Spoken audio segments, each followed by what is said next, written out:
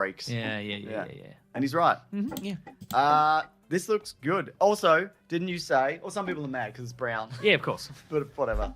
It's. I like the idea of because it's. I guess it's the opposite of this thing that you want of Superman, where Green Lantern can be cosmic and anything. But what if he was just stuck in a town? But also, he's Green Lantern, so true. he can make a big fist, Yeah, punch that's right. somebody, Yeah. flat. Yeah. Yeah. But are they going to, again, as we always wonder with a lot of these, are they going to fucking minutes this game is dead, it just so- going to be Yeah. like 7 episodes of them wandering around? Oh, battery, my Green Lantern battery won't work. It won't charge. And like 5 minutes before the end of the last episode, like, full charge, let's go. Let's Green and then Lantern. it's big green fists. We also saw a couple of promotional images. We saw Aaron Pierre holding the lantern. Yeah, the Green Lantern. And he's in like hospital scrubs or something? I don't know. Hospital scrubs. Hospital scrubs. Mm. Probably got out of Lantern Hospital. Probably got out of Lantern Hospitals. Yeah. And also, didn't you say Green Lantern rings can make other Green Lantern rings? Sometimes. Can you speak to that? At length? Sometimes.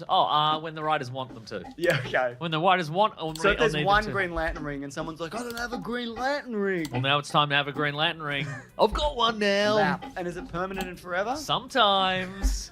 Can you speak to that? Sometimes it is. Can you speak to that, If though? the writers want it to, then it is. Then it is. Well, I love Sometimes that. everybody's got a Green Lantern ring. Sometimes everybody's got Black Adam powers. Yeah, that's true. You know, if you're really trying to push Black Adam, you give everybody in the DC comic book universe Black Adam powers, and they go, "Wow, I'm more powerful than ever before." Because this I've got Black Adam This powers. is intriguing to me. Yeah. Do you think Black Adam in that comic book should look like The Rock? Yes. Yeah. Yeah. Like more than he ever has in any other Absolutely, I do. Yes. Okay, good. 100%. comic? Great. Well, we're going to review the thing we're reviewing now. Time to do that. The Punisher. One last kill. Big special presentation. Big-ish. Alert. 48 minutes with 4 minutes Wham. of credits. Wow. Wow. Yeah. Wow. How'd you feel about the length of this, actually? Brisk. Yeah. Interesting. Written by John Bernthal. It is. It's written by him and Ronaldo Martin Green, who also directed it. Yeah, Yeah, because when you write something, you know what the story is. Correct. And when you watch something, you know what the story is, I right? always know what the story is. Can you tell me what you think Oh, the story man, was? come on, don't make me think about it. All right, the Punisher's back. Is he? Well, is he? Frank Castle's back, but he's sick of it. He's sick of punishing. Has he done too much? He's done too much punishing, and he's all like, "Oh, I miss my family. Mm. Oh, I'm just gonna walk past all this incredible The Warriors level of crime. The world's gone to hell. Cartoon violence. This world I live the in. world's gone to hell in a handbasket, and I don't even care Yeah. anymore." Why would anybody even have a shop?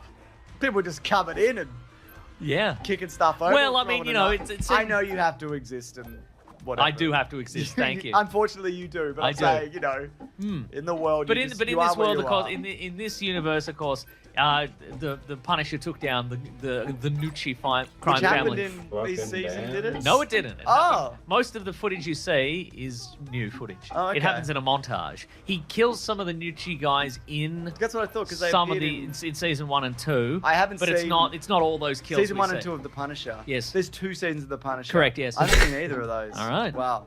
Yeah. Okay. Anyway, he kills. But anyway, there was clearly a mid-period bit where he kills a bunch of this crime family. Yep. But then Ma Nucci, who's still alive, she's like, well, She's guess, from the comics. exactly. She's like, well, guess what?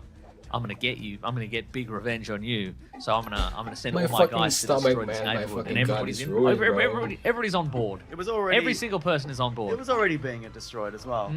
At the end of this special presentation, in the credits, it says the American Humane No Association dive. monitored this, and no animals were harmed, which is good because at the start of this movie, Yes. a white supremacist gang member kicks a dog under a truck. Yeah. I'm gonna fucking play support with no time. That's the level that we're at, I think. That's right. Just to prove how evil they are. Yeah. I saw somebody who reviewed this and they said it was like, I don't know, like a screenwriter's first draft or something like that, or like Save this is the- a very Not save the cat. It's, yeah, well, the opposite of that. Very Yeah. screenwritery kind of way of like, tanking well, is how do we that make seems these guys seem miserable. even more evil? Well, we'll get the Kick a dog under we'll get a the truck. Nazi guy to kick a dog, throw a dog under a truck. Apparently they were debating about whether to put it in or not, and they went with it. Because, yeah, when you do see, you know, you might get some comeuppance for doing something like that potentially. Sure. There is, like, it feels deserved. But also, overall, I think this is, like, pretty standard in terms of what we've seen of this version. Yeah, uh-huh. I don't think there's anything particularly, like, there's some good action, but there's... Here's this version of the It is, Punisher. it's this version, right? Yeah. And I don't think it... Because he's conflicted. This version of the Punisher, he's conflicted and he's still really sad. And he's like, I don't know if I can keep going. The comic book Punisher, he loves keeping going. Yeah, exactly. He'll do this all day. Yeah, Because there's two modes of this version. It's like grief-stricken, stuttering lunatic, Yes. or like just zombied out in the world, or just killing everybody. His beard and his hair Yeah. connect in the middle. Big. It's big. Embarrassing. Embarrassing. And there's no, again, in which I wanted to see more, and maybe it is this in the show, which I haven't seen, but I've seen the episode of Daredevil he's in and whatever. But there's no plan to anything that he's really doing Yeah, at any point. He's just kind of, Well, in the flashback montage. sort there was. of, like, I guess. Uh-huh. But nothing, forgive the term, Mason. His execution is like slapdash, which I yes. think is fine, but it's always slapdash. You know, it's Yeah. I think You're thinking of the Punisher as more meticulous. meticulous and Like Thomas Jane. like in Thomas Punisher Jane, 1. or you know, where's the joy in what he does? Yeah. Uh-huh. Which is like again a big part of the comics. The Ray Stevenson is that yeah. just a guy stomping people out and having the best time. This doesn't do that. I don't think it advances the character. Again, it's more like It does, because he surfed Dracula's by the end. Sure. He's the Punisher by Brand New Day. yeah, at the end of I this. understand that, but Yeah. also He needed this to evolve into a Punisher that is suitable for a PG-rated not Spider-Man really. movie. You could just have him show up in Spider-Man Correct, you because could, we know yes. he got out. Yeah. At the last season of Daredevil, because he's not in Daredevil season 2, and then he does this, and then he'll just be Frank Castle in Yeah. the Punisher in the next one. Correct. Yeah, I don't know, it does. Did you like it though? Yeah, it's fine. Okay. Yeah. It's a lot of Frank going. Ah. Yeah. You know, there's legs on fire, Frank. I think I like this more than you. There is, apparently he did that for real. Yeah. There's some interesting stunt work in this, and one very interesting visual Yeah, effect. I in wish this. to talk about that. Again, I wouldn't say I didn't not like this. I just think it felt really pedestrian and covering ground that we'd seen before, of like psychologically and action-wise or whatever. And the action's really good for the most part, except for that one thing. But again, it's Did you ever see any of the Raid movies? Yeah, Reminiscent of the Raid. Raid reminiscent. It was very Raid reminiscent.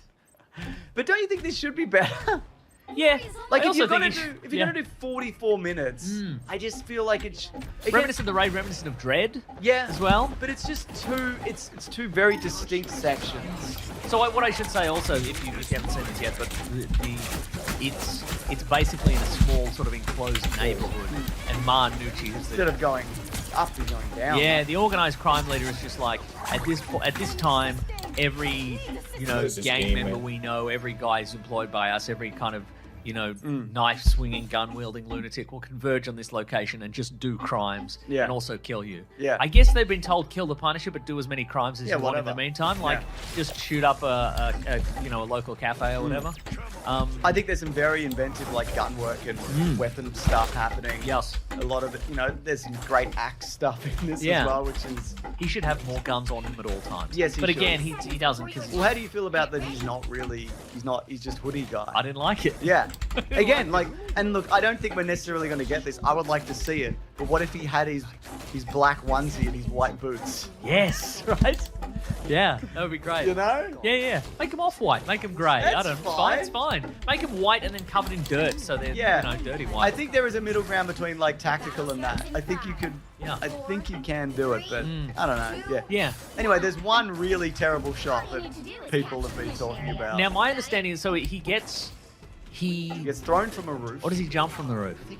I think he gets thrown. There's a moment where he jumps from a roof, and there's a moment where he gets thrown from a roof. Yeah. But he gets thrown from a roof, and he lands on like an air conditioner, like one of those Housing. Yeah, aluminum air conditioning duct things on a roof, Black. and it sort of collapses, and it looks like maybe a PS4 What the cutscene. Yeah, What's going on people are with that? comparing it to like GTA 5 physics, and it's that.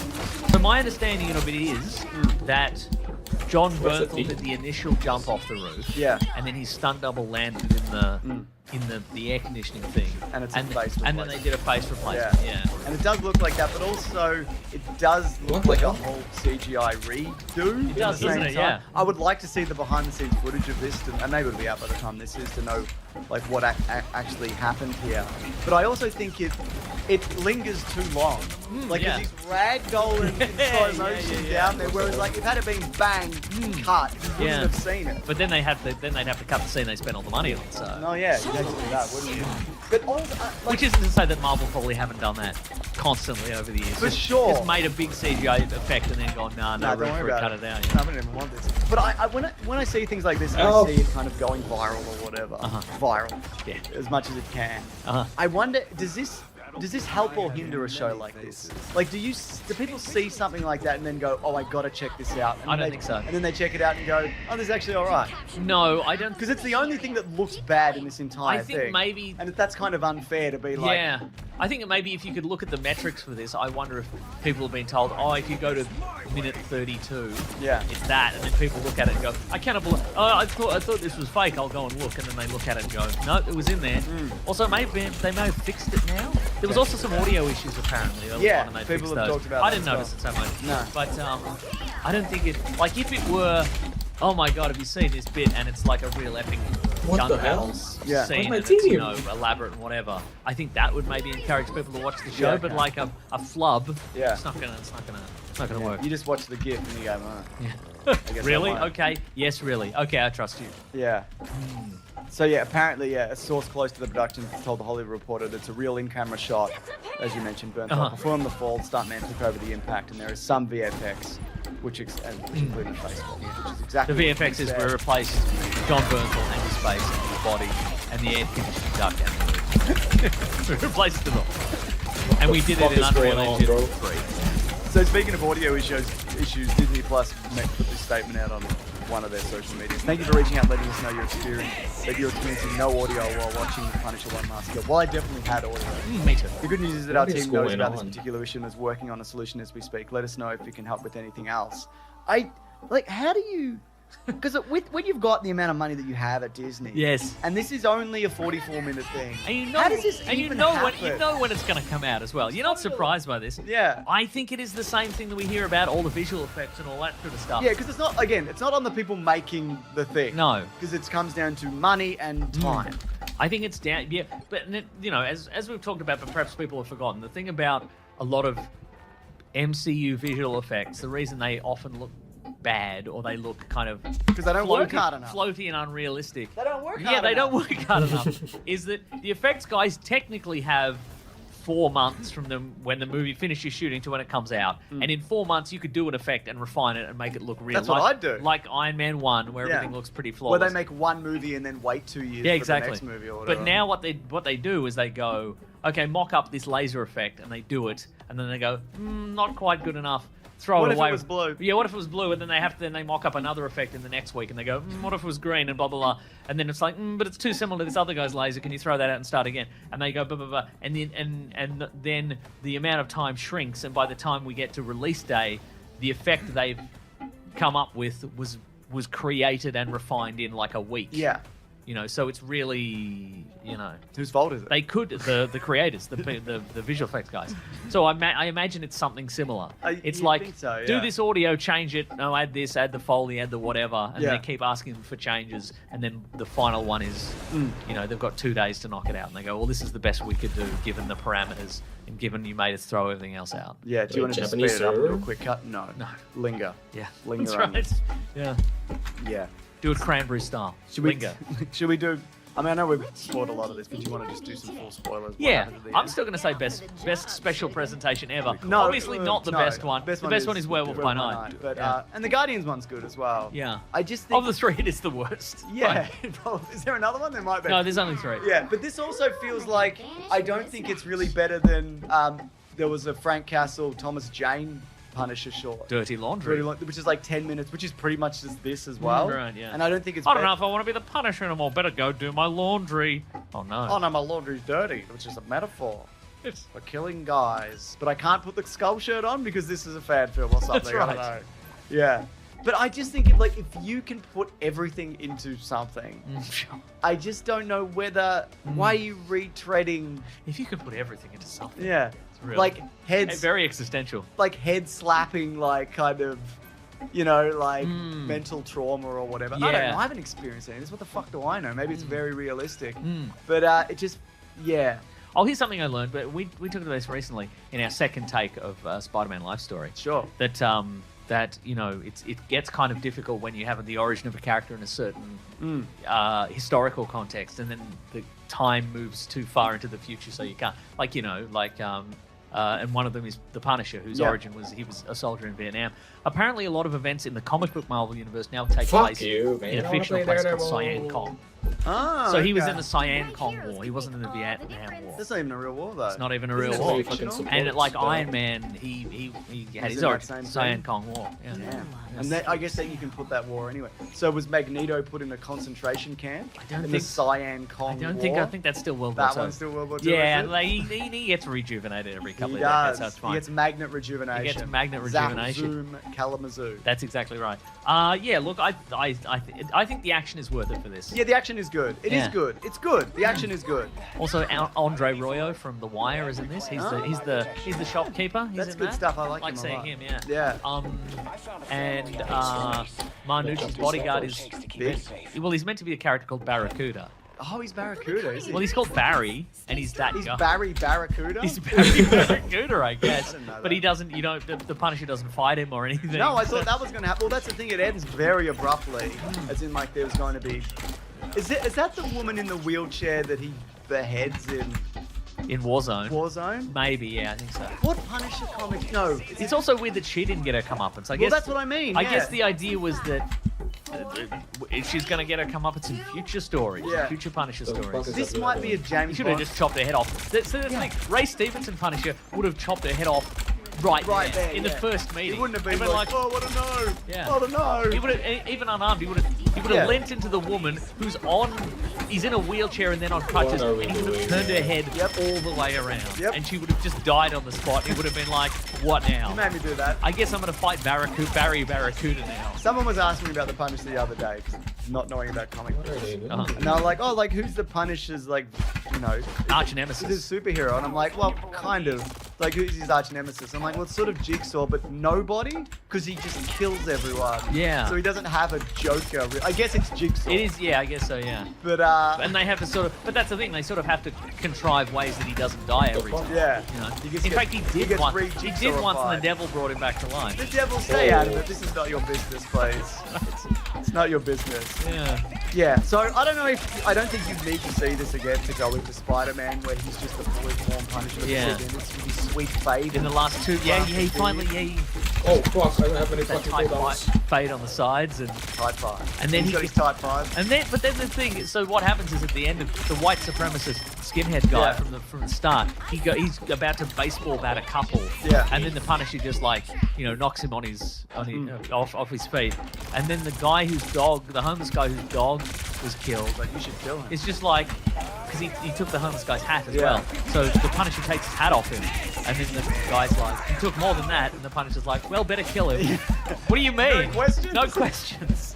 No questions. Because the Punisher also, this leans into, again, the Punisher doesn't have any superpowers, except when he's an angel or a Frankenstein, or any of the His other times. superpowers is he's had a lot of painkillers. Yeah, but his superpower is, and it's never said outright, the superpower is he always knows when somebody is irredeemably bad and he can kill him with no Yes. consequences, I right? guess that's true, He doesn't, there's rarely a situation where he kills a guy and then someone says, he just stole money to feed his starving family or whatever. It's always like, right. that guy stole money for no reason because he was evil, you know? Yeah.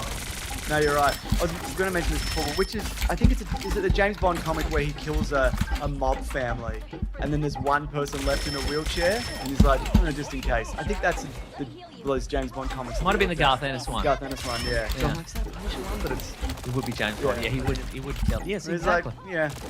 You don't want Just that to guy be coming sure. back for revenge Nah, later. of course Yeah. not. Yeah. But yeah, again, the action in this I thought was a lot of fun. Yeah. So And also, that's it's worth it. Chris, Yeah, and John Bernthal's a good The Punisher, I he's think. a good his version of the Punisher. Yeah.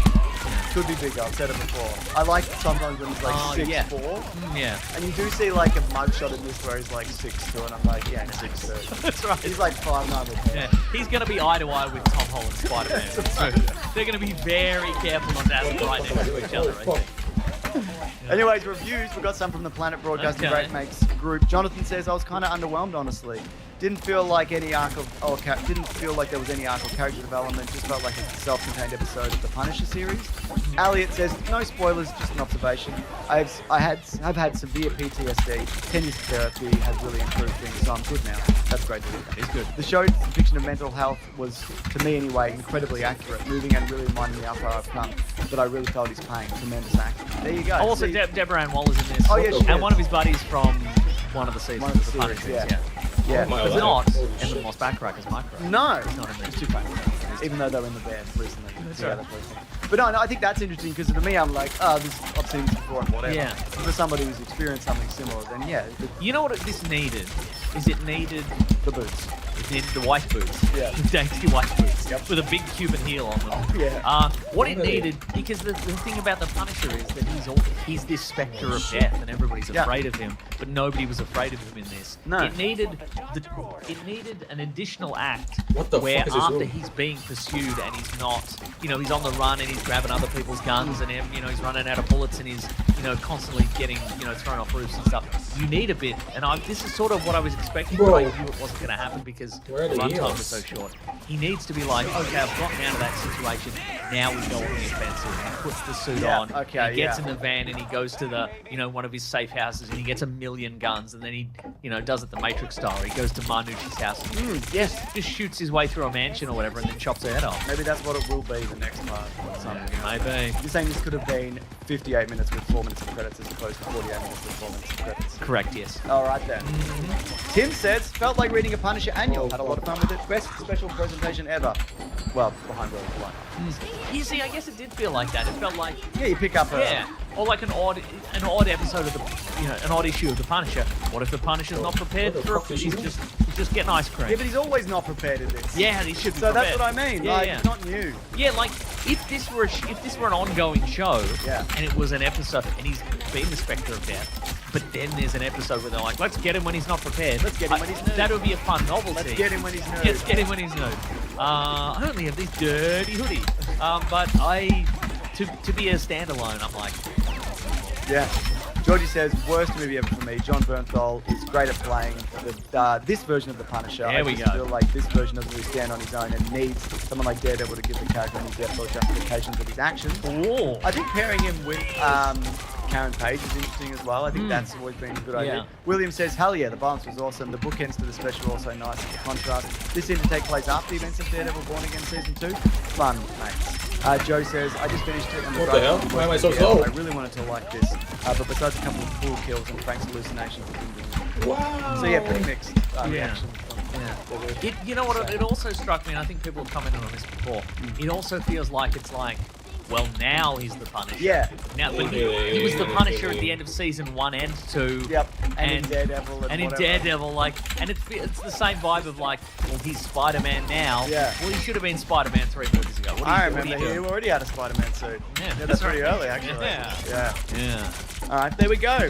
Anyway, I would love more special presentations. I think it'd be funny, obviously this ends with he throws a knife in the back of that white supremacist skinhead guy, and then he goes and he pulls the gun on him, and it goes bang, the Punisher. I think it'd be funny if Brand New Day starts with Spider-Man just webbing the gun out of his hand so he can't kill the guy, and he's like, stop it, Mr. Castle, Stop stop killing it, stop it, stop it. Oh, You know? man. Even though you're much taller than me, stop it. Yeah. Yeah. What do you haven't got any evidence against this man? Don't shoot him. I was saving this for later, but I might do it now. It's from Drew Robinson. He says, after the Punisher one last kill, what other characters would you like to see get a special presentation?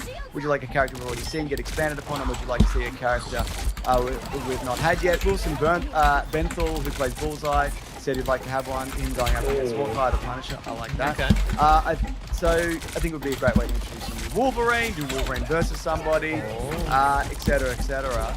So what do you think? I would like, perhaps not Bullseye, but I would like a day in the life of Super Criminal. Yeah. Marvel Universe. Stilt Man. Because that's Stilt Man. Because we know the equipment's in the Marvel Universe.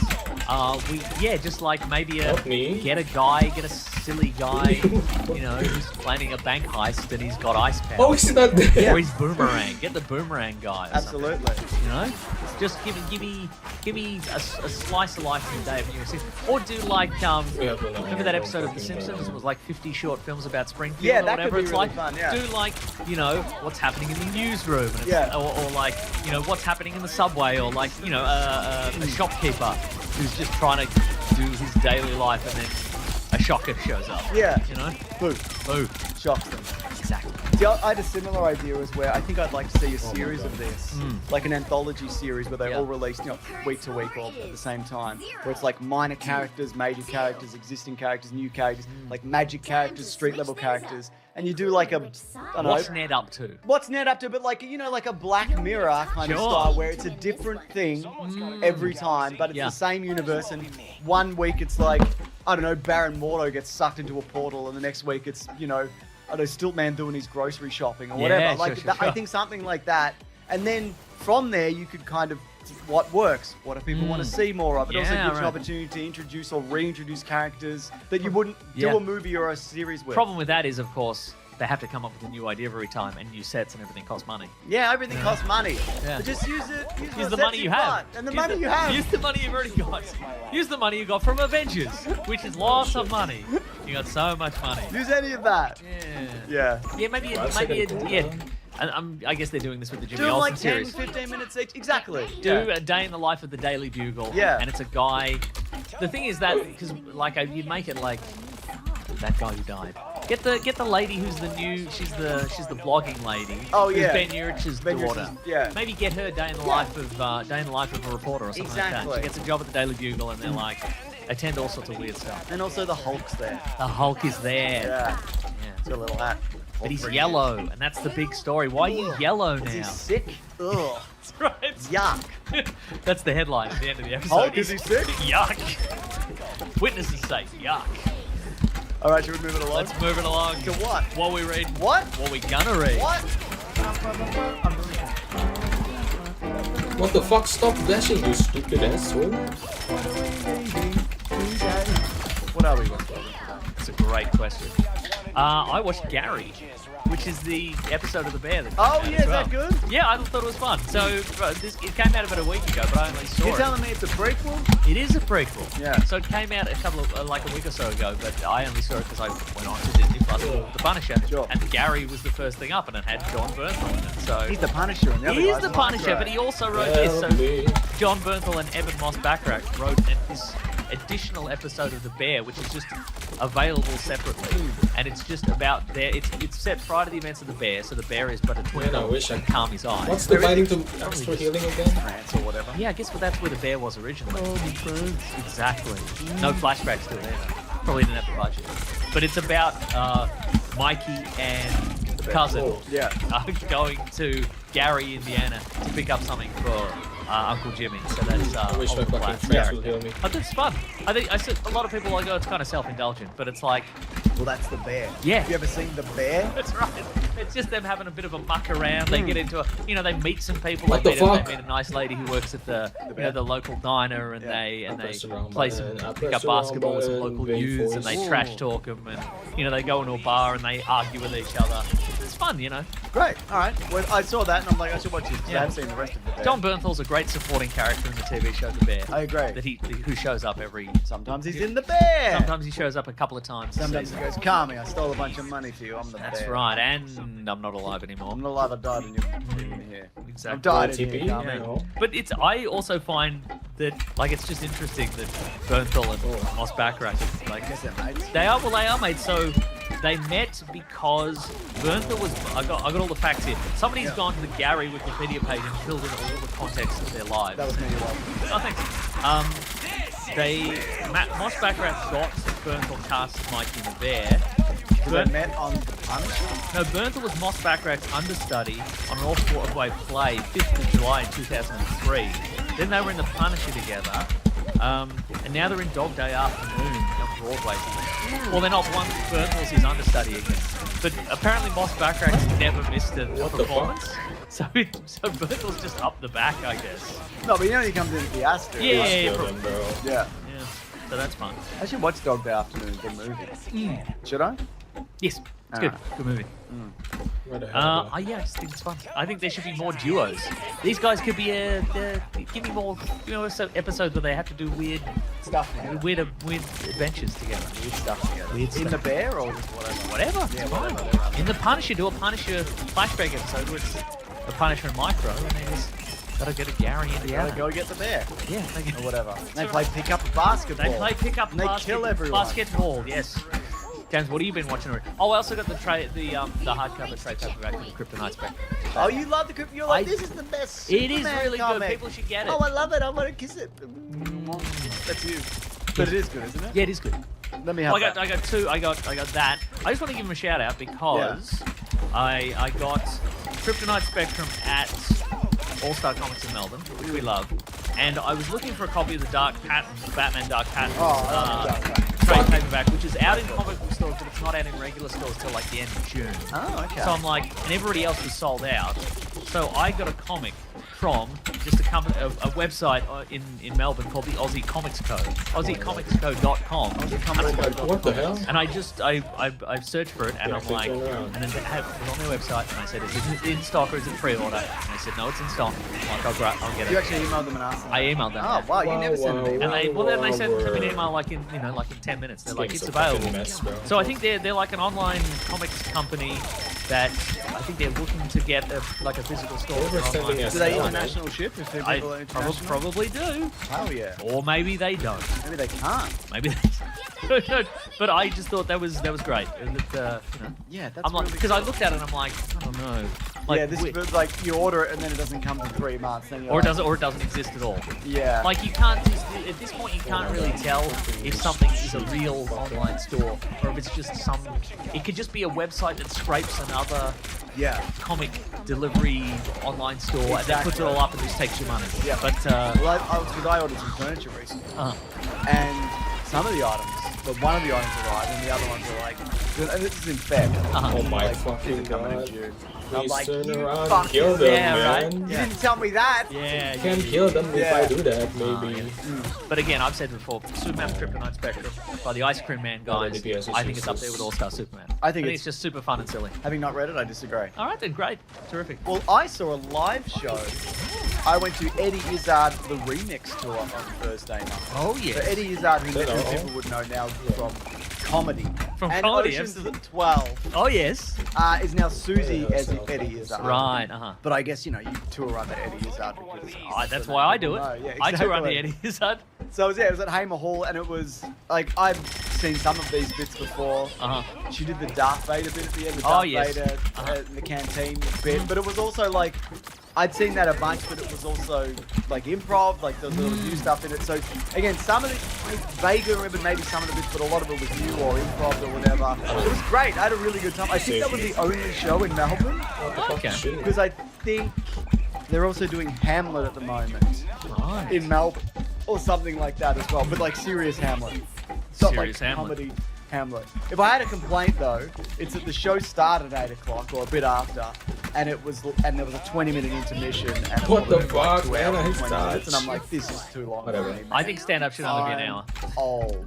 And it was also, I should say, it was consistently good. Yeah, of course, It yeah. didn't flag. Yeah, yeah. But for me, I'm like, this is too late. for I me guess to if be a, out this if a way. comic is making an international trip and everybody wants to see Yeah. all the classic bits, you got to show them the classic, all the stuff. Also in Mystery Men. Also in Mystery Men. There you go. Yeah.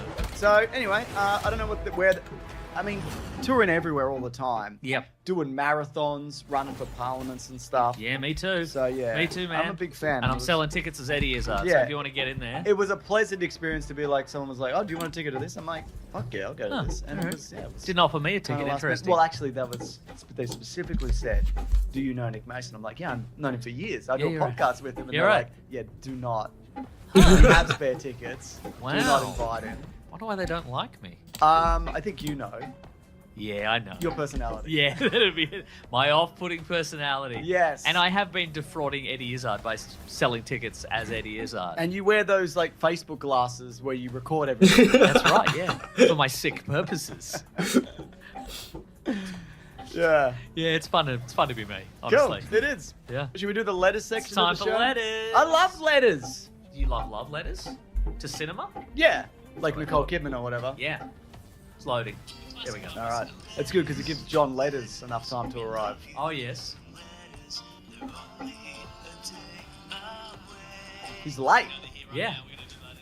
That's interesting because people responded, I think, very positively to John Letters. And yet he's not even here. Yeah, a guy who, you know, from what I can tell, based on the forensic accountants I've hired, has somehow had a stranglehold on our finances for years. He's got access to the Patreon, and all our letters. Yeah, that's I don't right. like any of this, but people seem to really enjoy the fact that John Letters, who, by the way, is not John Lennon. No, so a lot of people think that, but he's not saying John Lennon's. Right. It's John Letters. Yes. And of all weeks to not show up. The week after his public debut. Yeah. Yeah, wow, okay. I guess we're just going to have to find our own letters. Yeah, I this guess we can week. do that, okay. I mean, maybe... But are we getting reimbursed for this by John Lennon's letters? Fuck. I can see why people do it. Yeah. It's easy to make the mistake. It's easy to make that mistake, isn't it? Yeah. Okay, let's find our If own you know letters. John Letters, can you just send him our Yeah. way? I would say, given that John Letters hasn't supplied the letters this week, he shouldn't be paid. But then it's not up to us, is it? We don't have He's any of paying that. himself out of our money. With all of the money? Have you got the lawyers on this? I don't. I think he is our lawyer. Oh, no. Yeah. Wow. Pretty cool, though. Pretty cool. Pretty cool. Also, I looked into it. It is his real name. It's his birth name. John John Letters. Yeah. Again, a fabulous... Nominative fabulous instance of nominative determinism. Wow. If you do want to reach John Letters, God bless him wherever he is, you could go to the Planet Broadcasting Great Mates group. There's a thread every week. Or send an email to weeklyplanetpod@gmail.com. That's right. Would you like to go first? This is an email from Nick. Thanks, by the way, for doing John Letters' work this week. Yeah. I mean, jeez. Yeah, no more money in this for me. Yeah. Nick says, subject line, wrong trains in movies. Oh. Hello, chaps, or as my wife calls you, that annoying nattering. Yeah, that's fair. What's your movie inaccuracy, anachronism, bugbear? Mine is inaccurate railway representation in movies. I'm going to guess that a lot of our listeners have that Almost particular certainly, bugbear. yeah. I would have it if I knew anything about trains, but I don't. Here in the UK, we have a thriving heritage railway industry Oh, must be nice. with over-preserved railways across... Oh, over-preserved. Says Like over- a jam? Come on, Yeah. man. Like a marmalade? With on average between 400 and 600 Star-Lord, working what the order fuck, steam are they Target diesel banning? locomotives ranging from the 1800s to modern day. And yet I've yet to see the correct period locomotive appear on the screen in a film. While I appreciate the logistical reasons for this, it drives me nuts. What's your equivalent to this? Mine is people who have flashback photos that it's clearly photoshopped. Yeah. I hate that. And it's like, you can't just get two photos of people from that era and then put them together. Right. It's always like a really badly photoshopped head, or it's a photo that was clearly taken really recently. Yeah, right. I hate that. It But really by annoys contrast, me. I love it when they've clearly asked the actors' mums to be like, do you have any photos of Oh, your I kids? love that, And they're yeah. like, yes, I do. I got so many. Yes, I got so many photos. Yeah. Don't ask my mum for any photos of me, by the way. I leave her alone. Yeah. Mine is probably people fuck who off. never Fuck run out of TF2. bullets. I was going to TF2, say the bro. reload thing. Yeah, right? yeah. Which I mean, I think movies have gotten a lot better at that They're recently. counting their shots. They're counting their John bullets. Wick made them do John it. Wick made John Wick made. And then, speaking of the Punisher special presentation, he was always counting his bullets. He has to. Yeah. Sometimes he'd get a gun and he'd shoot one bullet and he'd be like, I'm out of bullets. out of one bullet. I'm out of my one bullets. I wish I had more than one bullet. More, bro. Yeah, that's Yeah. good. You know what? I don't like this happened, I think, in the Black Widow movie. It's period inaccurate toys. Oh, And yeah. I'm like, that's the wrong Right, Ninja yeah. Turtle. That's from the Michael Bay era. Why would they have that? Yeah. I don't like that. Pretending to play video games. Bad video Hate game. that. Yeah. There's a really obvious one in the 40-year-old virgin where one's playing like a Nintendo 64. Right. One and the other one's got a different one, and they're just like... just whacking away Yeah. at him. Yeah, okay, right. A lot of people have it, and it's similar to this railway one. It's where, like, they know the area too well, and it's like, there's no way you could go down that street and appear Yeah. this How can I location. go up That's there? it's on the other side of the city or whatever. So that just depends where you... I find that fun. If they do that in Melbourne, Oh I'm like, my that's God. great, actually. You can't go down that laneway and end up at Flemington Racetrack. Exactly. You stupid idiot. You'd get run over by a horse. You would. Yeah. Yeah. I've mentioned this before in The Grey Man. There is a tram sequence, and there's nobody running the tram. Yeah, Like there's a fight on the tram, and it's like No one would no, stop man, the tram. the safety switch Yeah. would engage. It would Some, stop. do you think somebody... There needed to be a sequence where the Grey Man puts a brick on the safety switch. Yeah. That's the safety switch. Yeah, someone say that's a spot. I'll turn it into the unsafety switch. Yeah, nice. Nice. I'm the grey Pick man. me, I'm you the fuck. grey I'm man. played by Chris Evans or Ryan Gosling. I don't Ryan know. Gosling. Hell yeah. Chris Evans is Mustache Man. So what's Mustache Man. Into the Grey is the latest Grey movie? In the Grey, yeah. There's In the Grey, there's The Grey, The and Grey. there's The Grey Man. Right, We the should Greys do- will fight. We should do the Grey trilogy. Grey trilogy. 3 colours grey. Do you want to do that? Let's do it. We should do that at one point. Okay, let's do it in the future. Yeah, in the future. We can't now. No. Yeah. But otherwise, I love all things in movies. Okay, I yeah. think I love inaccuracies in things. Oh yeah, it can I be think fun. it's more fun than accurate. But then again, I'm not. I don't have any particular bug. I bet I do though. Oh, for sure. Yeah, For sure. for sure. Alright, we've had this before. I want to see if there's any updates from Richard who says June 3 or Doomsday first. End of the year, Doomsday and June Yep. 3. Got to be Doomsday, yeah. Got to be Doomsday. It's Doomsday because of spoilers. For spoiler purposes, absolutely. No one's spoiling you for me. Yeah. No. Even if it's Ooh, different, Momoa's back. it's fine. Yeah, exactly. Yeah, Yeah. exactly. Also, let we me might play get Daredevil. a screening. Or maybe both. Oh. I don't know. Maybe we'll see both in IMAX. Though, which one has all the screens? Is it June. It's June apparently. Whoa. Yeah. How the tables have turned. How the Dune tables How have the turned June tables tables. of June turned. Yeah. This is from Andy. Andy? Hey, gents. I'm not sure if you've heard about it. I have But actually. a comic company. Tell me what it is. Then. A comic company.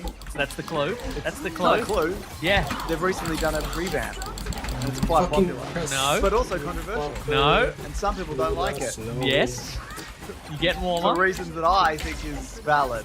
Yep. Yeah. You would. Does You that would. look like Yeah. skin? Any further Uh, comic Does book it related? look like that? Any comic book news recently you've Is heard this about? about Dick Tracy? Just guessing. Shut the dark. No. Ah! It's, a comic company recently announced a new edition of The Killing Got a feel Joke from that it, costs though. $17,000. That's fucked. It comes packaged in a replica camera that the Joker uses in the comic, and there's only 47 The one he copies being uses to produced. take nude photos of Barbara Gordon Yes. after he shoots her through the spine. Correct, yes. Oh, that's interesting. There's only 47 copies being produced. We'll do the math on that. What's the most that you have spent or would spend on a special edition of a certain piece of physical media? Doesn't have to be a comic book, could be anything. Thanks, massive fan of the pod since way back. That's from Andy. 17,000, did you say? That's Yeah. USD. How many And copies? then 47 copies. What's the significance of that? Don't know. 47. That's 799,000 US dollars. Okay. But in the old money, Yes. the Australian money, Uh huh. that is more than that. Wow. That's a million. That's 1,110,000. Okay then. That's fucked. yeah. What's it look like? I'll show you. The Killing Joe. Probably come up when we do look on the. Here it is. There it is, James. There's the video. It's big. It's big enough. So it's in a leather bound. It's in like a leather bound thing, and you can sit the camera in. So Is it's it actually a camera? No, It's not a real camera. no. And you just take the big lens and you. I fucking hate Take this that- fucking glass thing, bro. It's behind the lens. They're gonna show you. Oh, okay, okay. If I imagine, Oh, take it okay. out, and it's just a. I mean, more or yeah. less- I mean, it's a bit. I think it's Pretty a, cool, I It's guess. size. It's like a hardcover version, Yeah. but it's $17,000. That's wild, that's crazy. But why? Well, because people love, fleecing people. Who's They- buying that? From the Avant-Garde edition from Argent Comics. It's the first ever Giclée printed comic. I wonder what that means. An original version of this will cost you at most like $300. Yeah. So I don't know why you would buy it. Wouldn't you just want the original one? Oh, recently I did I bought the comic book club. I'd pay $100, man. Yeah, So $100 if is it's the a- answer. I also For don't, anything. I'm not interested in any kind of like vintage version. Like Yeah. I'm happy that the first issue, I'm happy that there's a few surviving copies of Action Comics #1, but I don't need to have one. It's not important to me. Yeah. I can, Yeah. I've read it. It's fine. Oh yeah, I Oh, bought the the same Dark character. Knight Rises. Dark Knight Returns. It was 4 issues, Yep. and they're all hardcover. Because I was like, oh, what's the best? I'm like, what's the best version of this? I'll get that. I've been looking, so I want to get a little handheld desk toy. So I'm setting up a Okay. new desk room. Right, one of those clicky ones. No, no. You know, like the Super Mario Brothers 35th anniversary. It's just like Mario Brothers and Lost Levels on a handheld. It's like a Game and Watch Oh, game, and but it's like color. yeah. Huh. All right, I'll then. show you. They're not worth I it. got the little Zelda one. Yeah, it's like that. Yeah, right. Yeah. So they're not. What I pay for that? $50? I don't know. Yeah, they're probably about 50. So it's like it plays like original Super Mario Brothers. It's more of a desk toy, but also I'm like, I could just get a really.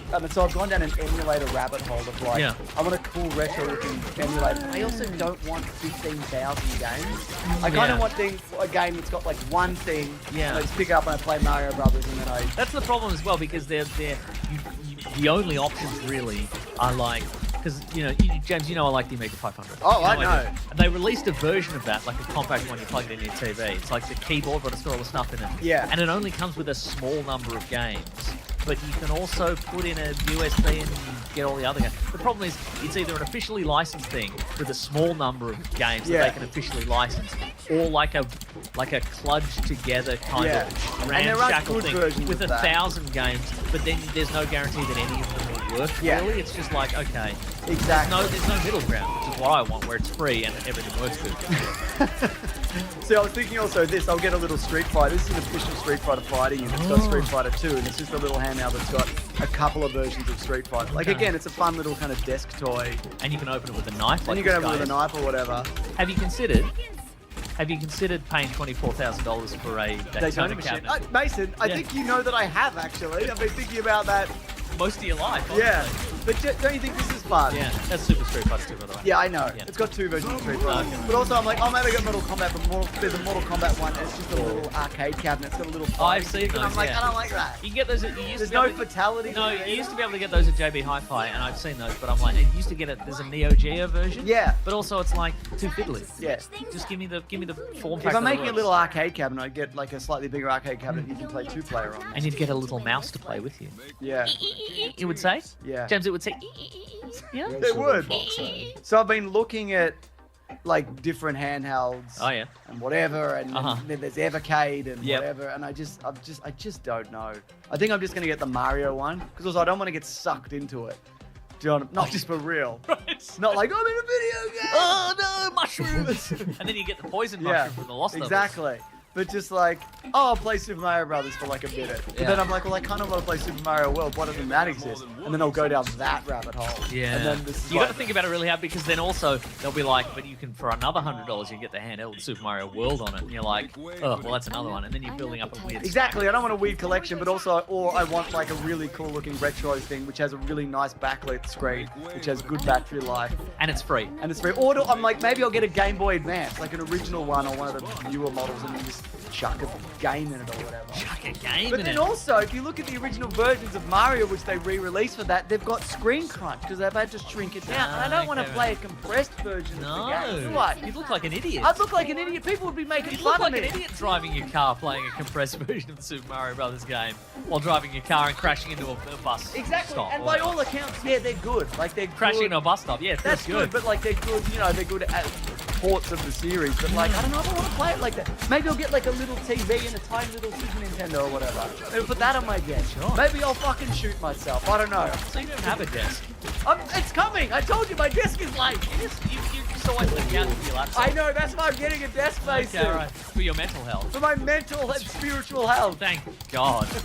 Long time coming. Decade overdue, if you ask me. Decade. Yeah. Try 2. Because it's like they always say you got to separate your work life from Exactly. your private life. But you're always on your laptop, on your couch. I've often said, I've thought to myself, James, you should get off the couch. You're going insane, but then I haven't said anything because I don't want to offend you. You couldn't offend me. I'm unoffendable. Stop doing that.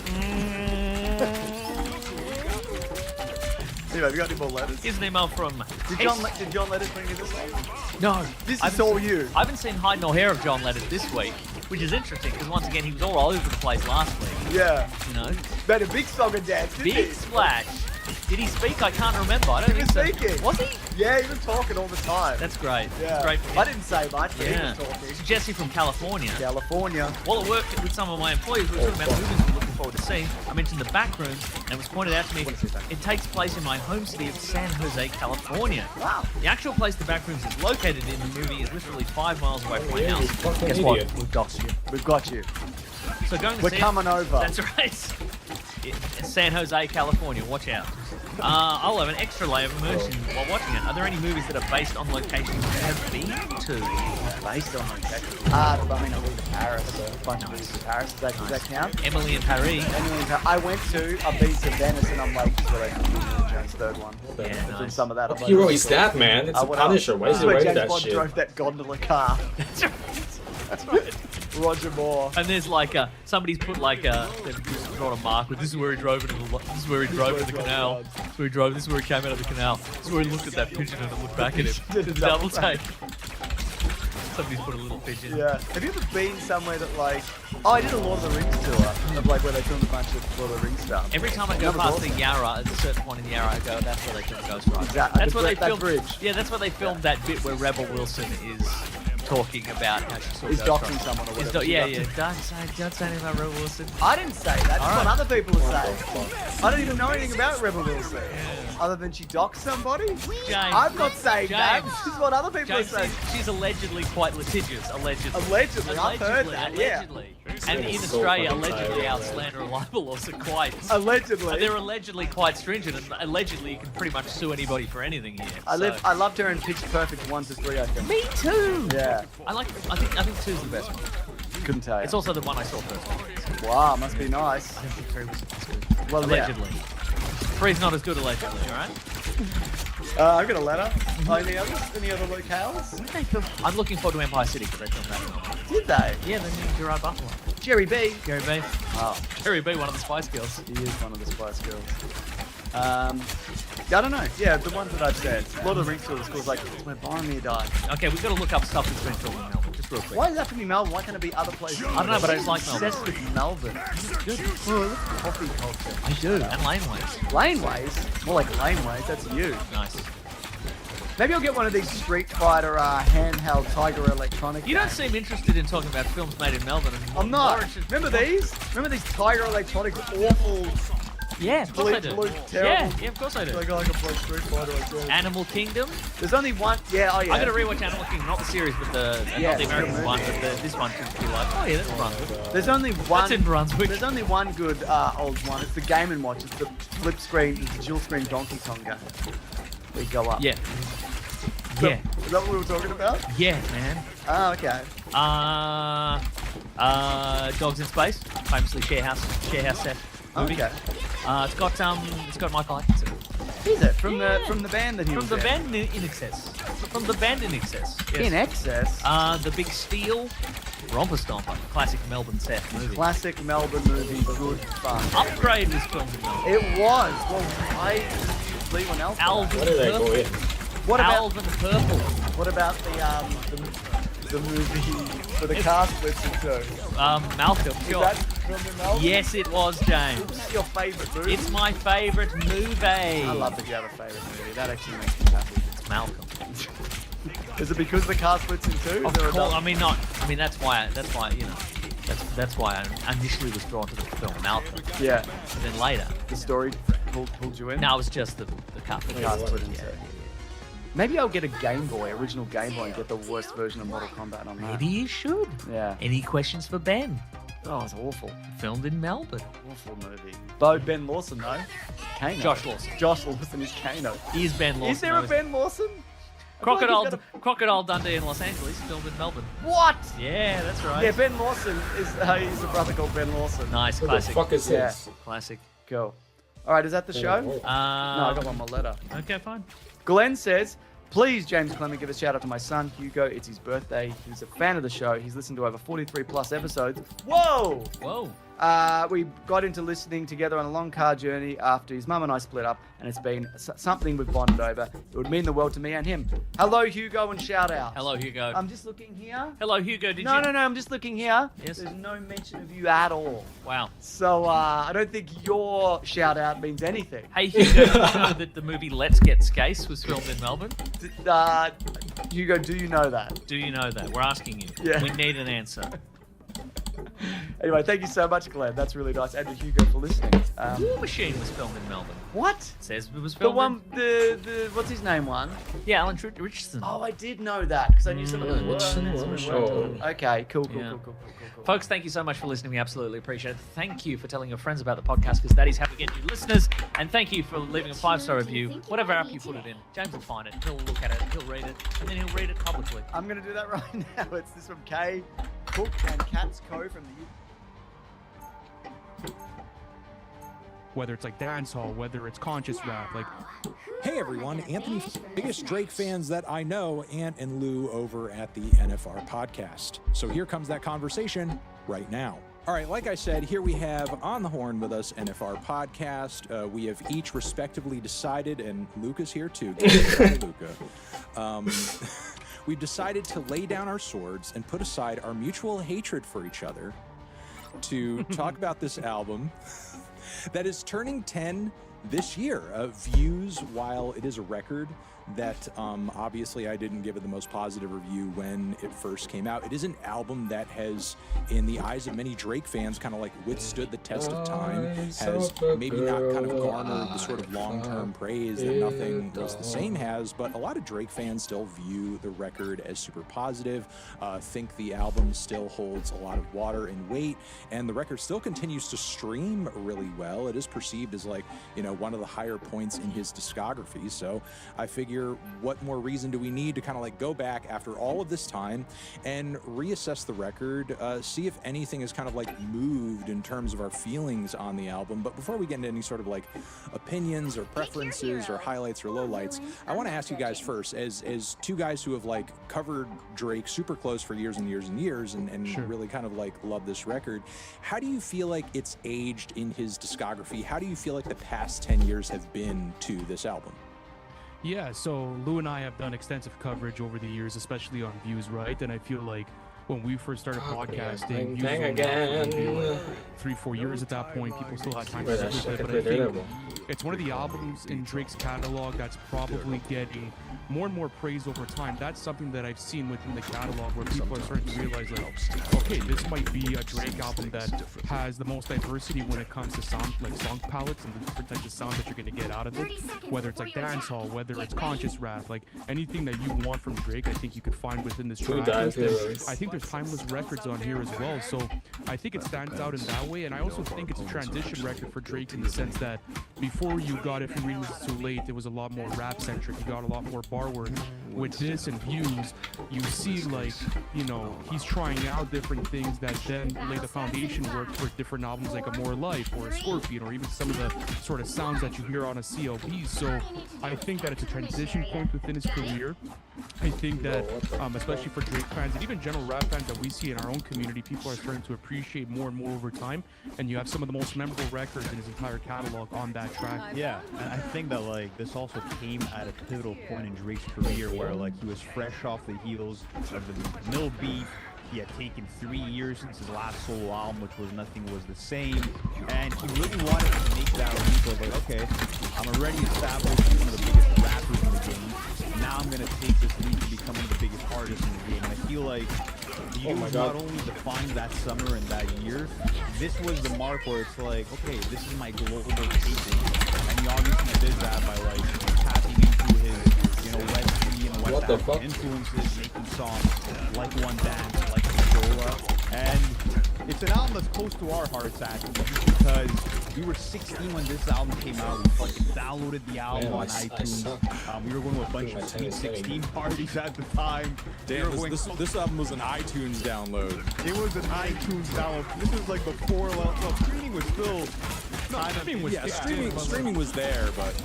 It was there, but it's like, yeah, there was still some heavy iTunes purchases going down, and yeah, I just feel like this album definitely defined a certain time, and for Drake to make a big step forward, I feel like, in his artistry. So I want to ask you that, bro. Like, how did you feel about him kind of venturing off into the dance hall sound? Like, you feel like he pulled it off, listening back to it now, like...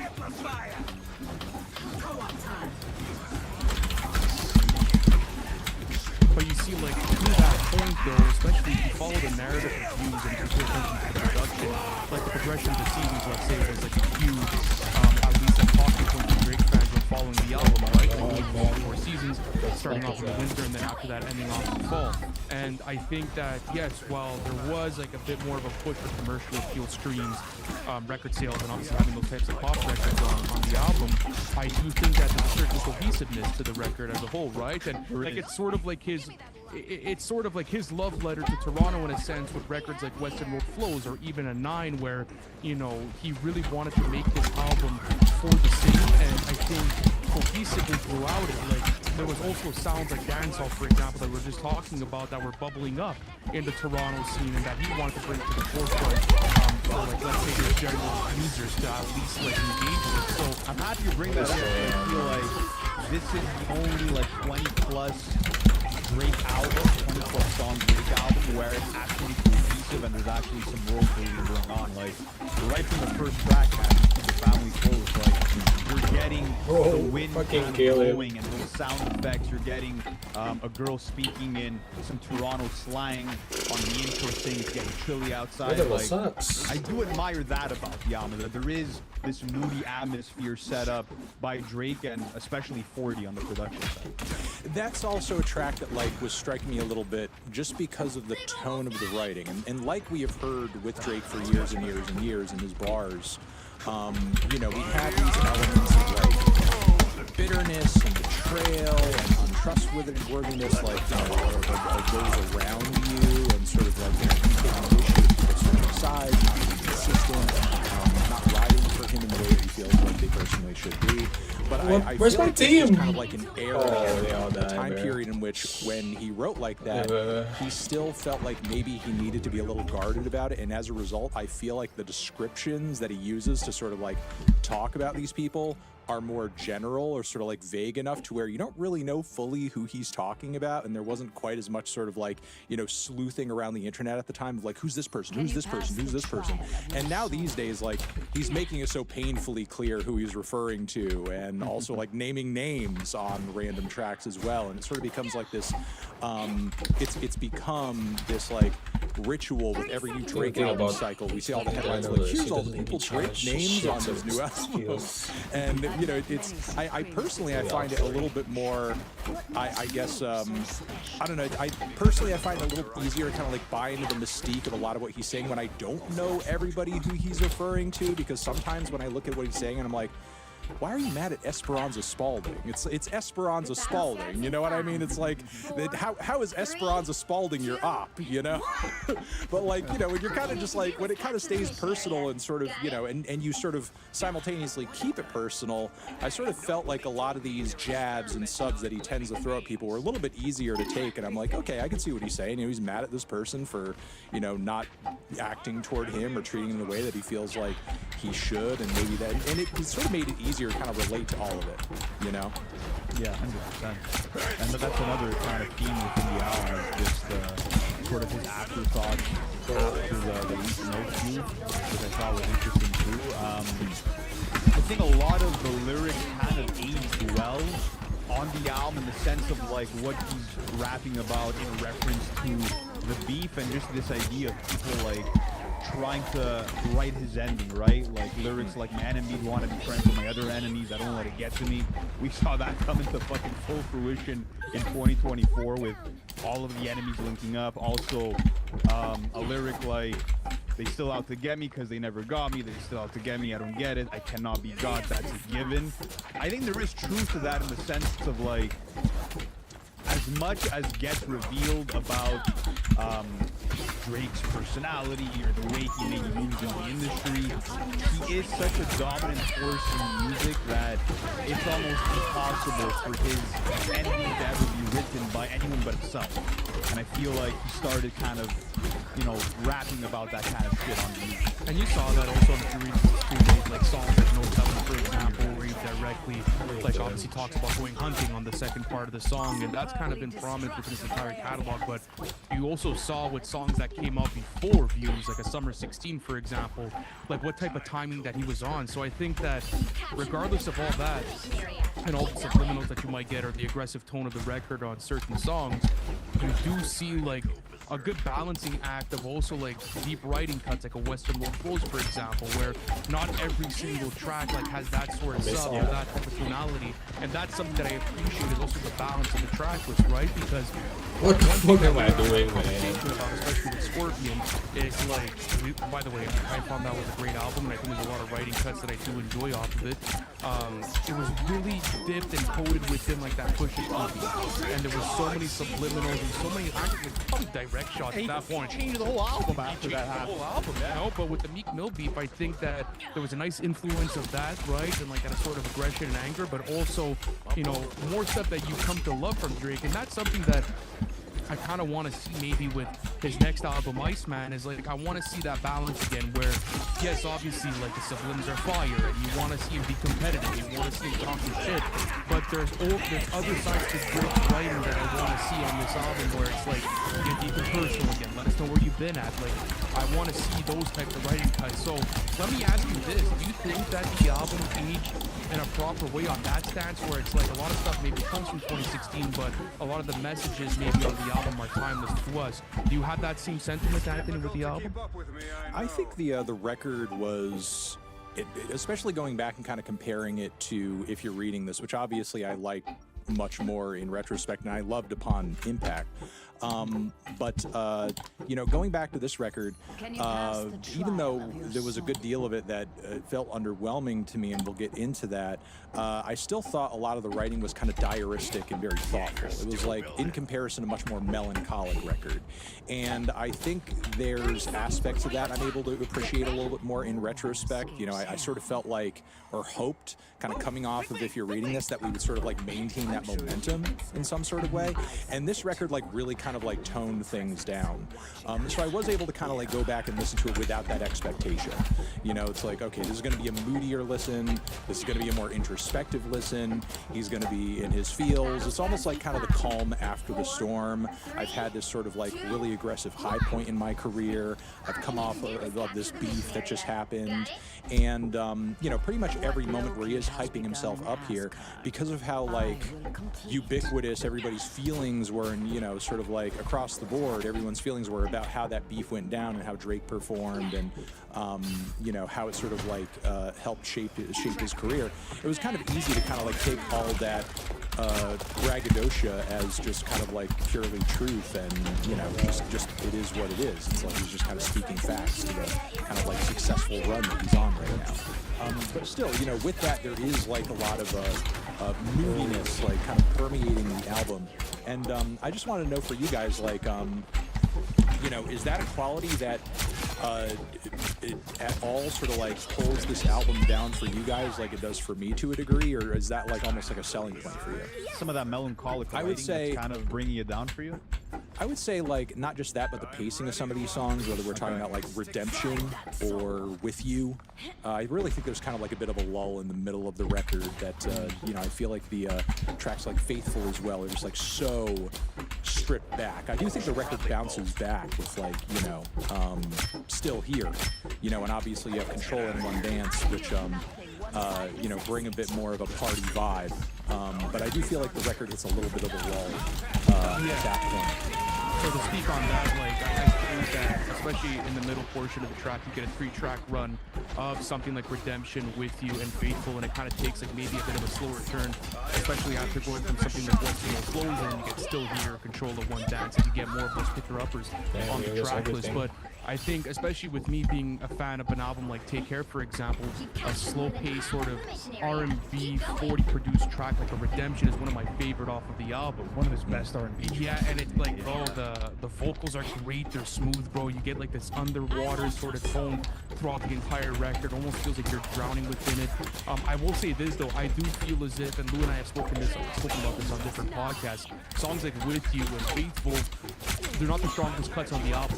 So you could say like you find some of the weaker tracks in the middle point, but I think those are maybe the only two off of this album where you could say, okay, like I could have gone without this, and these could probably be skips for me when I'm going through this track list again. I will say this is probably going to be a hot take, but I feel like this is close to being a fucking skipless album. If not, it's skipless to me in the sense of the two songs you mentioned are the only ones that I feel like I don't always feel like revisiting. Like, even looking at a Faithful, I think the highlight off of that was that Division feature where he's hitting these incredible high notes, comes into this falsetto and really just nails it, whereas the Drake verse is pretty lackluster. But even that song, I feel like, has a super catchy hook that's very memorable. So, I don't know. I feel like in terms of like the lulls with those records, maybe I could agree with something like With You, but Redemption to me is phenomenal. I feel like I'm locked into all 4 or 5 minutes of that track. Even that fourth verse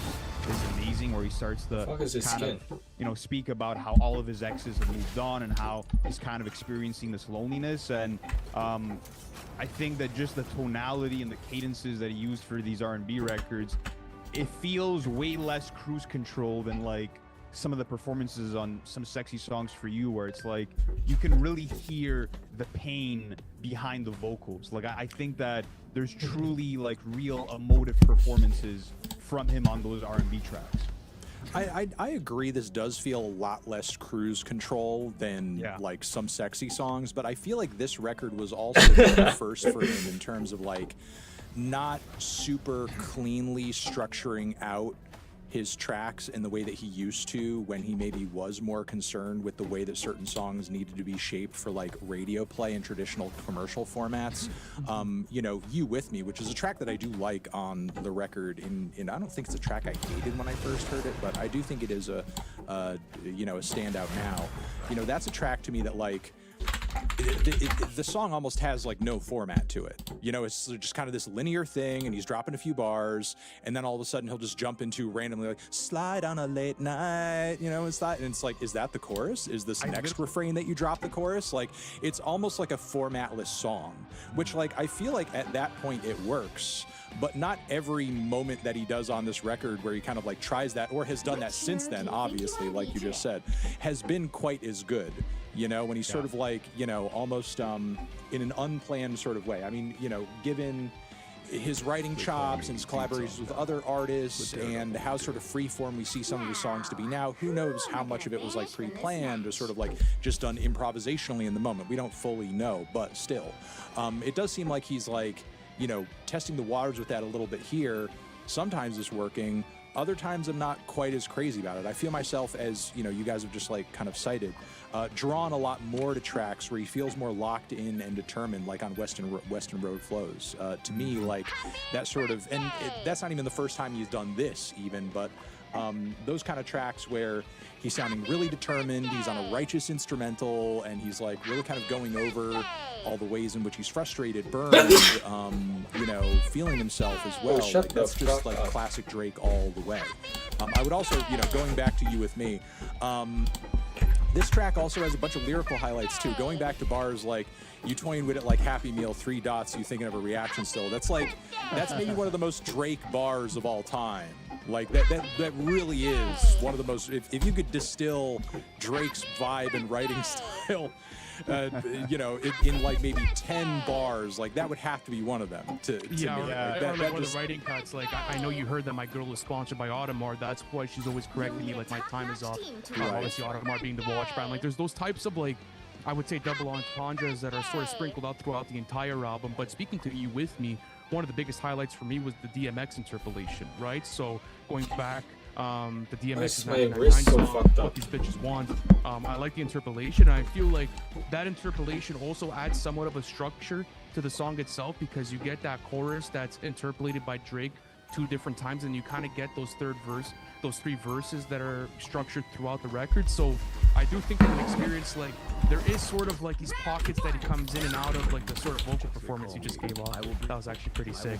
But you know, like I think that when you go through it, there is a cohesiveness to it, and it plays into also like I just look like sort Black of Panther, like bro. kind of being bitter to a certain extent about a How past do you relationship, differentiate but this? also like this Such double-edged a sort of him wanting to fucked up kind of dive back in and kind of being like out of control, like sort of things feel out of control for him with his relationships where a lot of shit is out of his hands, and it's due to his lifestyle and the rap career that he's taken on throughout his life that's fucked with these relationships that he has, and him trying to like balance that all out. I think that's also another motive within the album. Yeah, You're talking about Feel No Ways, right? I'm talking about You With Me on this one. Like for example, Okay. like No, the You With Me is the is the DMX track. yeah. yes, exactly. Okay. Sorry, I thought I got confused with that intro. But go on. Yeah, and even it's also cool. He also starts off the song by saying on some DMX shit, I group DM all my exes. Like I love the way that he starts off. Yeah, like in the group chat. Yeah, What the yeah, fuck? group DMs all my exes. Yeah. Saying that they all belong to him.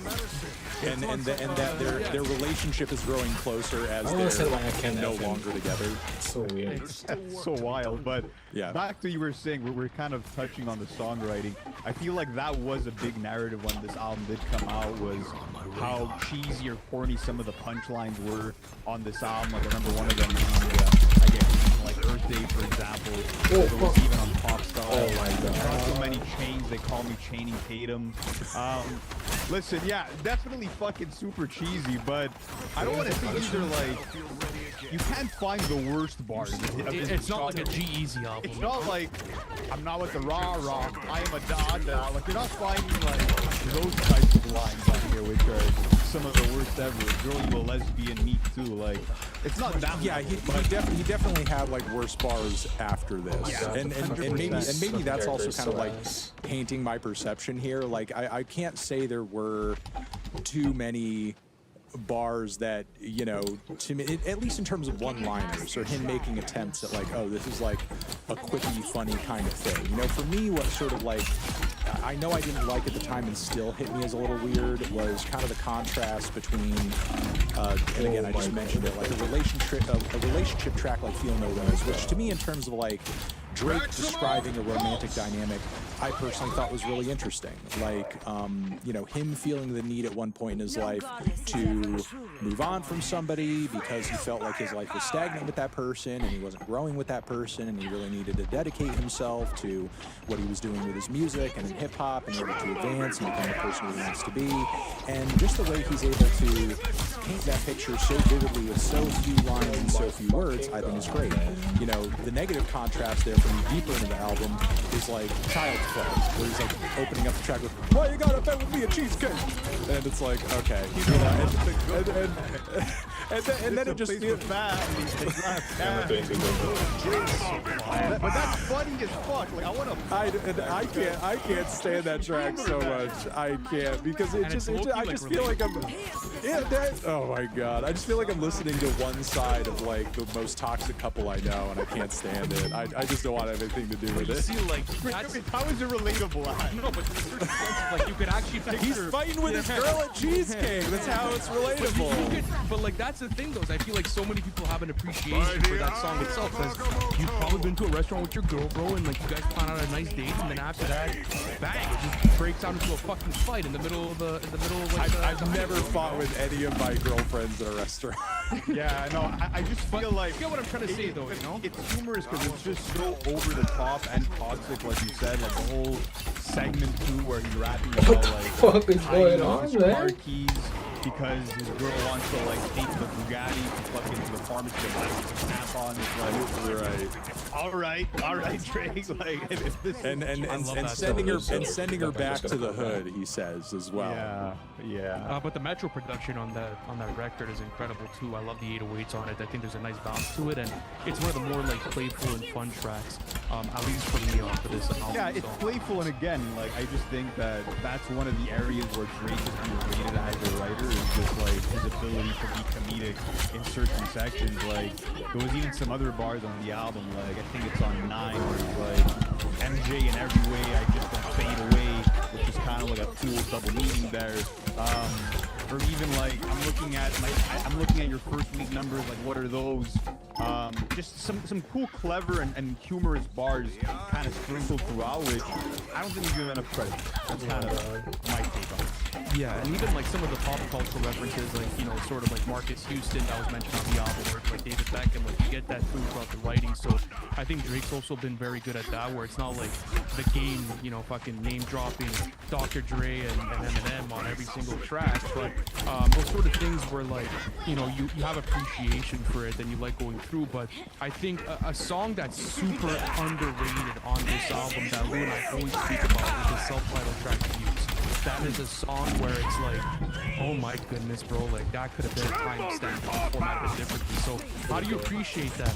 Do you think it's underrated? Like, do you go back to it whatsoever? How do you feel about it? I think that track again. I think Drake has for a while, and this album just kind of like further solidifies it. I think he has a tendency, and Views, the title track, really is a highlight. And you know, in a lot of ways, I mean, it's pretty much spiritually the closer of the album, because after that, obviously, you have Hotline Bling, which I mean was a single for well over a year behind the record, and he obviously slapped onto the album for the numbers that it was doing prior to the release of the album, which is, you know, now sort of like a super established like industry thing at this point. Oh my fucking like god, Cardi you're B lucky putting ass. WAP on her new record, even though like it was a single from years ago. But you know, all Drake there, for a man. long time now has had this tendency I've been to sealed, bro. either finish his record off What the fuck do we close got to here? finishing his records off with these absolute bar fests where he just kind of like, you know, tries to tie everything up in terms of like where his head is at and kind of like leave fans off on a note where things feel like, you know, really strong and determined, and it's like I'm still hungry, I'm still here, I'm still, you know, the rapper that you've always known and loved Such and a appreciated. fucking Like obvious it is a fault, strong though. ending to the record for sure. Yeah, and especially the production on that. Like, that was produced by Manish 40 and Boy Wonder. That gospel sample and the women was fucking Incredible. Yeah, the drums. That's another highlight off of the album as a whole, I think, is just the production, obviously, generally speaking, but also the sample selection, I think, was brilliant. Even They didn't looking at fucking hit him. the Mary J. Blige vocal sample off of Western Road Flow was just so dreamy, so hypnotic, and I thought that that was just one of the aspects of the album that keeps you engaged all throughout. And I wanted to ask you that, Anthony, like, how do you feel about the production, generally speaking? Because not that it's one note, but I feel like you are getting mostly like mid-tempo beats, kind of very, you know, very one direction wise in the sense of like there's a lot of 90s What is going on? R&B, vintage samples and chops. Boy, with also the blend of like your harder hitting trapping beats like a Grammys or even a Still Here, let's say. No, I actually think the production is pretty versatile on this record while simultaneously maintaining a pretty consistent mood. Yeah. You know, I think Drake is pretty careful not to do anything that's like too hype or too explosive that's going to break you out of that very kind of like introspective, I would say almost like cerebral energy that most of the album is bringing. Even the big singles that we were talking about earlier that had like, you know, Broadway dance all vibes to the table and so on and so forth, even those feel like a little chilled out and muted, you know, compared to the traditional forms that those styles would typically take. And I can appreciate it in that sense, the consistency sense. I mean, I think if there's anything that I have issue with, like production-wise, is that I wish some of these beats, and this is really maybe more of a formatting issue. What are you doing, I man? wish some of these beats or some of the progressions of these tracks like we varied don't have up any a little bit odds. more, like along with Drake, or sort of like built to a higher peak. And again, really that's like kind of like a structure thing, like pop style, and many other tracks that are probably in pop style, Grammys with Future, Hype as well, which to me in a lot of ways feels almost like a track that could have been if you're reading this. You know, those tracks, I feel like don't really vary that much instrumentally from start to finish. It's like they have a very strong tone and a very strong vibe that makes them distinct from everything else there, but they don't evolve that much over the course of their runtime. And, you know, that to me is kind of like a bit of a turnoff. Now, maybe Drake's intention is like the repetitiveness of the progressions of some of these tracks, like kind of keeps you locked into that cerebral kind of like toned down approach that a lot of the songs are going for. But it does kind of like make things feel a little less exciting for me than some of his previous records that were maybe structured a bit more sharply. Okay. But even, I believe it was on You With Me, like that was one production where I felt like, you know, you kind of got like a bit more of like an evolution and a build up, especially when he starts extending his vocals up a bit more and you start to see the production take a turn. It feels a lot more grandiose and you can hear like all of the instrumentation kind of take like sort of like a big high note. And it Well, feels yeah, and very especially the grandiose when he- intro where you're getting the strings and the huge drums, and it's feeling super dramatic there too. That's it. It's not like the album's completely devoid of those moments, but I mean, we are talking about a record that's like almost 90 minutes long. You know, For sure, absolutely. And- like I do agree. Like something like a pop style, for example, does stay one note production wise, and maybe there could have been something in there, whether it's like a beat switch, for example. Like you started to see him really experiment with more and more and more on albums that came out after this. Actually, Right. You know, all jokes aside, but even like some of the beat transitions on this album were really sick. Like for example, going on to track 5, which is Hype, you get like a spray can sort of shaking, and then it goes into Western Look Flows, and now you're starting to see like a bit of like a change of the season. So I think like sonically there were cues that let you know like where you're at in the album. So I think like yes, while there were certain spots on the track list that could have been a bit more diverse in the way that they were dressed, like I think it was just enough to be able to like kind of get you through the album. Yeah, and I feel like those tracks are obviously still enjoyable just because Drake is really projecting his vocals on those tracks. Like looking at a song like Hype, for example, they're just letting he's rapping like he has the confidence to be the best rapper alive. Like you can obviously disagree with that, and I'm not saying that I felt that way listening to it, but like the level of conviction, fucking dinosaur is killing me, and just how fiery his delivery is, that I feel like has become kind of absent as of late. And why does my hook always on cooldown? Right, like him rapping on these more dustier, vintage, low 15 sounding production beats on like Scary Hour 3, but I feel like this style of rapping, which is reminiscent of the Easy Green. Oh my god. This is Drake at his best. Like he doesn't need to like lyrical miracle it out. Like as long as he can come in and he's dialed in and find the right pocket and have just this ferocity vocally. Factory slow as hell. And back to something like Summer 16, right? Like that aggressive nature, or even something like a Trophies where, you know, he's doing a victory lap around you for all the things that he accomplished. I think going back to that point, that's something that I want to see out of like these future Drake albums, and especially now for Iceman. It's like, let's get back to that shit, because like you said, that's where you find him at his best, on his headline shit, like being able to really feel like he's taking over a record.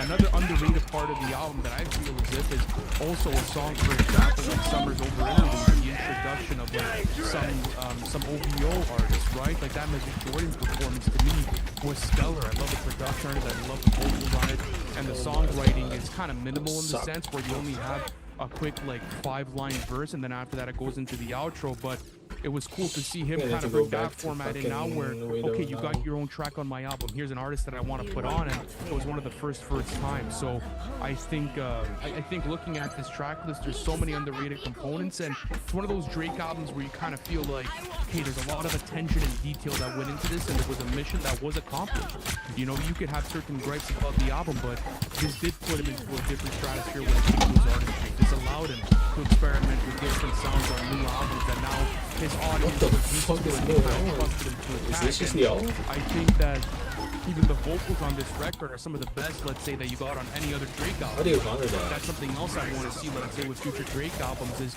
get 40 back in for the vocal mixing. Like a lot of the stuff on some Sexy Songs For You, Anthony, that we were actually speaking about together when we were doing our shoot back in 2025, is a lot of these vocals just sound super drowned out. They sound a bit uninspired. They don't sound too bright. The use of auto-tune wasn't up to par with his other records, but with this, it's like, the vocals are polished, they sound cohesive, and it didn't sound like, okay, I recorded this. Dude, heal me. Miami. Like, you feel like everything was kind of made together as one experience vocally, and that's something else that I want to see, let's say, from the future Drake.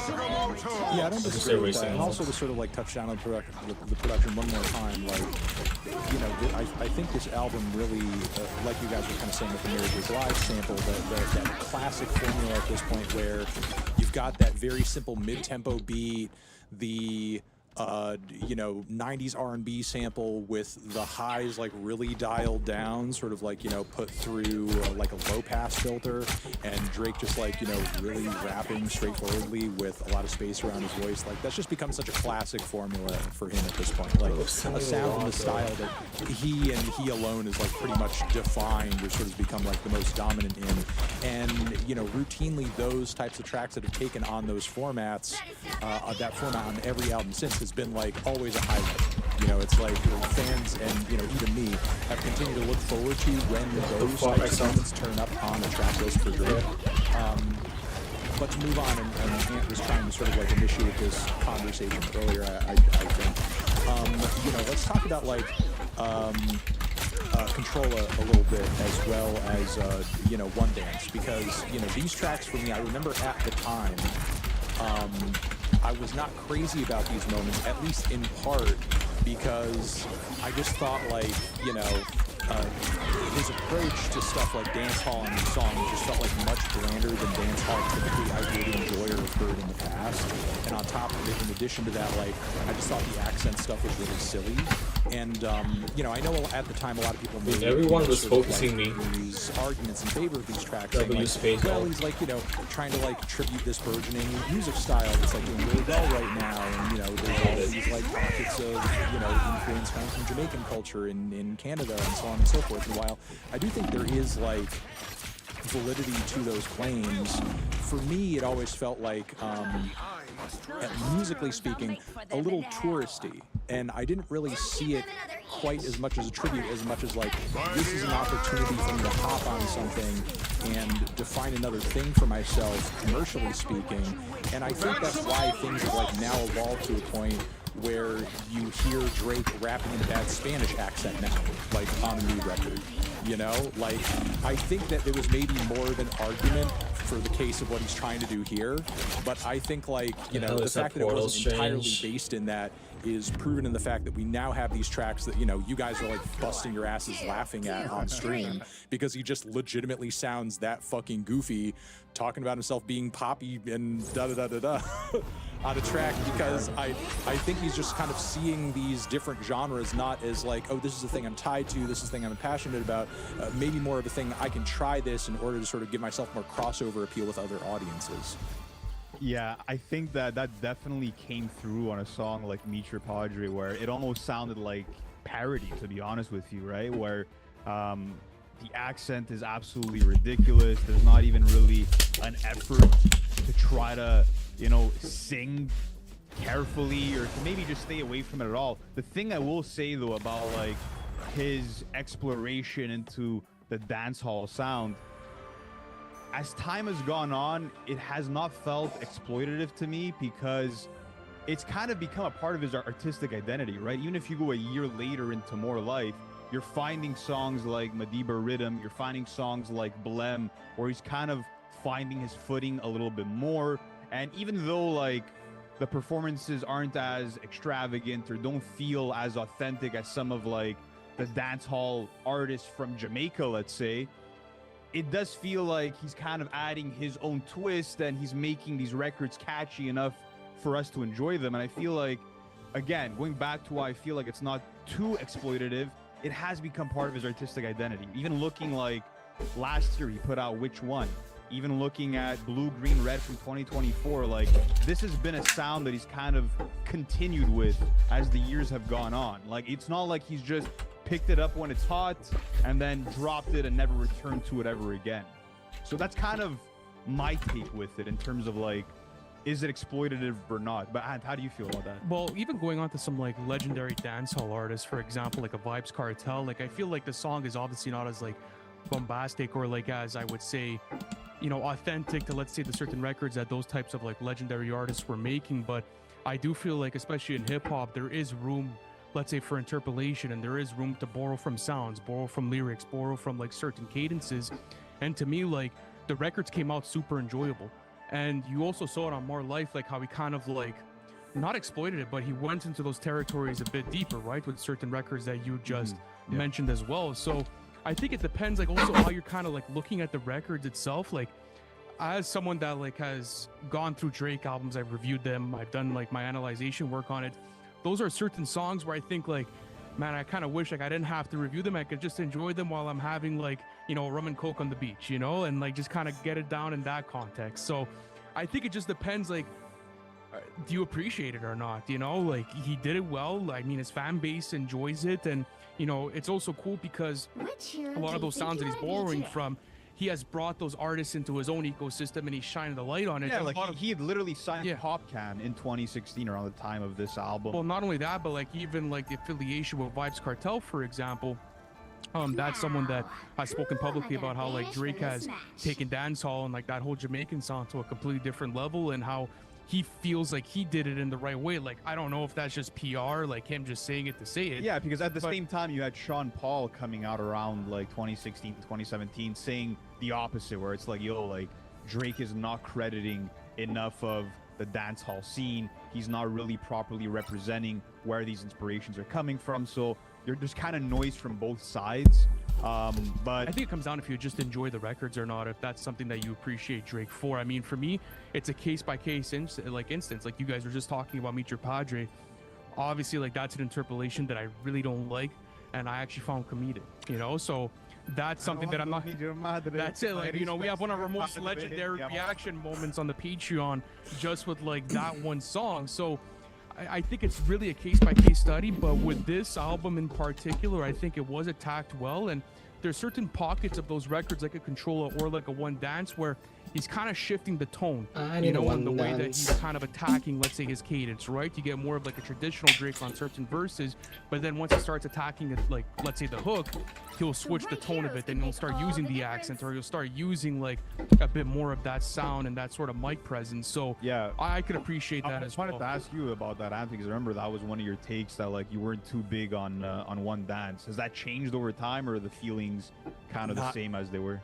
Not particularly. I am glad that we're having this conversation, though, because I feel like I feel like this kind of element of Drake's career and this conversation generally has like really been, I don't want to play support. Fucking toxified in a lot of ways. You know, first off, to sort of like, you know, not to come across as if like I'm singularly trying to give Drake a hard time for specifically this, because other artists do this too. He's not even, you know, the thing is like, while I do have criticisms of Drake doing this, I do feel like he disproportionately gets a little more criticism for it than other artists do when they try to do the same shit. Maybe that has to do with the degree to which he does it, or it has to do with the fact that he's as popular as he is. But, you know, Kanye or Ye just had that Spanish song on Bully that was trash. That was fucking horrible, was terrible, and I didn't see nearly as much conversation around that, or like, you know, saying Ye is a colonizer and so on and so forth. In 2026. You know, words like that I feel like are getting thrown around more and more. Even by white commentators, which I find to be kind of like ridiculous, frankly, since, you know, the beef with Kendrick Lamar. It sort of feels like since Kendrick put those words to those songs, which, and I enjoy those songs, the effect of that, unfortunately, has sort of been like, everybody who pays attention to these music styles and has these conversations is like, okay, I've basically been given the green light to like say and echo all of this now, which like, okay, pause. Because like you're not in a battle with the guy, you know what I mean? It's like there's definitely a line between like saying things about Drake and saying things about his music that are negative in sort of like a critical way, in the way that somebody is reviewing his music in a fashion where you're trying to communicate to an audience like what works for you about it and what doesn't. And there's ways that you can criticize his music that are like really personal. Maybe that would be fine if you were in a rap battle with the guy, but like you're not, you know? So it's like, you know, and not to say that you can't criticize these elements of his music, you absolutely can. And, you know, I kind of want to like make it clear that like when I find these tracks underwhelming and I find the adoption of certain like accents or elements to be a little kind of corny or uninteresting, I'm kind of coming at this from the standpoint of somebody who absolutely loves dub reggae, loves artists who've also had like Western appeal that have adopted dancehall styles like Santigold, like MIA. You know, these for me are kind of like touchstone moments when it comes to kind of like serving these styles and the sounds to, you know, geographically speaking, like the same audiences that Drake appeals to.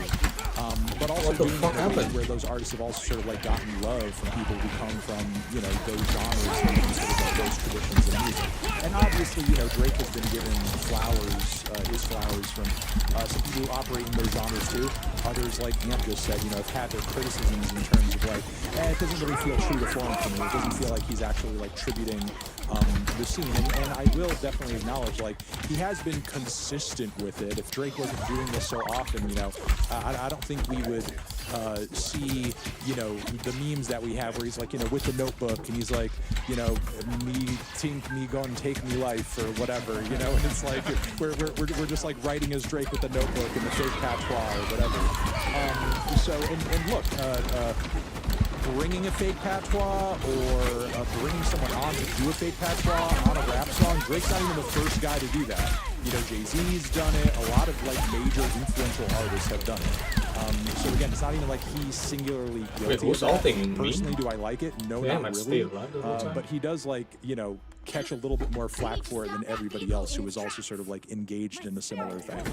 Yeah, and I think that's just also a byproduct about how people see Drake as an artist, right? And I think it started at the beginning of his career, especially when people figured out that like he was an actor and like, you know, he would come in and like he would attack a certain sound, but maybe he wasn't cut from a certain cloth, let's say, in people's eyes, especially from the hip-hop community, right? Like hip-hop fans really gravitate towards obviously authentic artists, and people really hold their stories close to their heart. So I feel like when they start analyzing the record, they look at Drake in the same line, like in the same light as like a Nas, for example, like purist. As a purist, exactly. And I don't think people see Drake as a purist, but that's never kind of been a part of his formula. So like, if you bought into his sound and his mission as an artist, you have to understand that yes, he's an extraordinary rapper, but at the same time, he's someone that's always loved to borrow from other sounds and bring them into his own album experiences. And I think that there's purists in the genre that don't appreciate that. I mean, everyone has their own opinion on his catalog and what he's released, but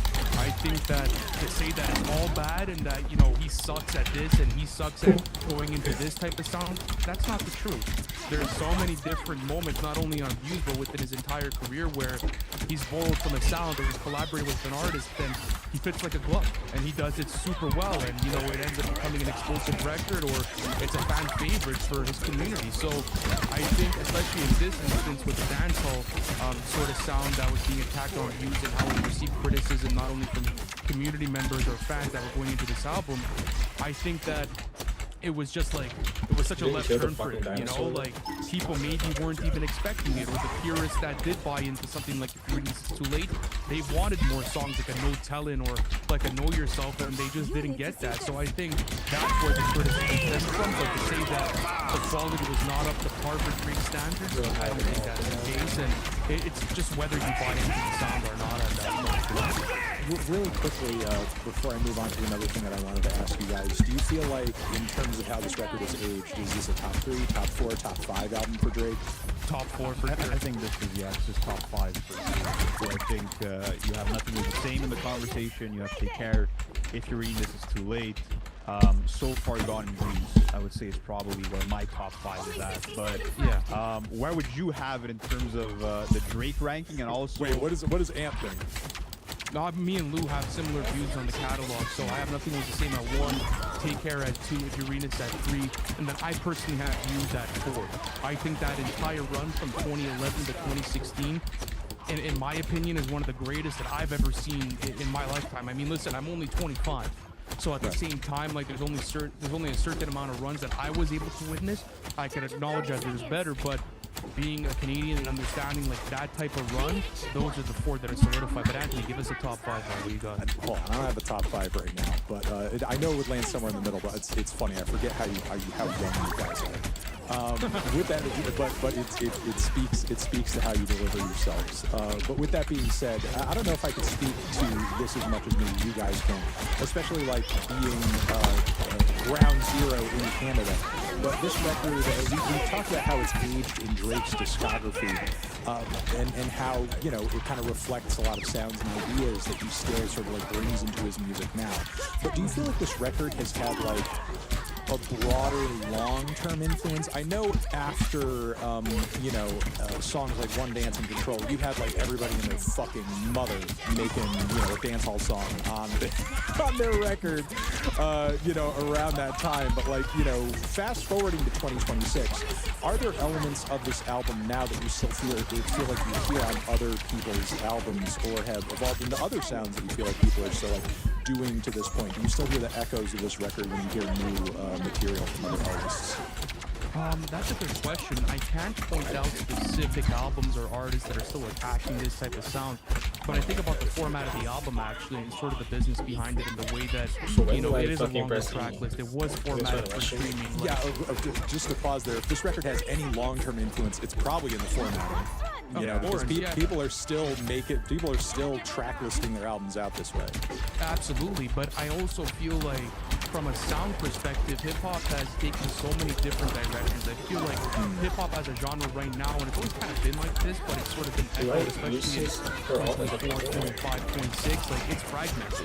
So you have so many different communities and sounds that are prominent, and so many people are going for so many different types of things. Like it's hard to look at a mainstream artist that has used views as like a clear example of this version for their album that is now version like for them and their own catalog. So to answer your question, I feel like it's a lot more on the formatting side of it. Yeah, I will say also, like, definitely. I also feel like this album maybe pushed other rappers to want to be a bit more like all-encompassing when it comes to like their albums and like what they're able to do in the sense of like, oh, like let me make a Brazilian funk song and also have a song that's dancehall on the album, and also like have the first half of my track list be more R&B leaning and the second half being more rap leaning. Like Drake is obviously not the first rapper to be that versatile, but just to say, I feel like that's kind of one of the trends that I started to see was, okay, I can't just be, you know, rapping 32s over a drumless loop or something. Like I need to do more as a hip-hop artist. I feel like that's one of the influences that I started to see. And you probably saw that also with like the labels and the way that they maybe push their artists to format their albums in a sonic sense, not in the streaming sense, for their artists, right? Because I could guarantee you, man, anyone behind those desks, bro, they were probably saying, well, fuck, we got to replicate this one. We got to replicate this one. We got to go, like, you know, we got to get you in dancehall. We got to get you in trap music. We got to get you here. And I think, like, to our point, speaking about Drake's versatility, there's not a lot of rappers that are able to be as versatile as Drake in the way that he packs his studio album experiences. And like Lou was saying, you see it now with there's certain albums where, like, okay, you know, you have I'll take the Jack Harlow, you know, example right here, you know, with like the Monica album that dropped this year, you know, like Jack Harlow like branded himself as a Soulquarian, you know, for a couple of months. And would that be a thing, let's say, at this point in time, you know? Would that be like would that be guys like, it definitely didn't get accepted, but I'm just saying, like, you start to see more and more artists to this point start to be like, okay, like, I could be a lyrical rapper lyrical in the same sentence, it's kind of crazy, but I could release more rap-centric albums at the beginning of my career, but now I can make this full transition maybe into another genre. I could take this album and I could have 4 out of, let's say, the 16 tracks be not even hip-hop influence whatsoever, and the fan base might eat it up just because there was a mainstream album like Views that kind of broke that barrier for a lot of different listeners that came in.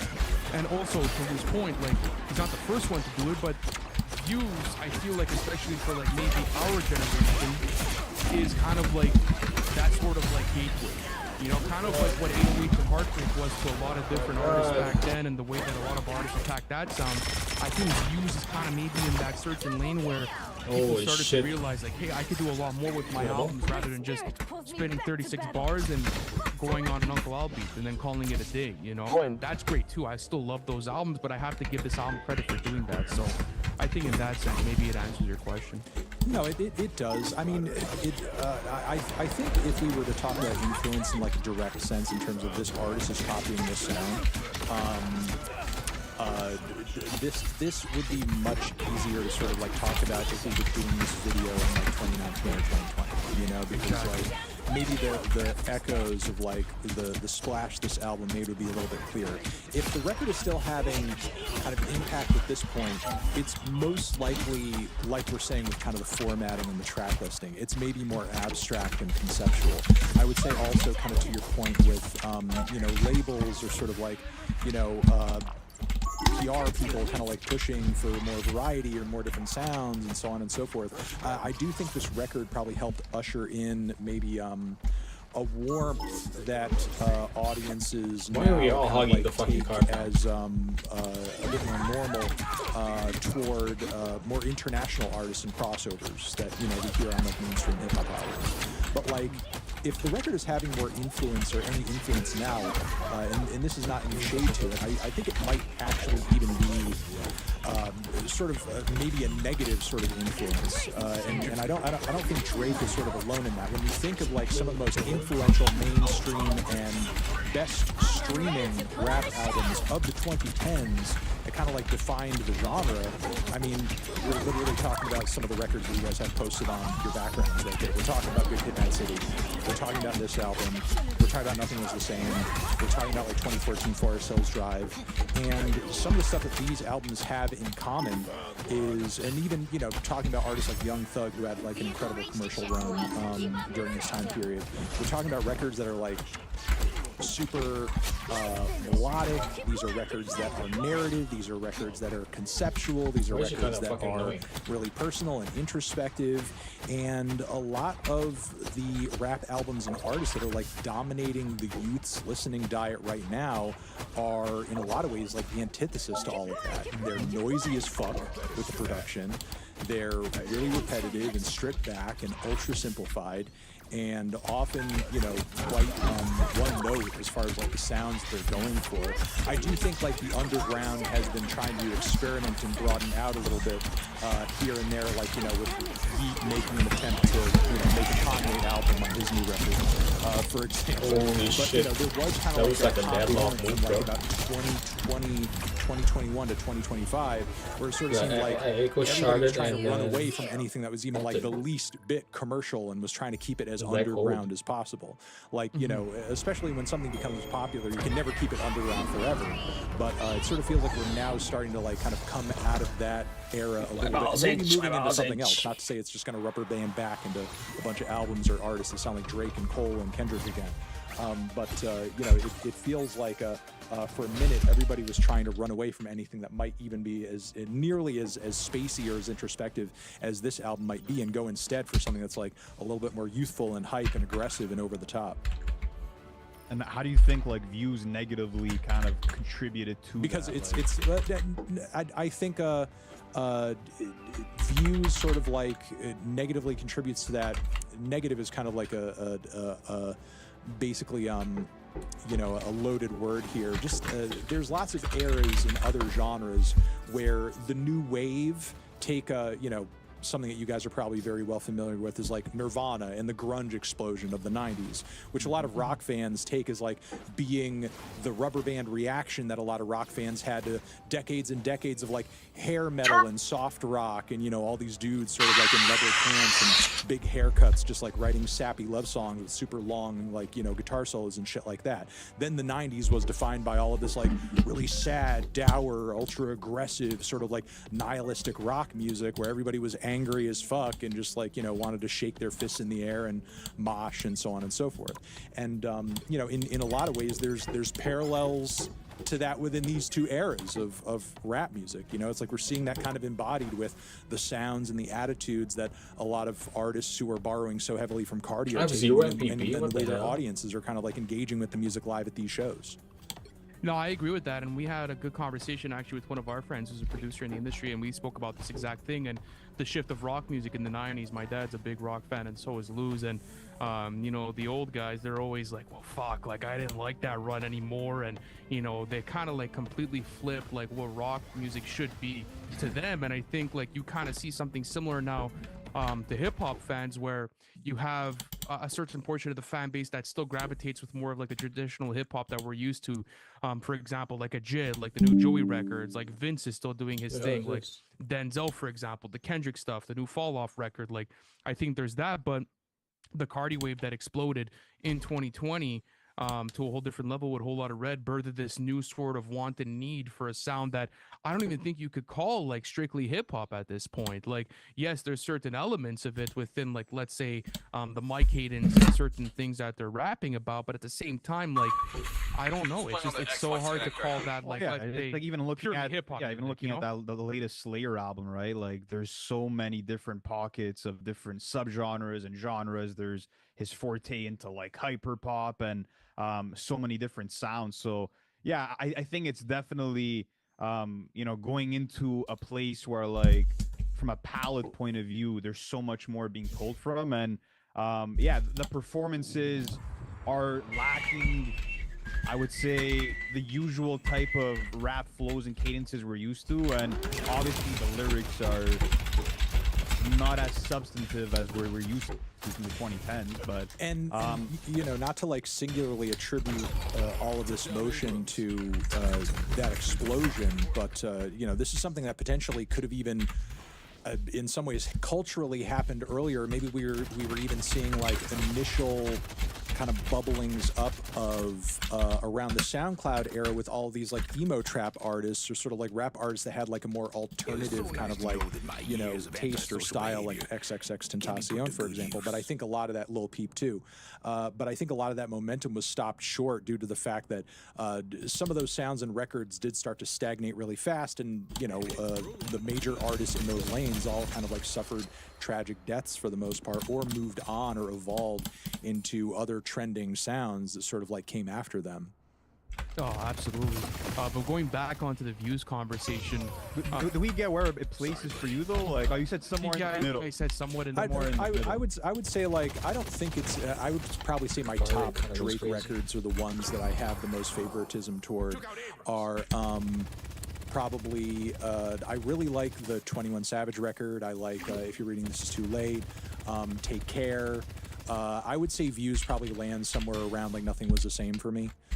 Probably not. I would probably put Nothing Was the Same over Views, given that I feel like you know, its songwriting and formatting is tighter. You know, and really for me, like at the end of the day, and again, it's like I think maybe in retrospect I have warmed up to the album a little bit since my initial review, but my main kind of issue with it continues to be is that I don't feel like, and this could just have to do with sort of like, you know, my preferences when it comes to music broadly, not you know, anything sort of like that's an impossible hurdle to pass for anybody who's actually enjoying the album, is just kind of the length and what I kind of perceive to be the bloat of it. I feel like there's an amazing album in here, if I'm being charitable, or at least at the very least a great album, if it were to sort of be like pared down a little bit. Either certain tracks cut a bit shorter if they don't have any variation to offer, or, you know, the track list itself pared down a bit. Even tracks like Hype, for example, I feel like aren't the most necessary, and you might, you know, feel like that's blasphemous. But to me, I feel like what that song brings, I've already heard on, you know, If You're Reading This, you know, and it sort of feels like in a lot of ways the purpose of this record is to be the antithesis to that and bring like a more kind of like calm, introspective, moody feel after such an explosive record. So I do think there is like a lot of fat around the record that could be cut and would make it more engaging for me personally. But you know, the highlights are still great, and I feel like still stand as like some of his best songs ever. Anthony, you want to do something? Lou and I often do this on the podcast with an album. We usually go through a track list and we go through our keeps and skips. Would you like to do it? We do yeah, it sure. We could go through it. Since we're on replay. Yeah, because I think this is one of those rare Drake albums that is super long, but it doesn't really have them. And let's do it. I know you don't think there's any skips, so let's do it. Let's go. All right, keep the fact.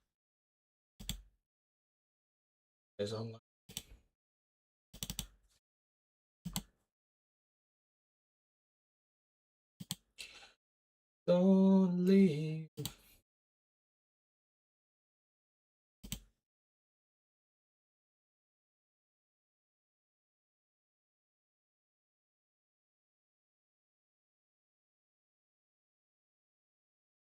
Call it that. Did I call it that?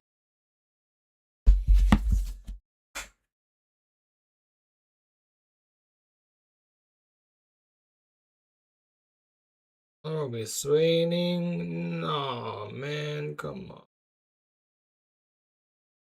Not one. God.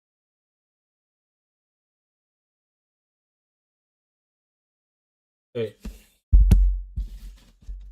Hello? Adit, Halo. ngapain, Dit?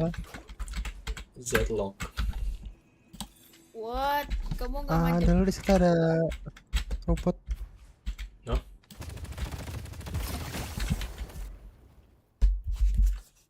Puput. Rumput. Gimana? Ini yang situ.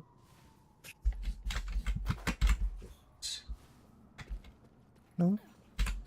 Hmm? No? Apa? gemidung. Halo? Apa? Apa?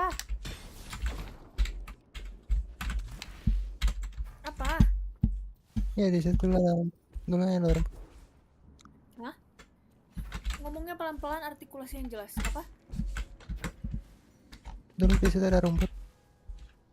Di situ ada rumput. Iya, dulu di situ ada rumput. Nah, kan diganti jadi kerikil. Kenapa nggak sebagian dijadiin kayak badan air gitu loh?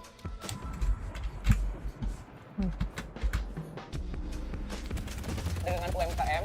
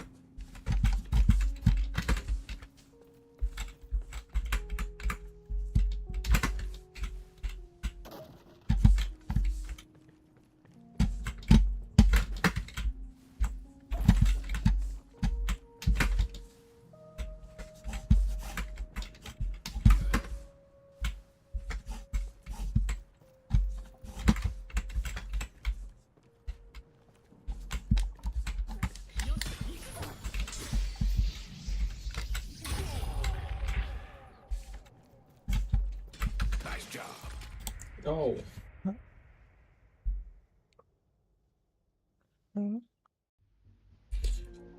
Iya. Aku lagi liatin Flash?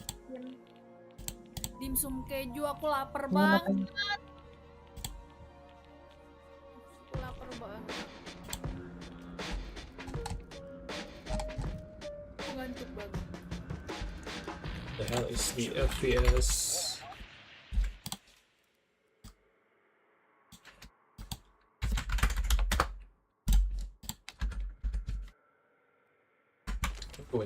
Buan.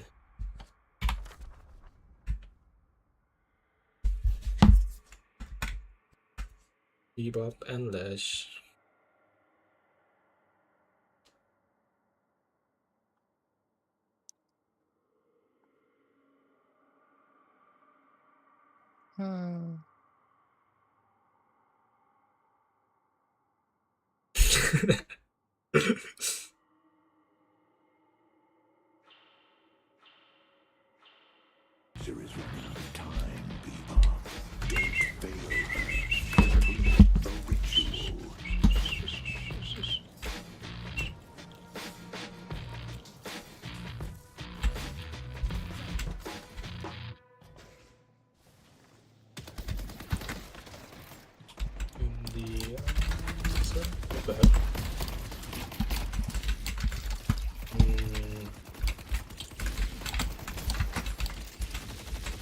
Masuk pokoknya gitu. Why? Terus pasang bom. I'm going down. Ada mau gun dah.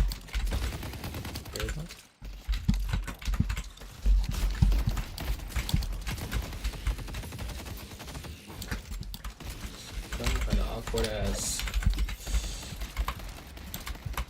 But I'm gonna try it anyway. I got one of those for the missus. Big fan.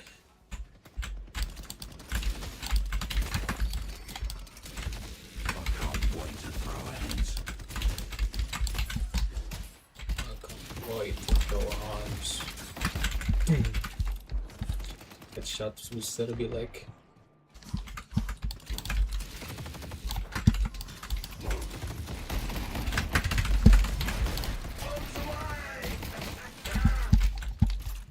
The hell, my FPS.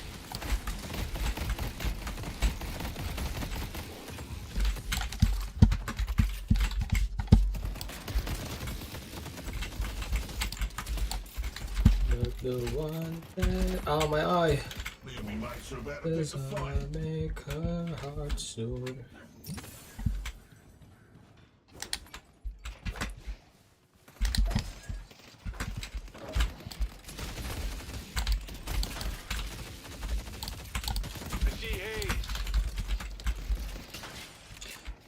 see haze. Oh, what?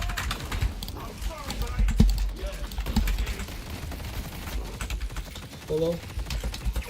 Nice. Yes.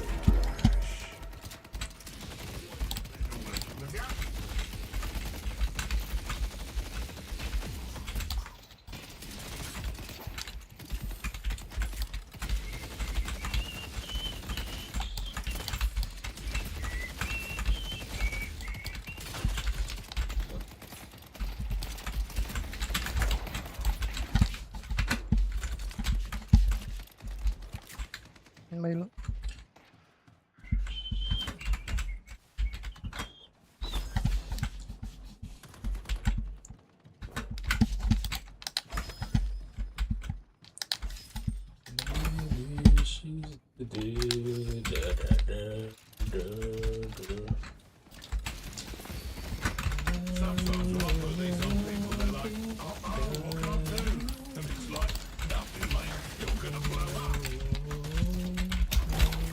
That did hit.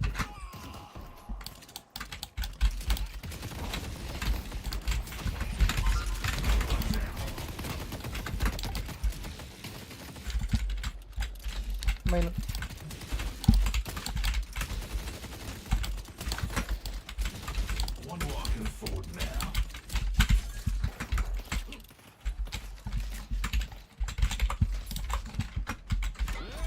Someone's looking to make a statement. What the hell? I accidentally dashed. They're doing minis. Oh my god, fucking suck.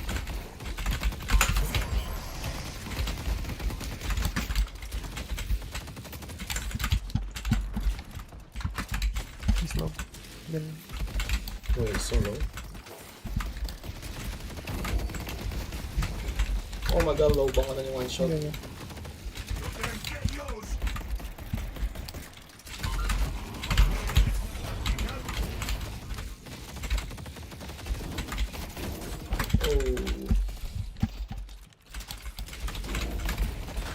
Oh, so low.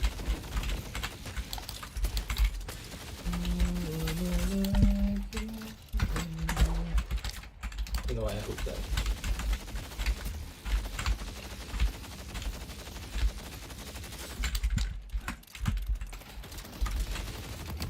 Shit. Come up. Trying to get the gun. Fuck. Got it.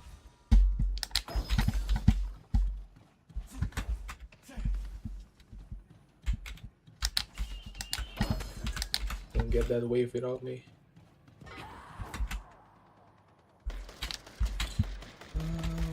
Ang gusto niya auto yan, guys.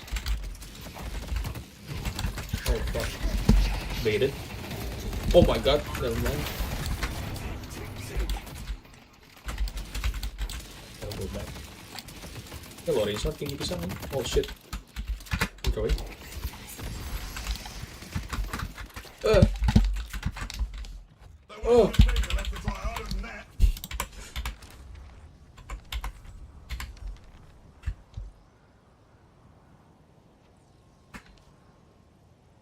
Steps ahead of death, my friend. Damn, I took so much damage.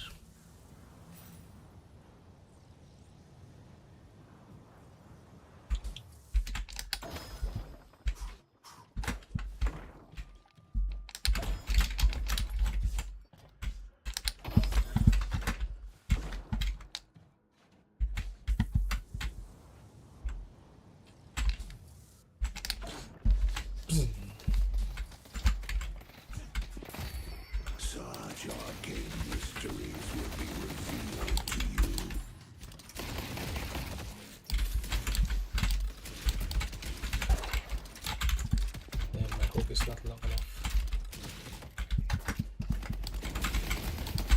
No, no.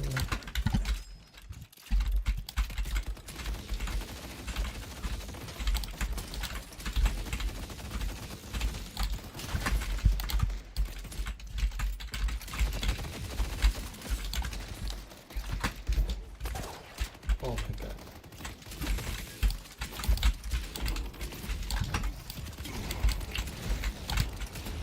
Ini ada rem.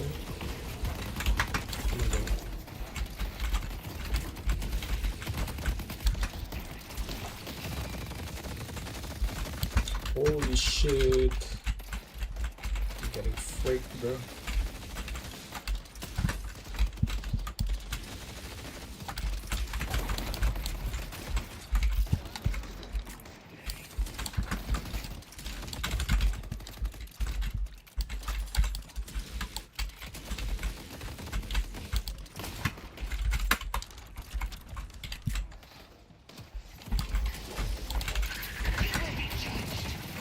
Oh fuck.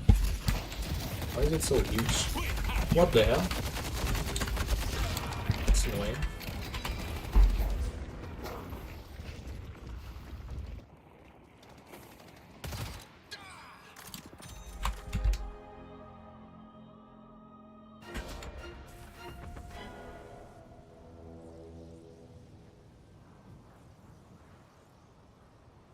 Shift tujuh kode ya. Tahu.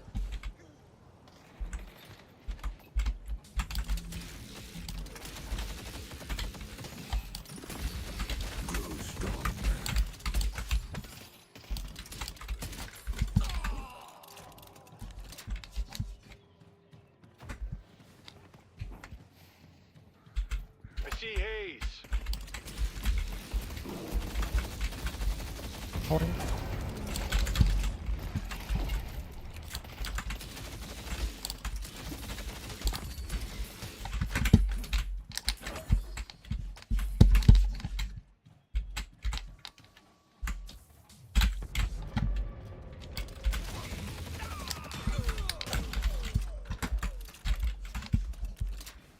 A gift from me to them. They destroyed the Guardian on Blue.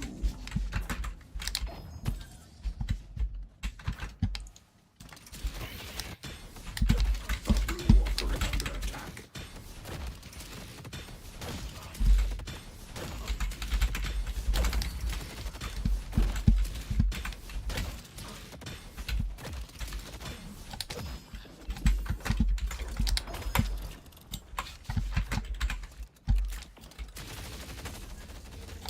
Mid-boss has arrived. Need pieces or else. I see Kelvin. Little bit of advice. Don't get caught. I see Paradox. Going to shop. I see Haze. Sticking someone with a bomb they can't remove fair? Of course not. If it was, I wouldn't be doing it. The spirit urn is waiting to be claimed. Halo. Halo. Nanti bangunin aku jam 4 ya. Aku mau tidur dulu bentar. Soalnya nanti aku harus masak. Nanti bangunin ya, Pi ya. Teriak-teriak aja nanti, oke? Jam berapa? Jam 4. Aku udah pasang alarm sih, cuman aku gak bangun kayak tadi pagi. Oke, Dung? Thank you. Let the ley lines course through you.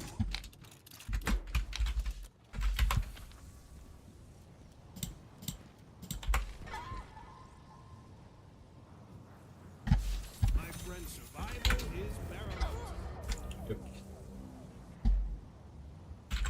Come on.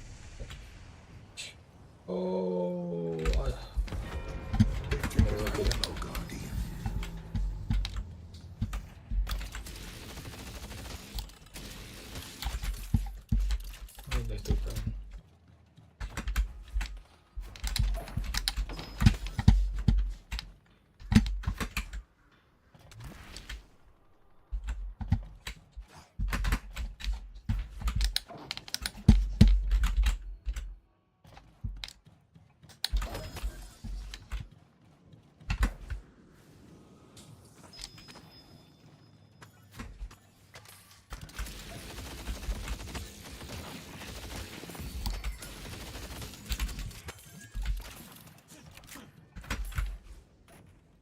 Oh, They claim the urn.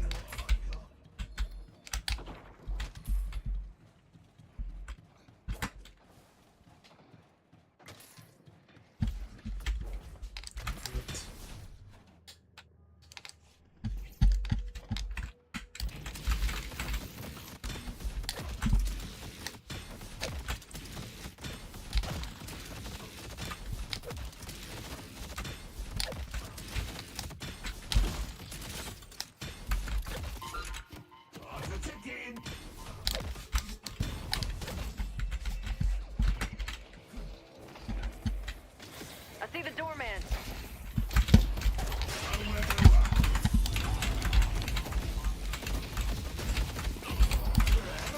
Yes.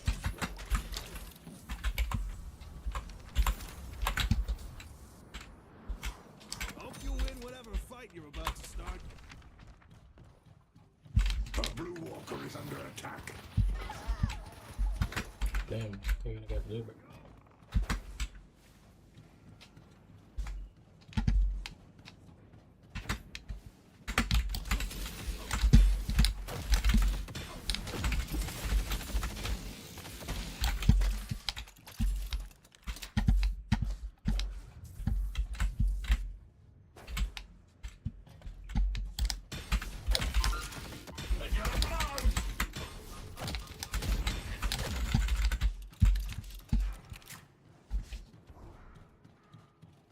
Let's go to Greenwich.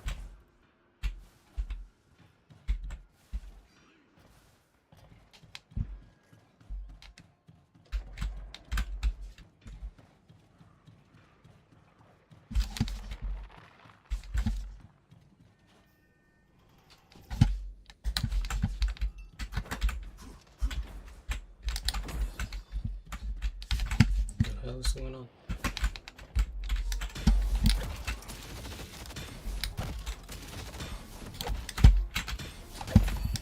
Tap into the king's power.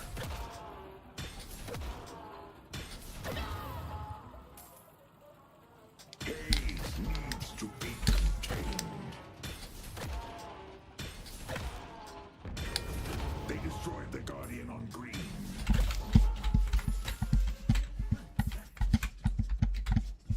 A green walker is under attack.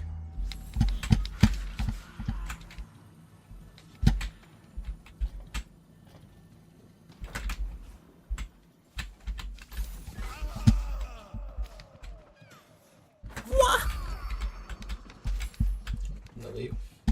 That's how we do it.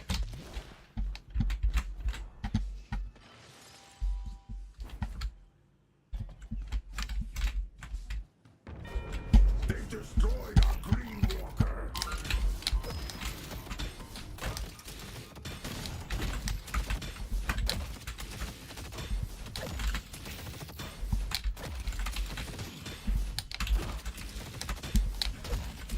Oh, so cool, can't do, man.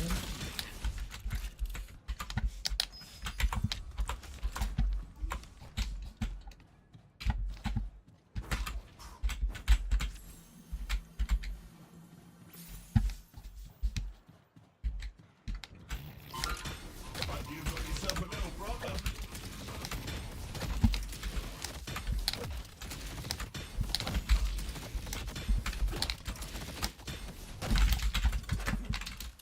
The urn has been dropped.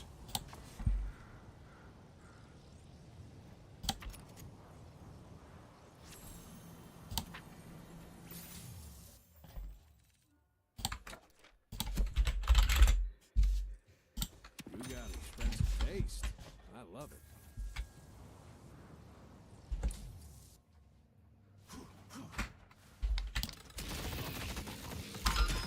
Just fight to the end. The spirit urn is waiting to be claimed. 2400. I see Kelvin.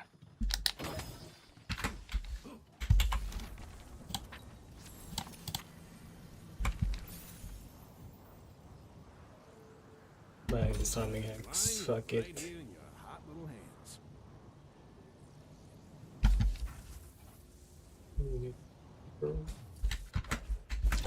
What the hell? Broadway is under attack.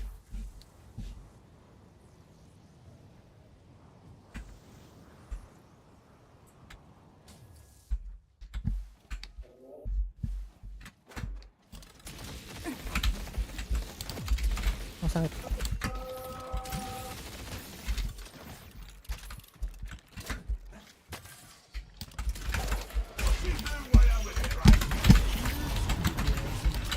Holy shit. Oh my god, what the hell? Why is she so buff? Nah, mau bergerak kemana dia? Mbaknya jauh. Oh, kabur nih.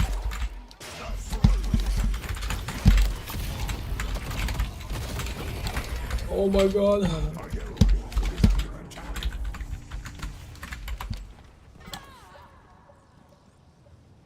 Wraith stalks us.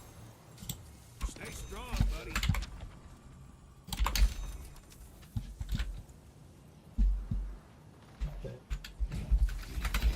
What the hell?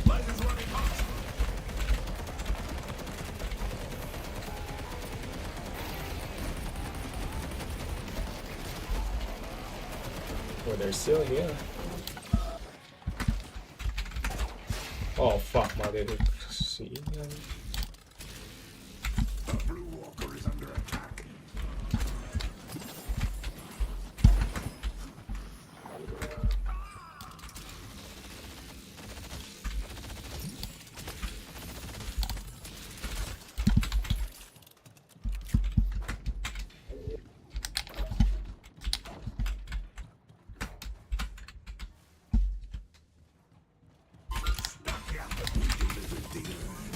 Nice, we finally got her. I see Ray. I see Ray.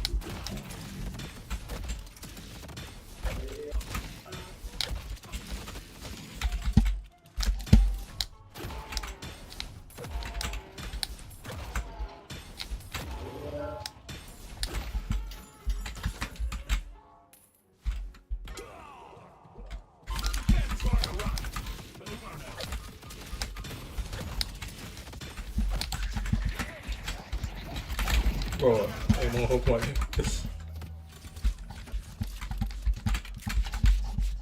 I'm scared.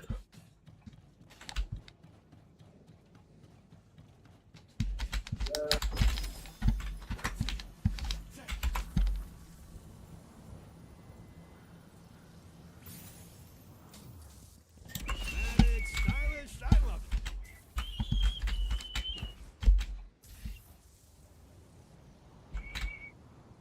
I'm headed to Greenwich.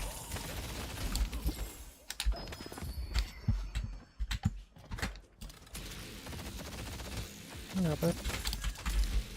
Headed to Yellow. Our Yellow Walker is under attack.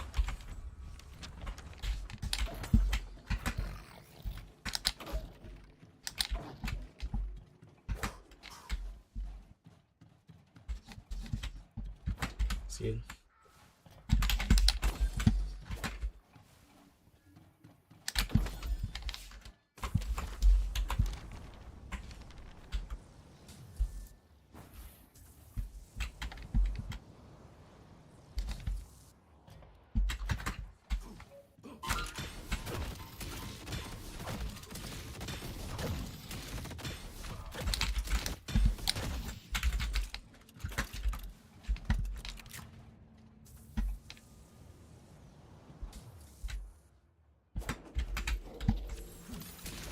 The Blue Walker is under attack. A boon from our patron. Wait, get haste maybe? They've taken our Oh my god, gak nyampe anjing.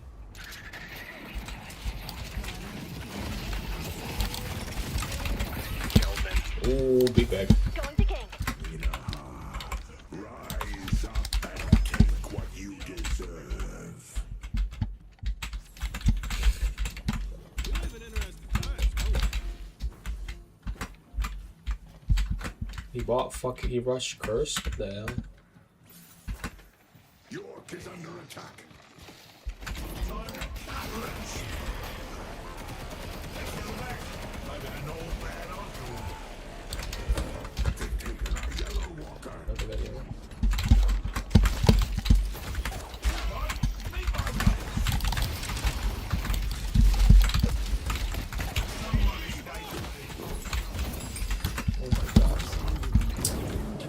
God, bro. Oh my god, Bell.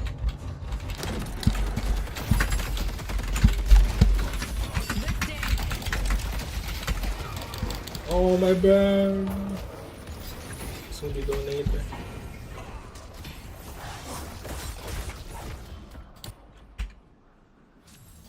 Let's go to York.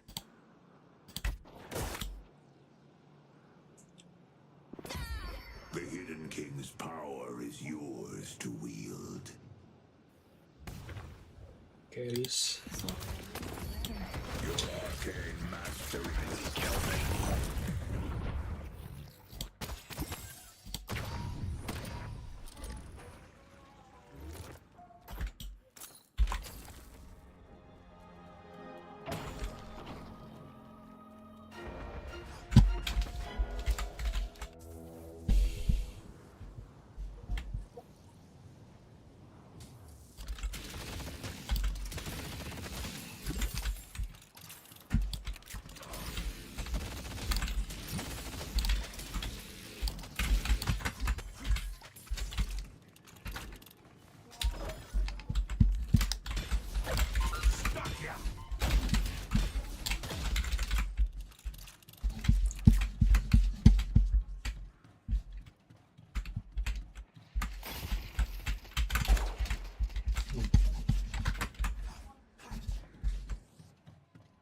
Rush. Okay. What? No.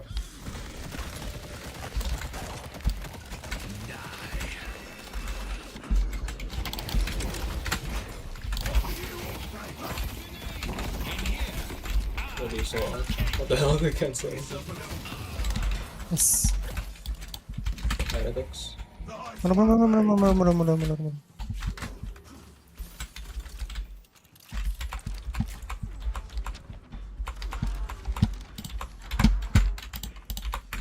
Fucking hell. Gandu.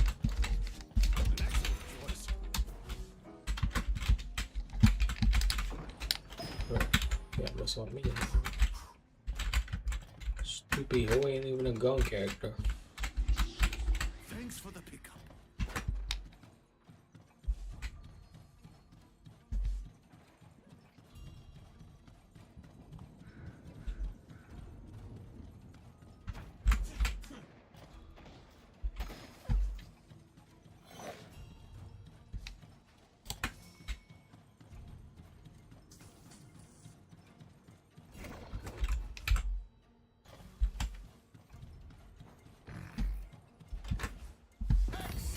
Take the king's boon and be blessed.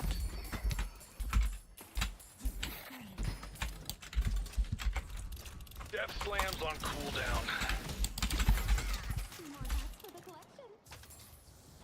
I see paradox.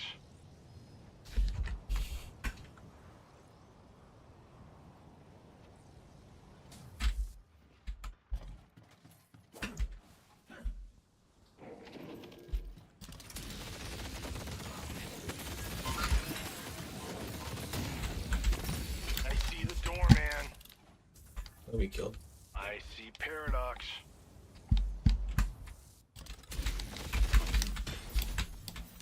I see the doorman. Items almost ready. Let's push York.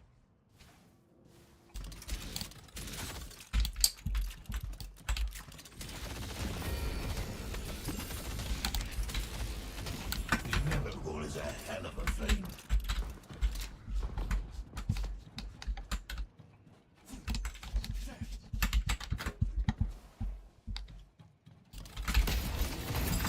Oh shit. What did that was? To do is walk toward that door. I think getting carried away.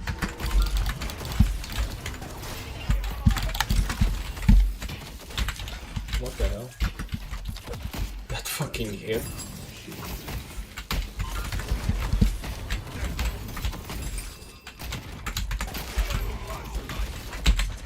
Fucking idiot. Oh, you get the best of me, did ya?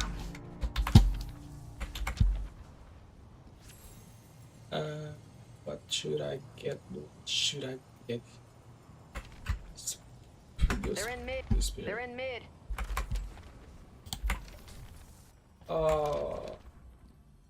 Fatal armor? Why not? I see paradox.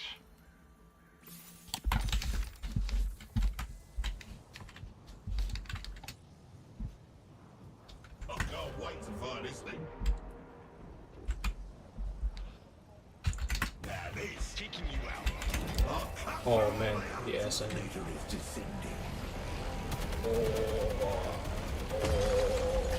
Oh, drop you. Took out another one.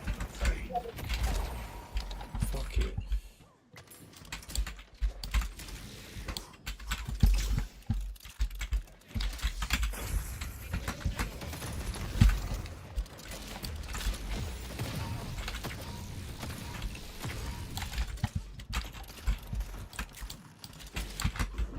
I see paradox. What the fuck? Paradox wall. Shit's so fucking crazy that it goes through also.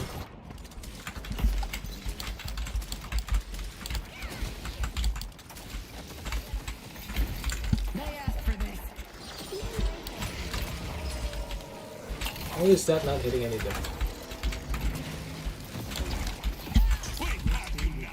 Oh fuck.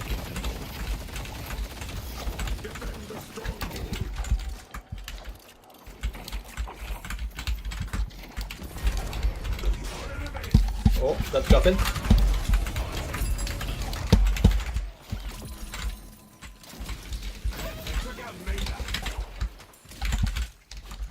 Yeah, fucking bad.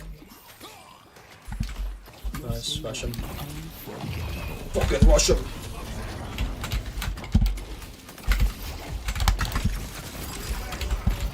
Pull back. Oh my god, I missed. Pull back.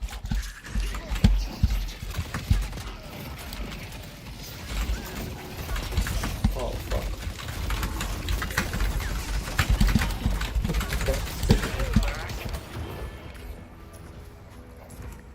My nuts itch.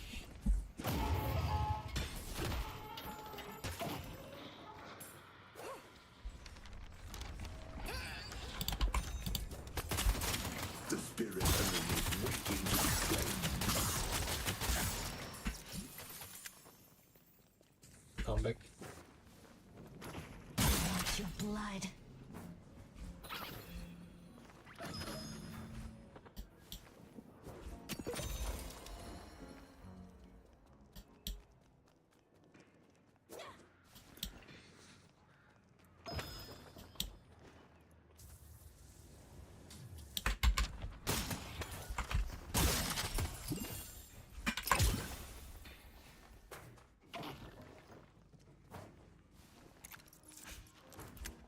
I see Kelvin.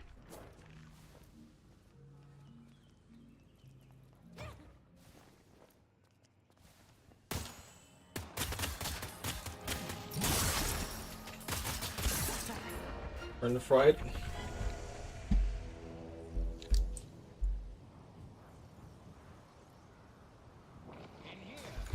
Your stay will be unforgettable. I'll be stacking bodies all night. We delivered the Headed to break. Where did they go? Come out and play. I've got any backup. Need to be careful. Ready to use item.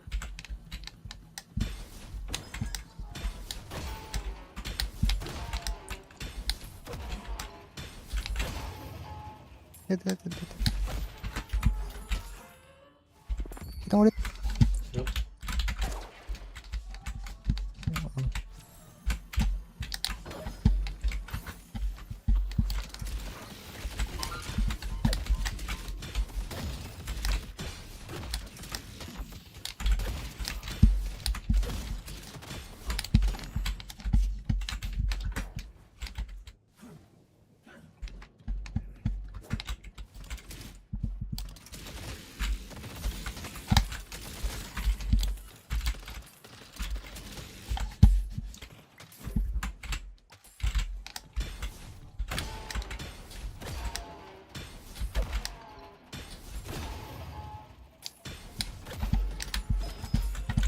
shit that I hate.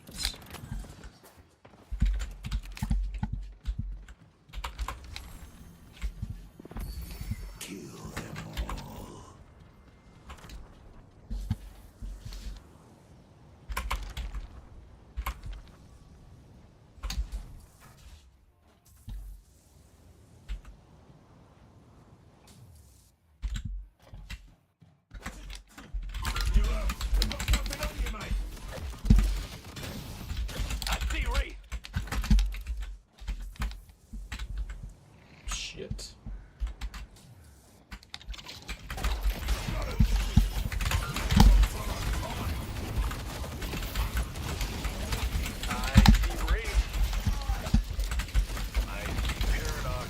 Why the fuck am I listening?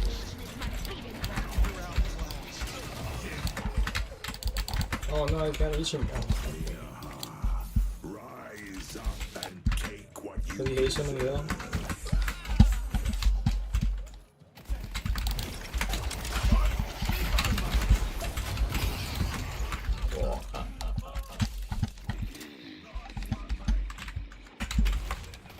Nice one, mate.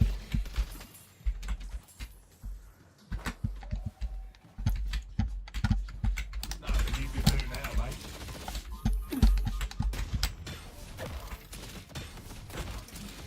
Wait, he's breaching our shit.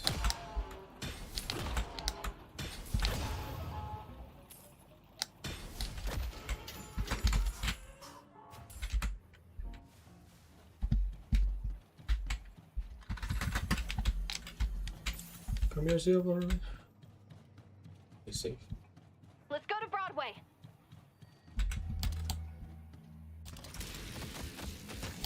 Let's go to Broadway.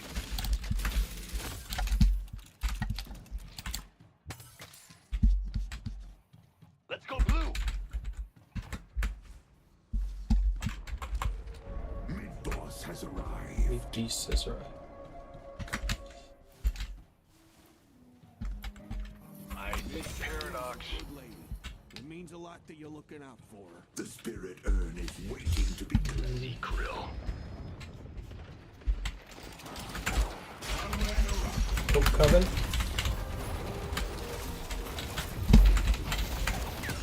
No.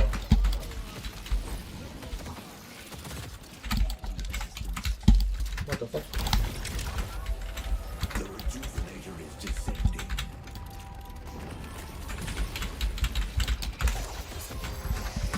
I'm dead as hell.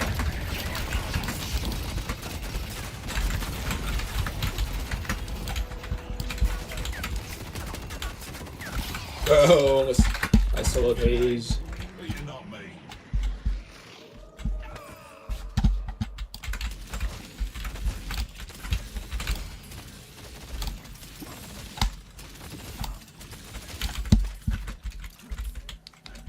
Schoolboys. Going in. They're broken.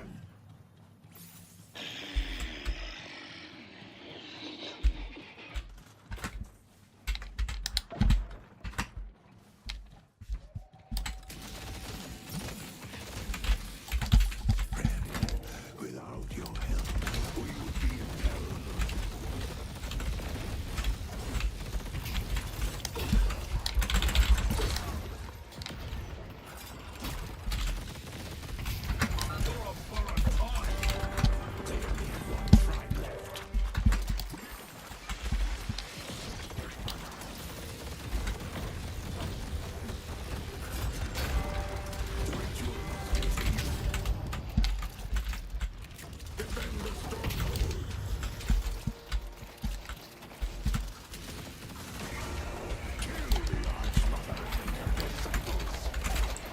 Oh, ow, Kelvin.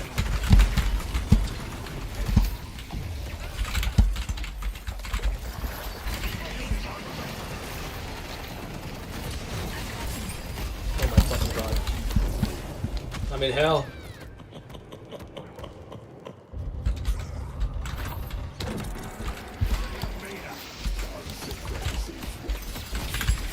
Oh my god, I'm dead, bro. Let's go manage to myself. We win anyway. Beautiful.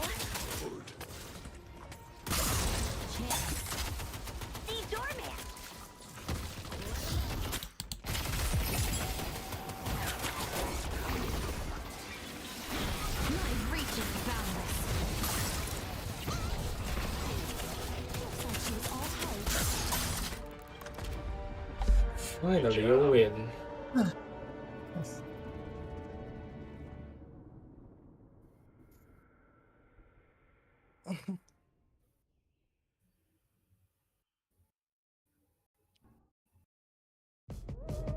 No need to thank me.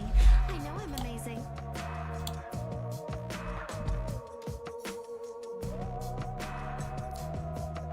Healing.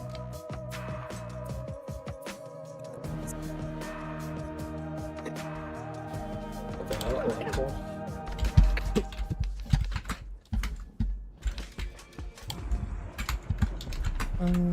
Gosh.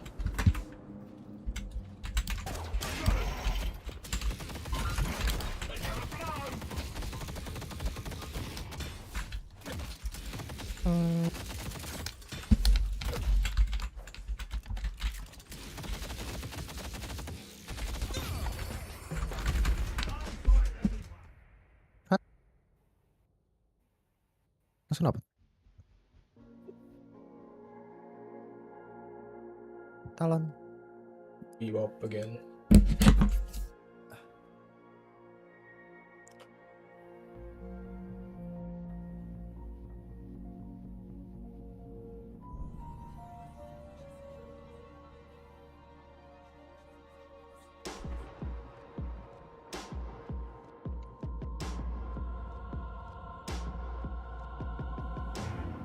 It's time to fight for what you hold dear, Bebop. Summon the Archmother, and in doing so, save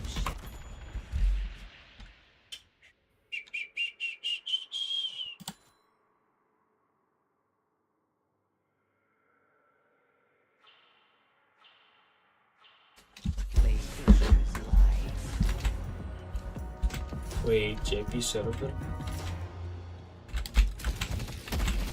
What? Let's go.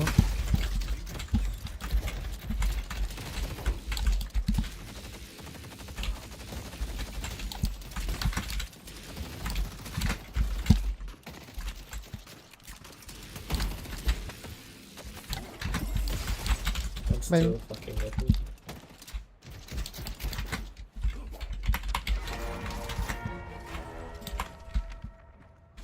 Have fun. Don't get dead.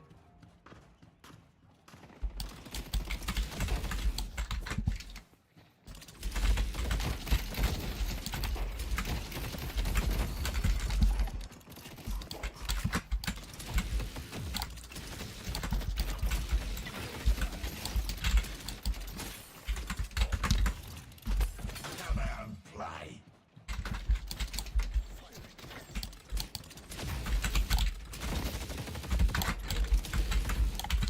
And I saw you.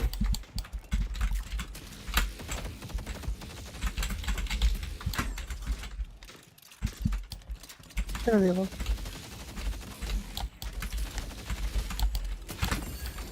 I'll put them all over the battlefield. Oh my god, I didn't fucking hit him. Snipe him. What is he doing?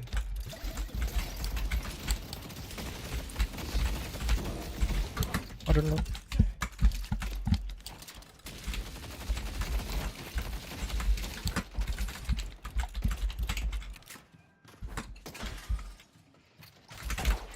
What?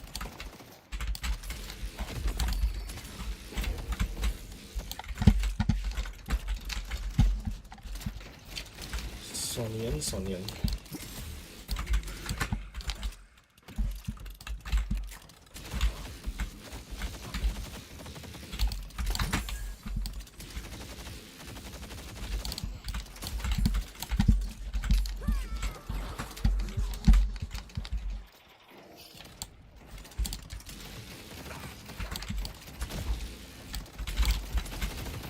Okay, cool, hell.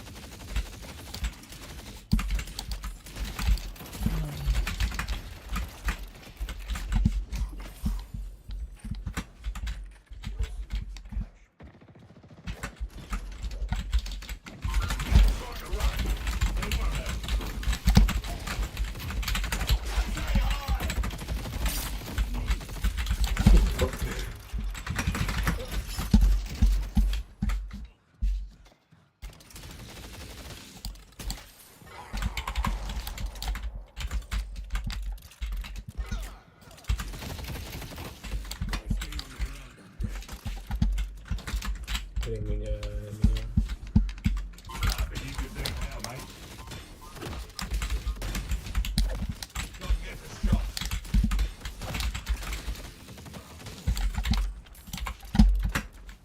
I'll throw in a free keychain.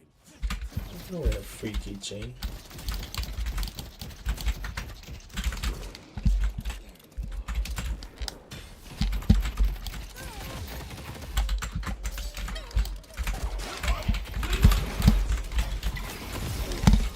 Oh fuck.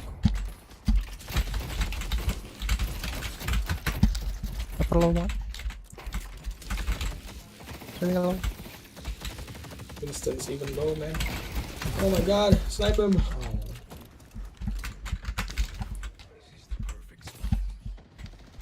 They're both very low, man. Gonna find you. Let's go back.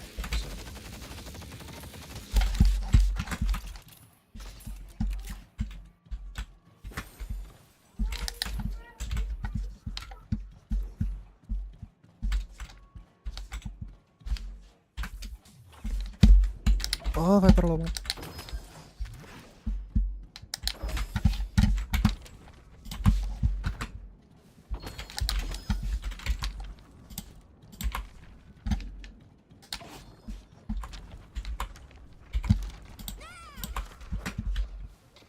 Someone's using their noodle.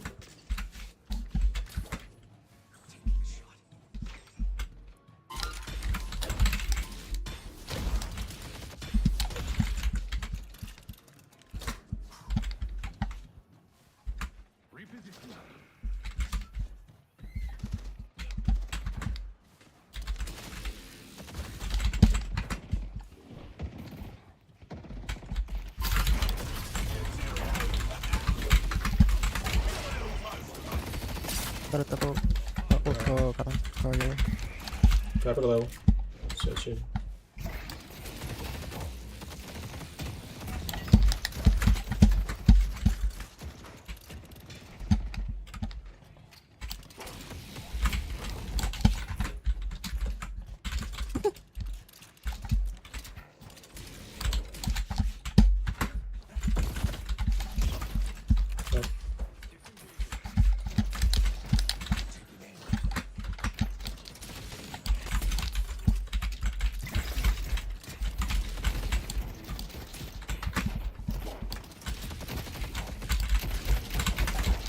What the hell?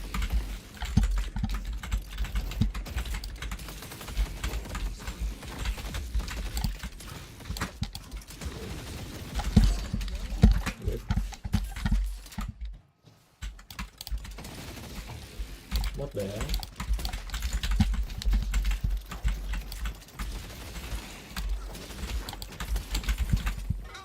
Let's fucking... Man, I hate my...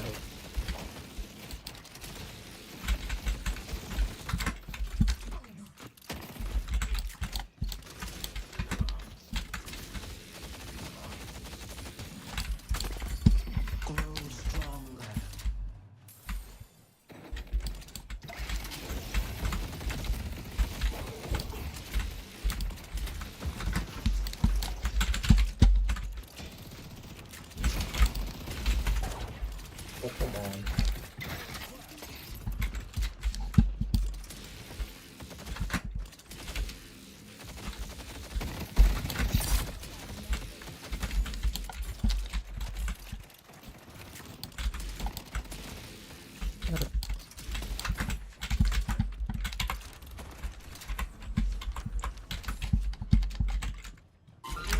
Got something on you, mate.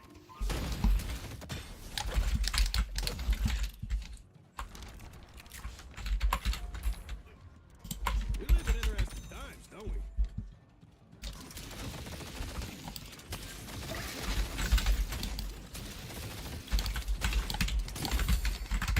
Love giving these to people.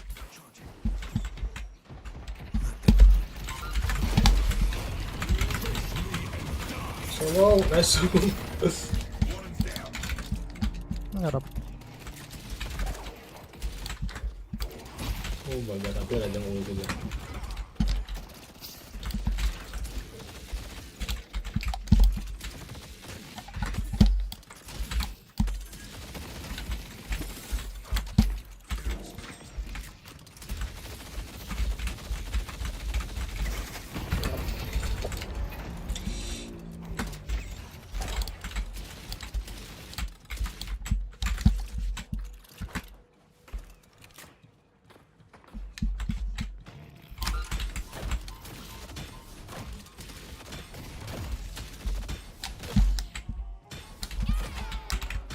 Oh, fuck off.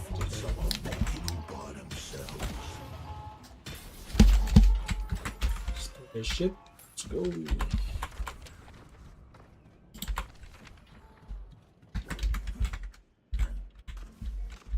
Stay strong, buddy. Mid-boss has arrived.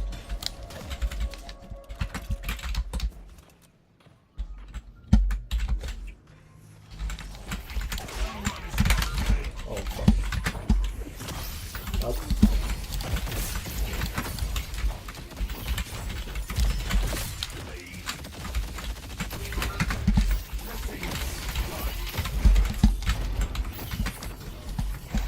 What the fuck? How did that dead, man? It's straight. Victor shares his pain.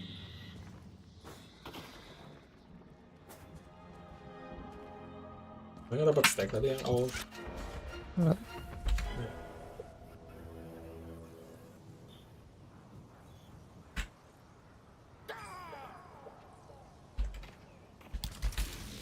Ini mati sebelum kena. Oh.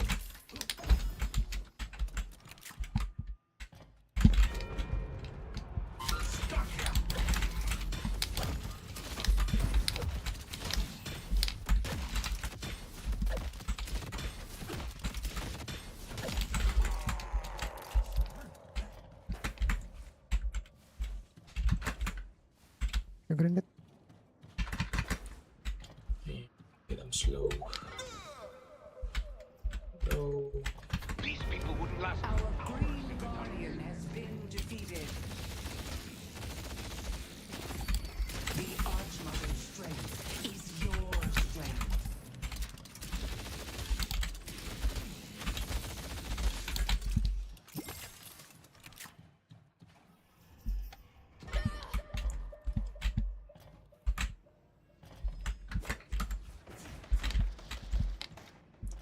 Oh shit, I'm more real version.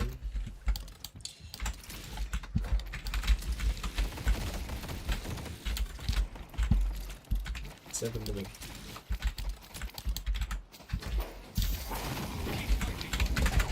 What that means?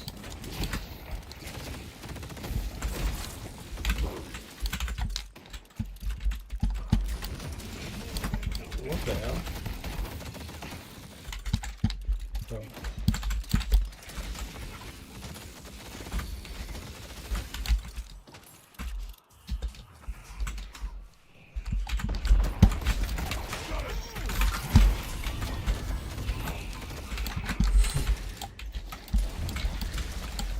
Oh my god, this fucking guy's movement is insane.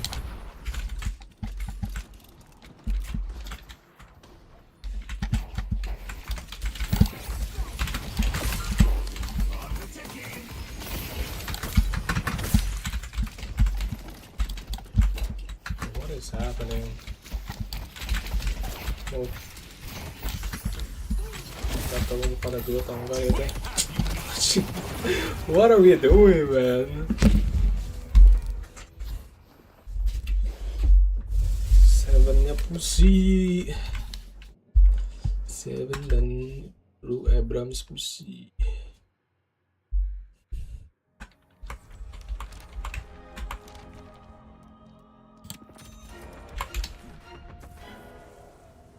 Are you backing up? Seven-nya full health, bruh. Our green walker is under attack.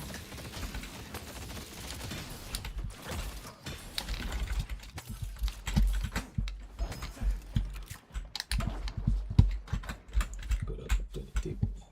Masih ada Sigmo and Grill.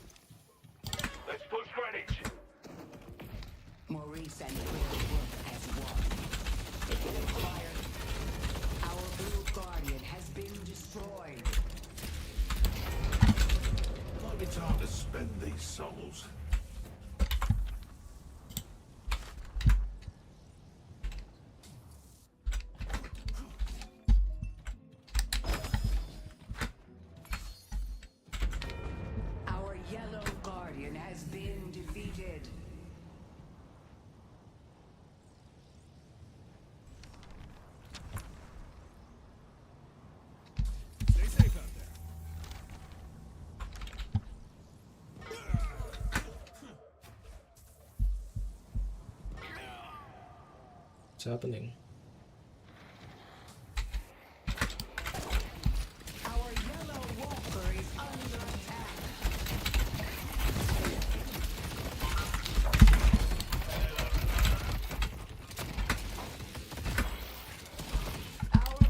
Oh, everyone is help us.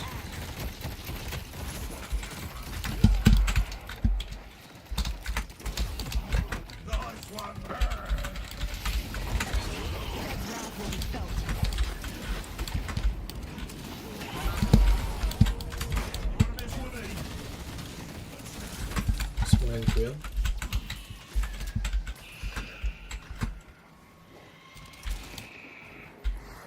We know. No. Okay.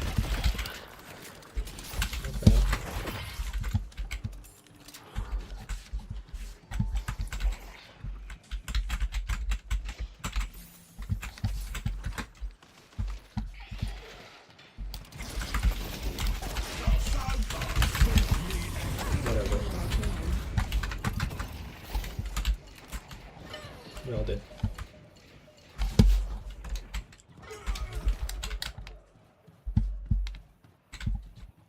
Well, at least 7's getting Walker. I see the enemy. Oh, I see him. I think I'll do. Kabur. Gimana masih hidup kan? Oh, fuck. Boleh dia.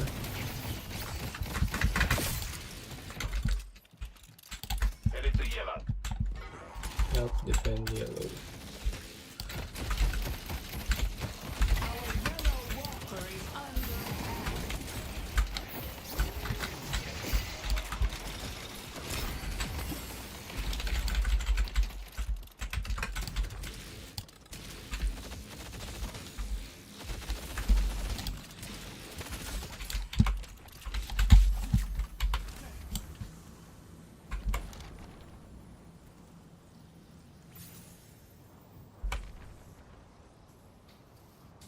Hey, you're making history.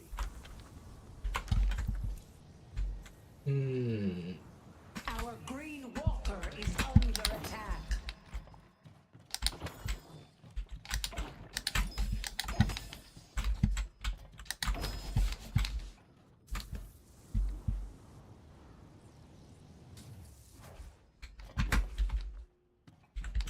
Nothing you can do now, mate.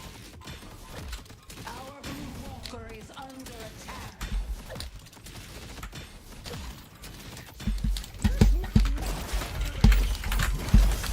What the hell?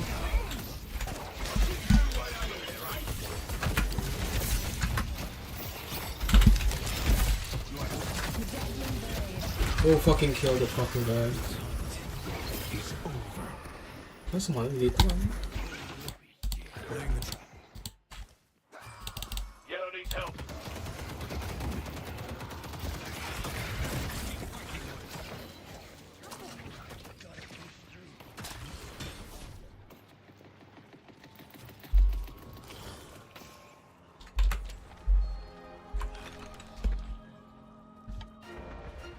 My money.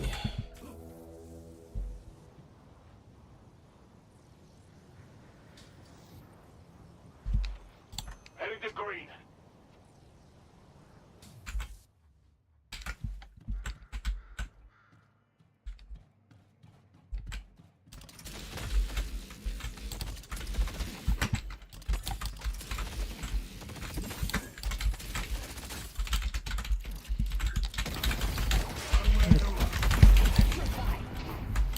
He's fucking.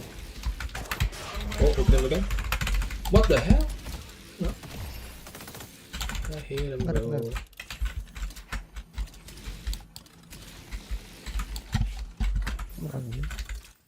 Yes, sir. If you're looking for souls, they're right here. Thanks for the pickup.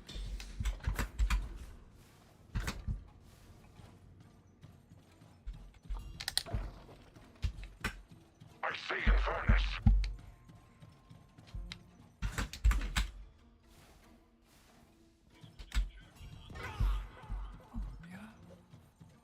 Defend green. Defend Greenwich. To the fuck.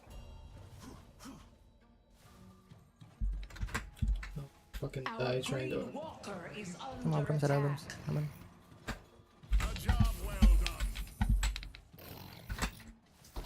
Our blue walker is under attack. Gives freely. Swing by anytime.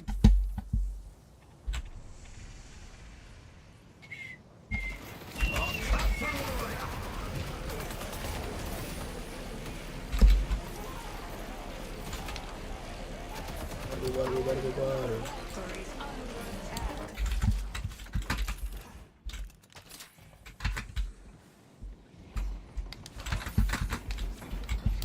Dari sana ya.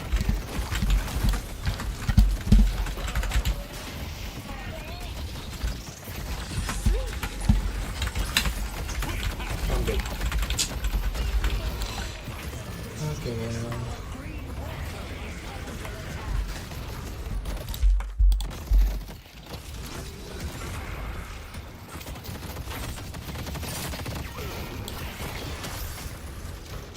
Oh, no one's getting in our way.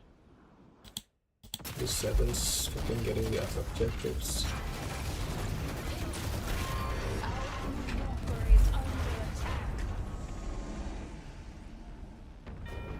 Our blue walker has been destroyed.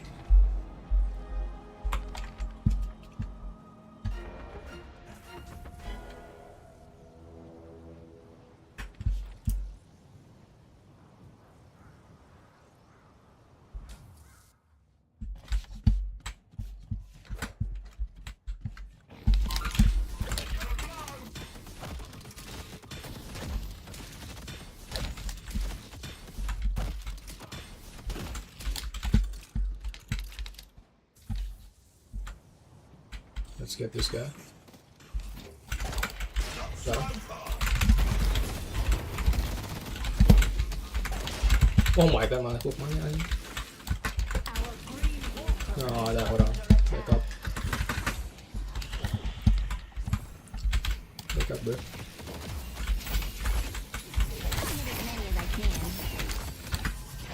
Bawang nih, bawang nih.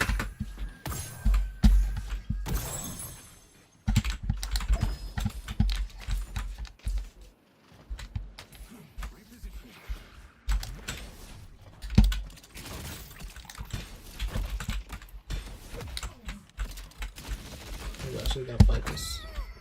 Ooh. Okay. One krill coming. Okay.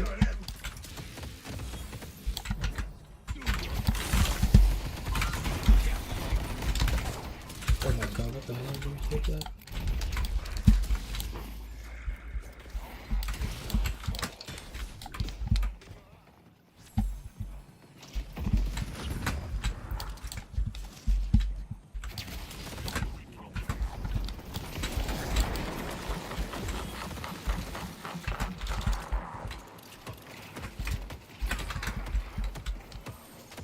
What the fuck is happening? His pain.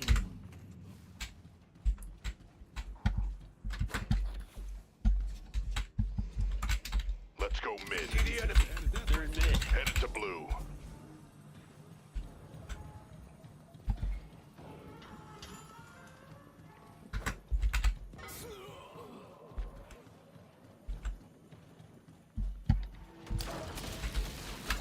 They're in mid. Mid or blue? I don't get it.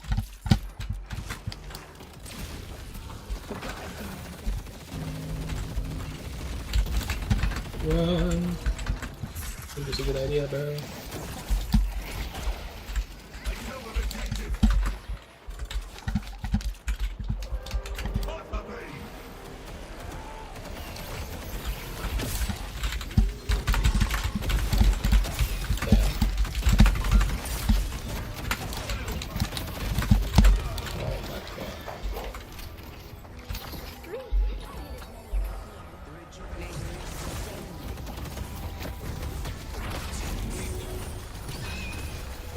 Holy shit, we got HP.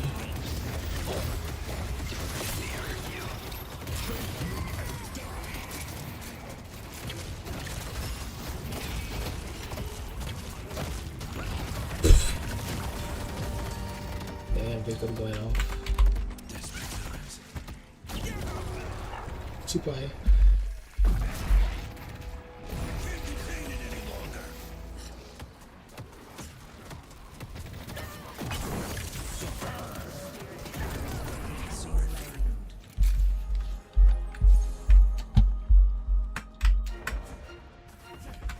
Let's push blue.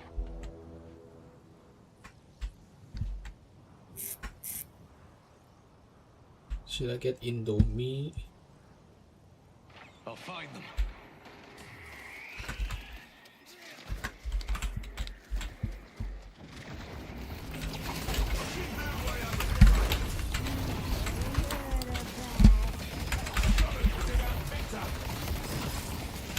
Oh my god. They're still fucking alive. Masih hidup kadang.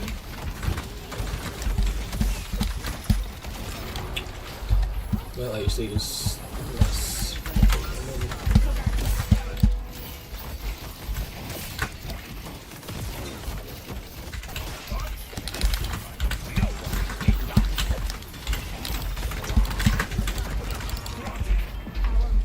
Well.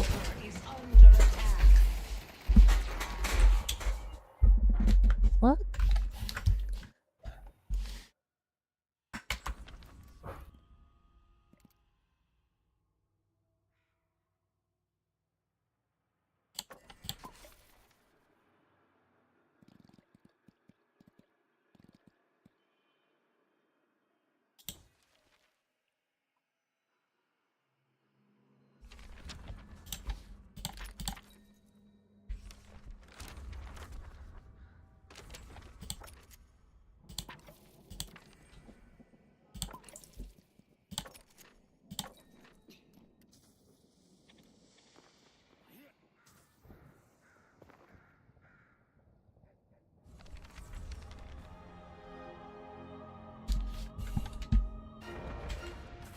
At least they have Ella macros.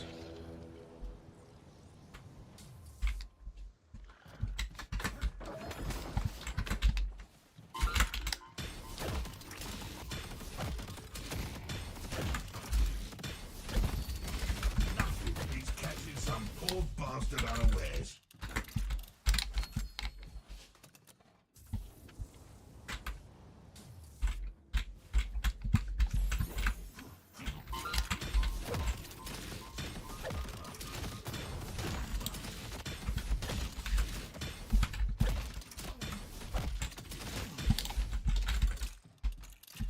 I can't even take the flipping guy. Our yellow walker is under attack. Spirit jar here.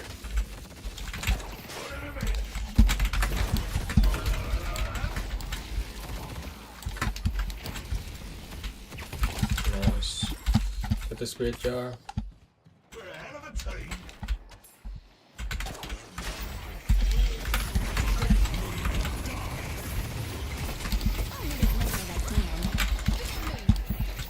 Kill. Nice.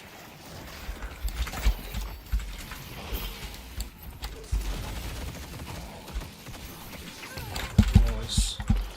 Double. W. Wait. The green walker. Is under attack.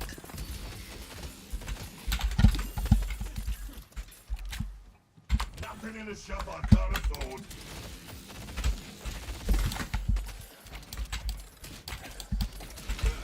Headed to York.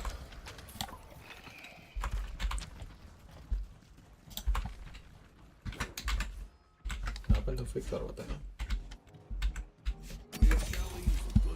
Our yellow walker is under attack. York needs help.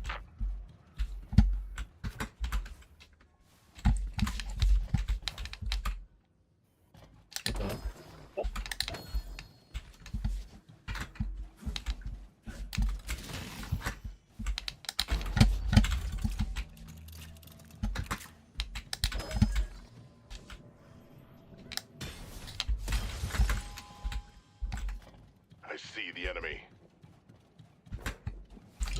Gonna push queen.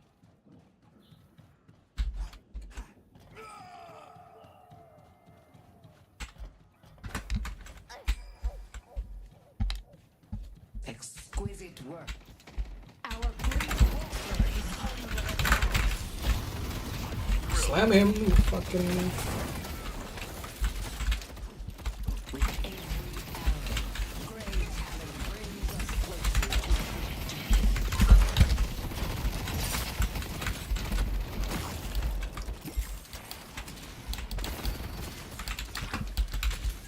Stupid ass walker, bro. You can't on forever. We're gonna push green.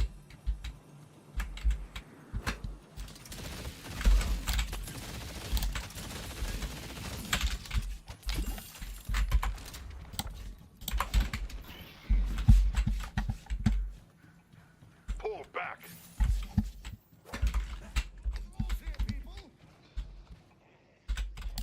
Pull back.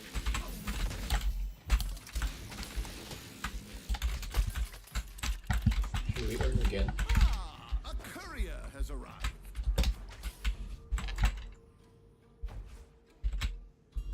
Going. Hey, I'm still full.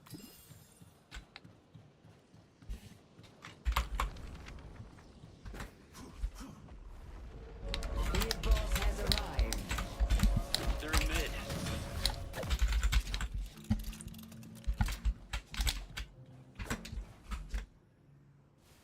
Oh, fuck, always wants to mid, bro. I see Krill. Only one's alive. I see the enemy. The spirit urn is waiting to be claimed. We're going mid. Headed to York.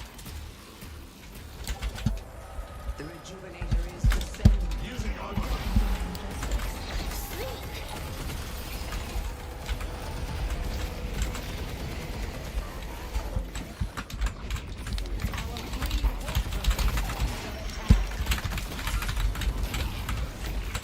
Get this place, idiots. Oh, the fiber.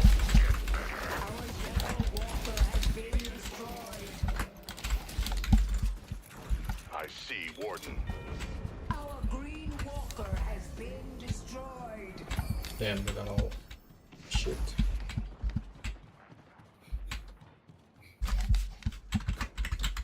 This is a proper laser. Proper laser.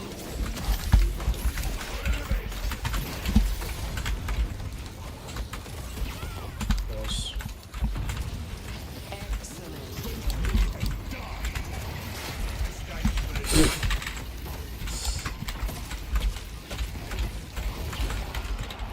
Damn, he's getting assists.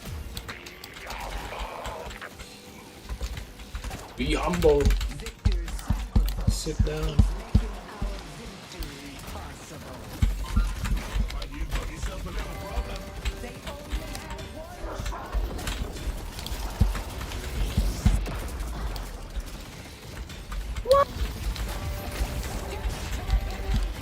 Let's get up, y'all.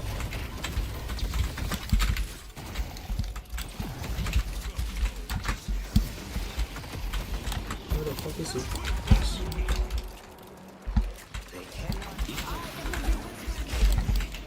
Oh, ow, bro. What the hell? Oh, that fuck's on me.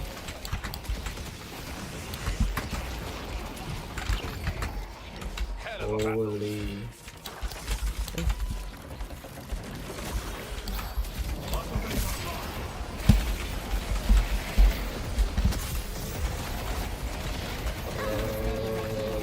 Shit, there's no damage.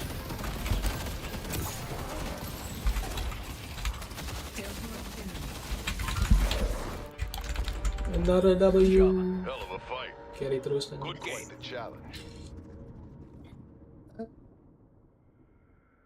Quite the battle. Kasih aja bangunin. Jam berapa? Jam 4 sekali bang. Jam 4. The best wasn't good enough. Third most assists.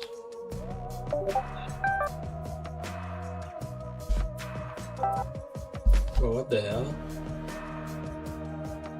Jadi Oracle sekarang ritualis.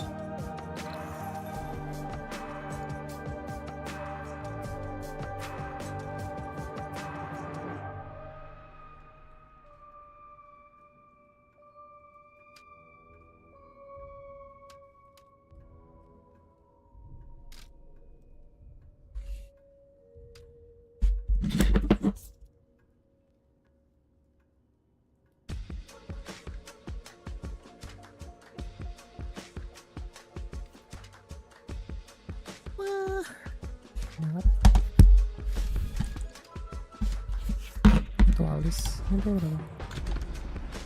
Arkon.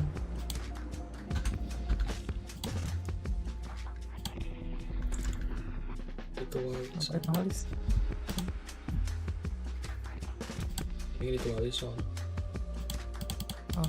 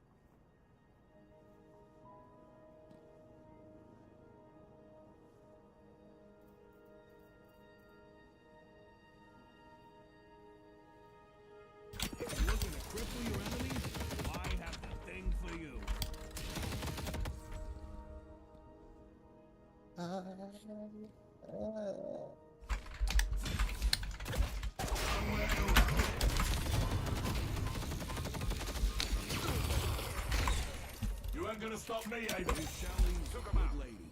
It means a lot that you're looking out for her.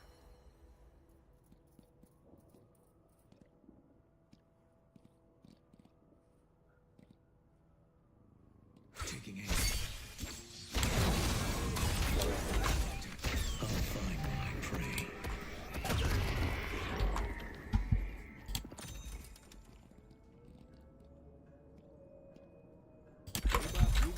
Odds find good help in it. I'll find my prey. I'll find my prey.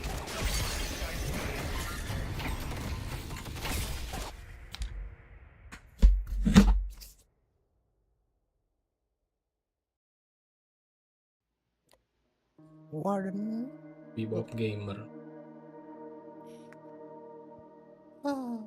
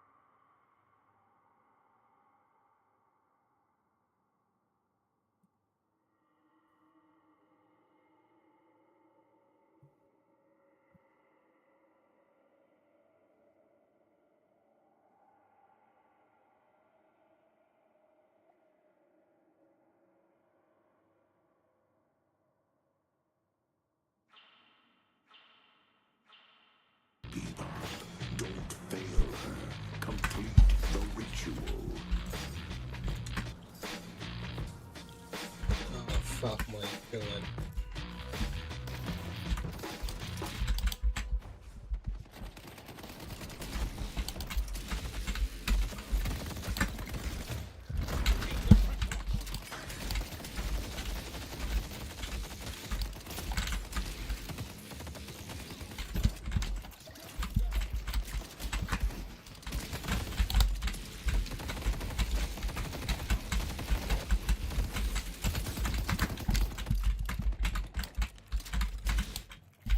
Bye.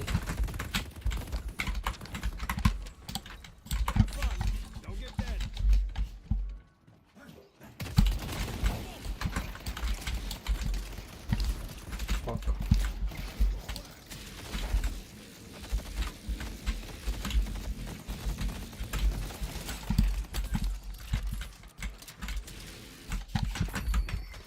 You ever punch a man a city block? Hell of a feeling. This motherfucker's so laggy.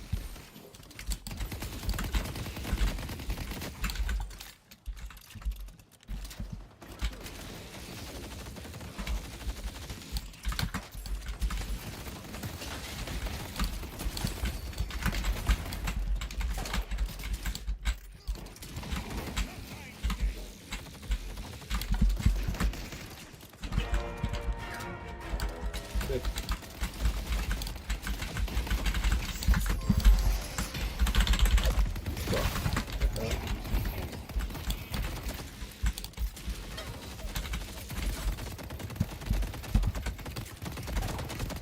Oh my god. I'm getting so hurt, bro.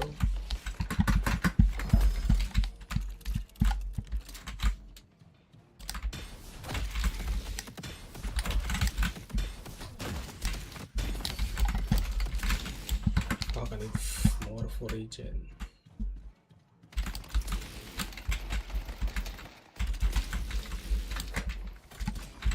Who's gonna heal, bro?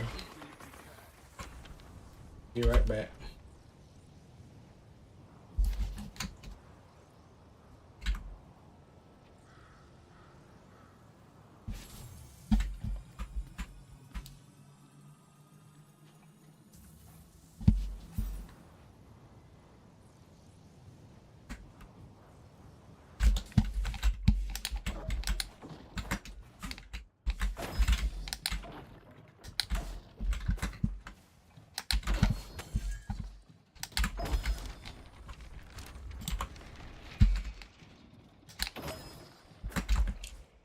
I see Krill.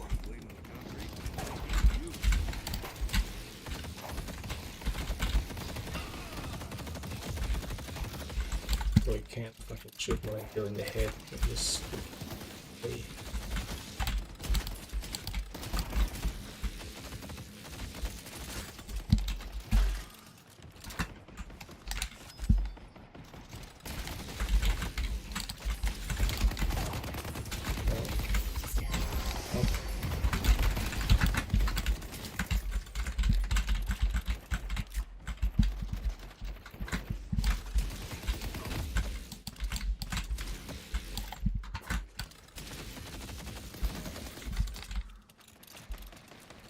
Nah, ayo. Yang mana?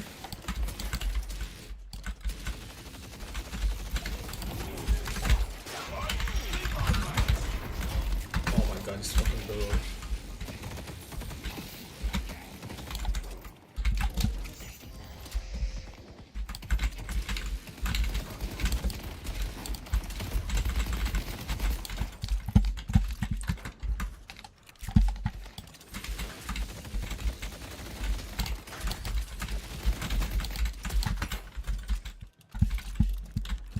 Yang mana? Getting low.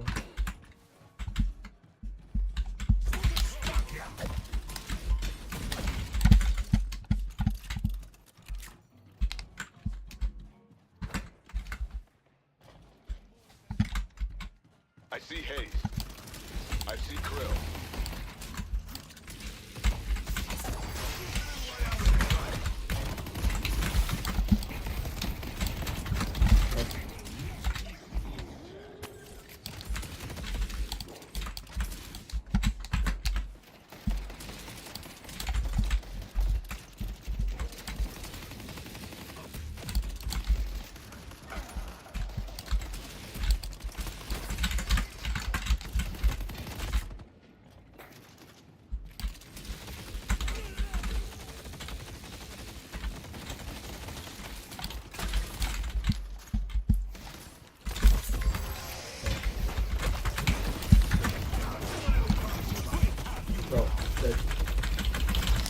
scared. Yes. Fucking chase him. Oh fuck. I'm gonna die. In the back.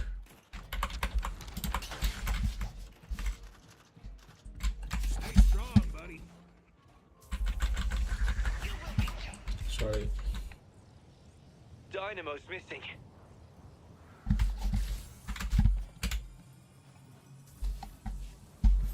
No.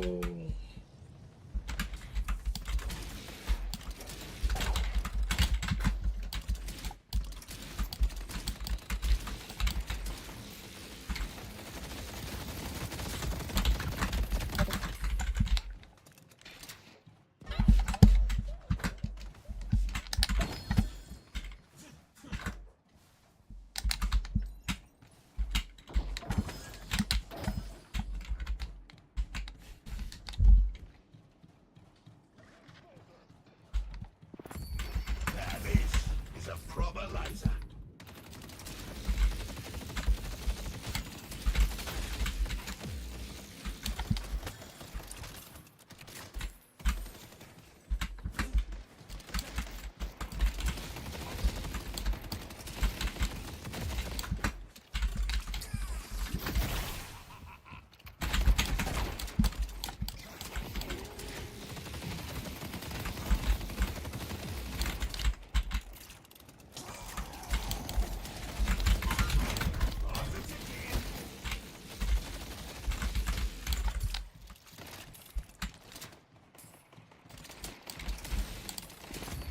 Tap into the king's power.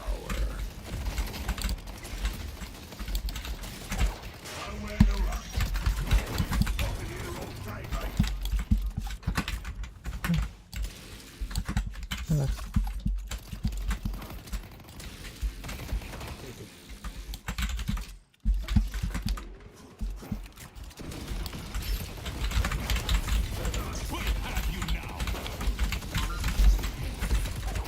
He's dead, probably. Nope, what the hell?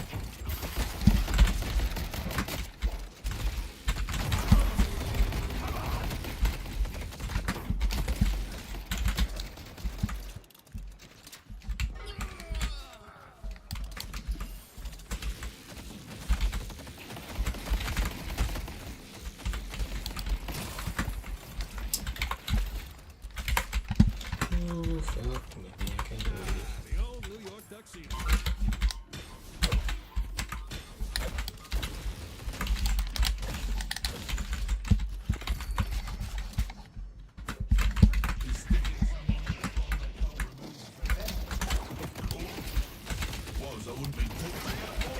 What the hell?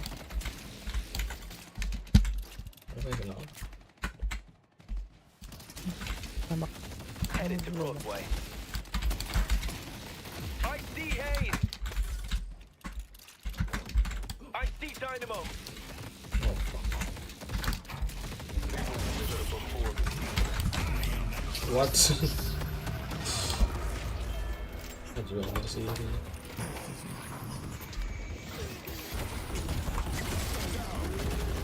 Got them all.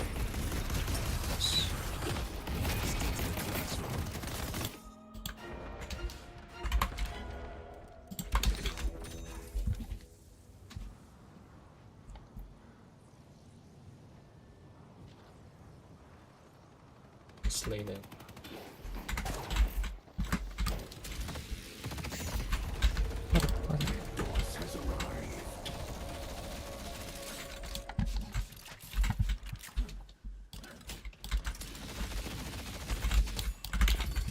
The hidden king's power is yours to wield.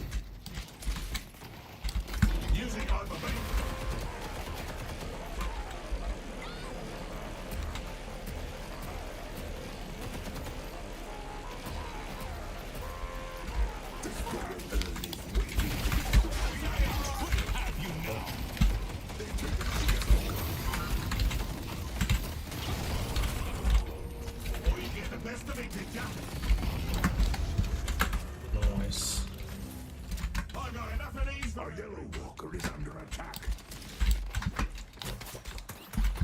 Help.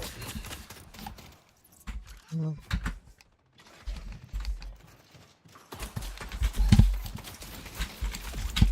Open me up.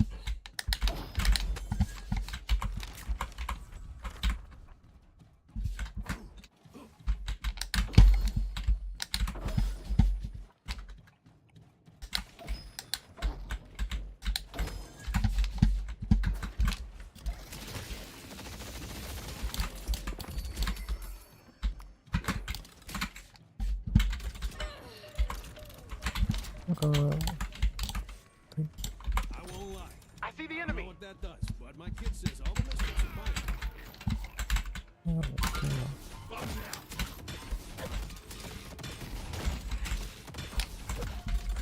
What the fuck, man?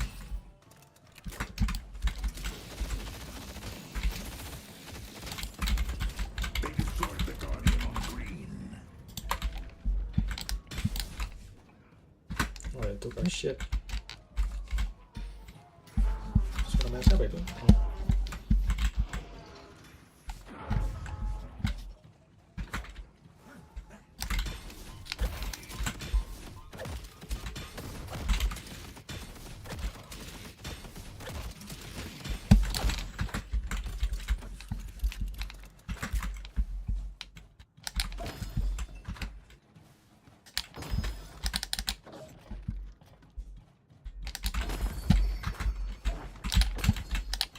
I'll get me hooks into him.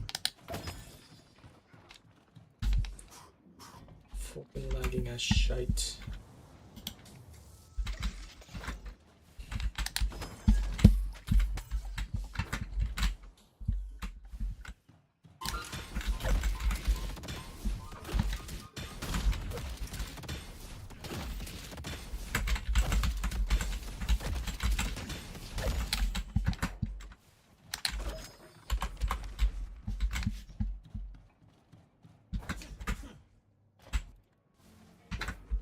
Good luck completing the ritual.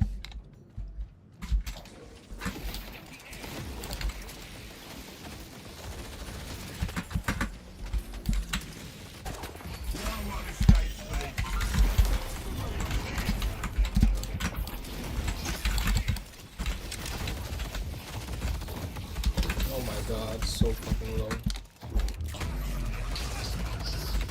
Bro didn't own anything. I see Krill. He's all set.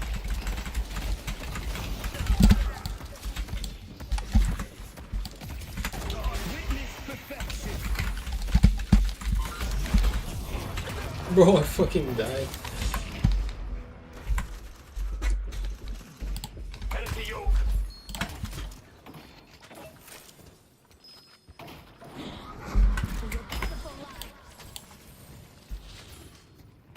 Headed to York.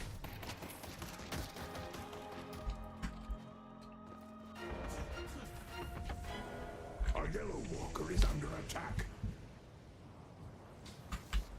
I see Krill.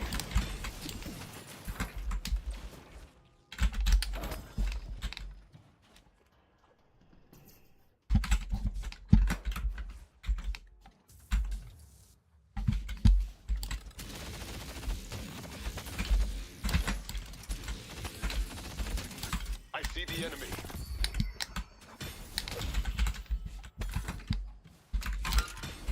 Fight for the end.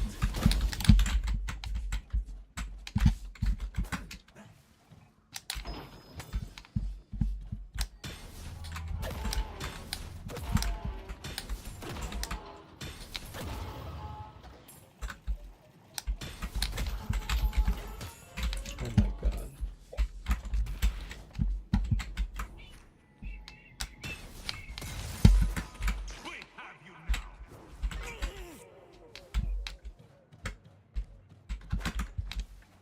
York is under attack.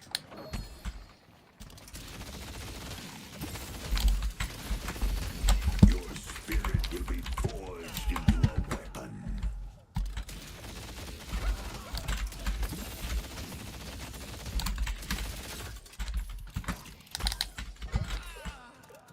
Damn, everybody did.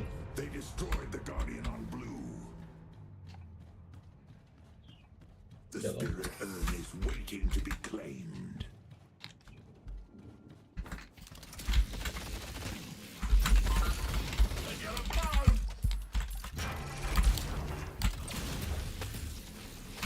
Dude, where the fuck is my minions?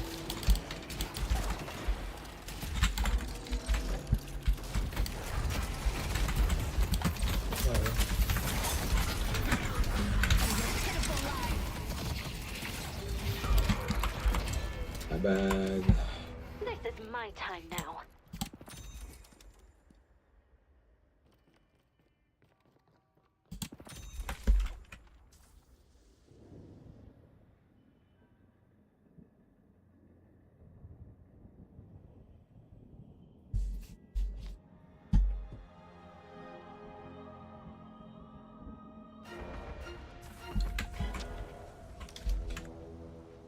Camping yellow light. Going to shop. MC. Where's my Needs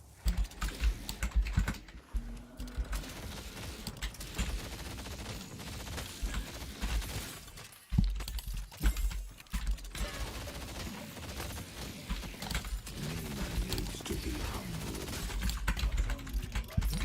Sometimes you just need your fist. Huh?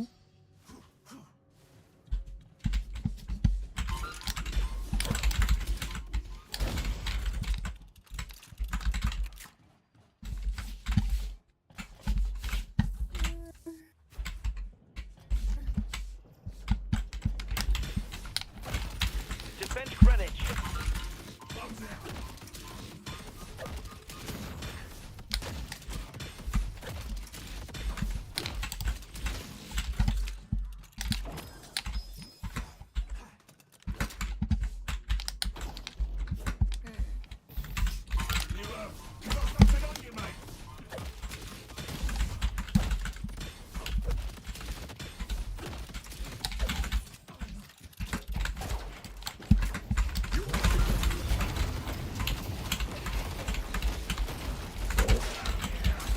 fucking stomp him? Man. Got a fucking water, bro.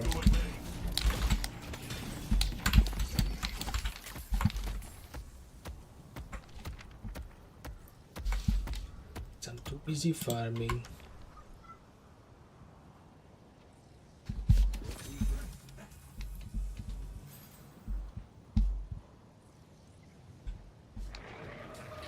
In a few seconds, it'll all be over. Oh. Boy, mau kasi money.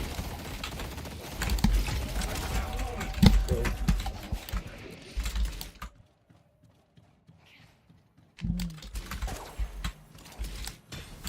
They're gonna drop it. I'm gonna pick it up. I'm gonna find you. Oh. Let's push you.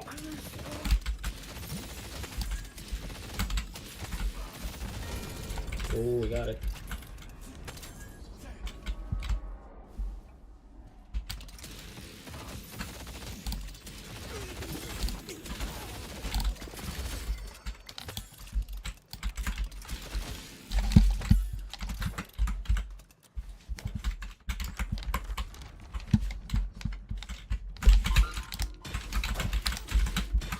Headed this way.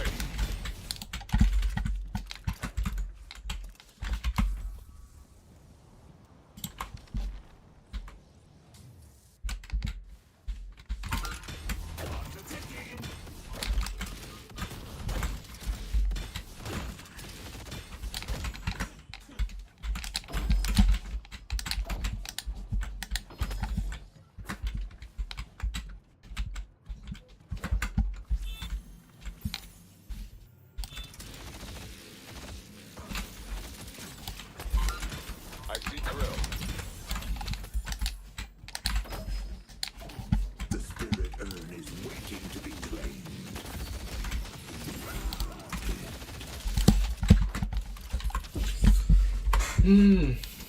Nagtakas ka na. Really? Ano? Siapa? Someone's looking to make a statement. Nagtakas ka na. What nice. Okay. For your pitiful What the hell? Gonna be equal. We're a hell of a team. Bro.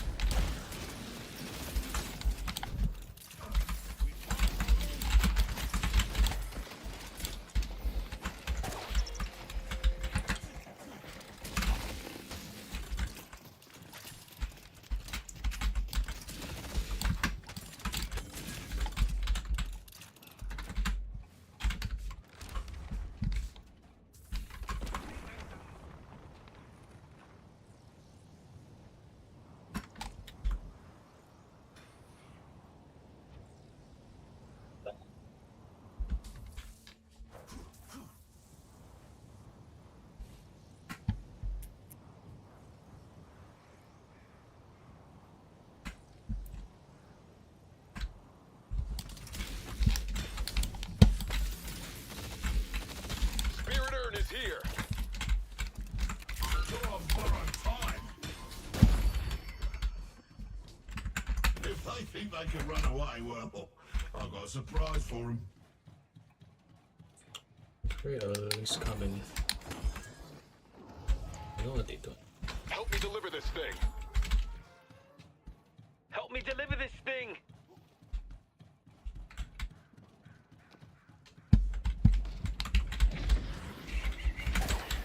Oh my god, I fucking missed that guy.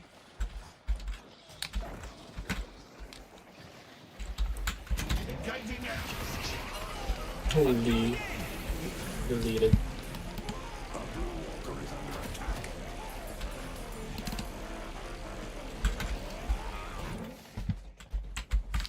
Oh shit, a blue walker. Some guys got that, I think.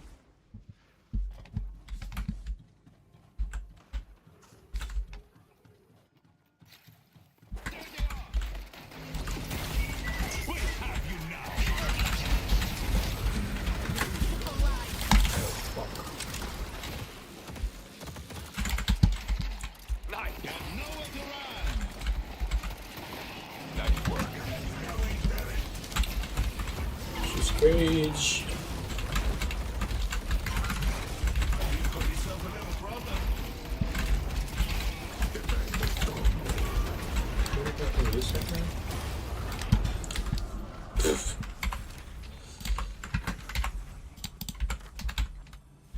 Headed to green.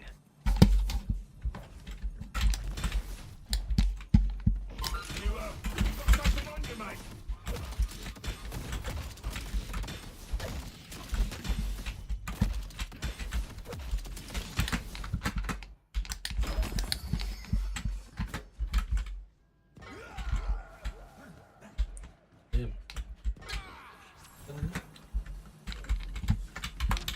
My friend, survival is paramount.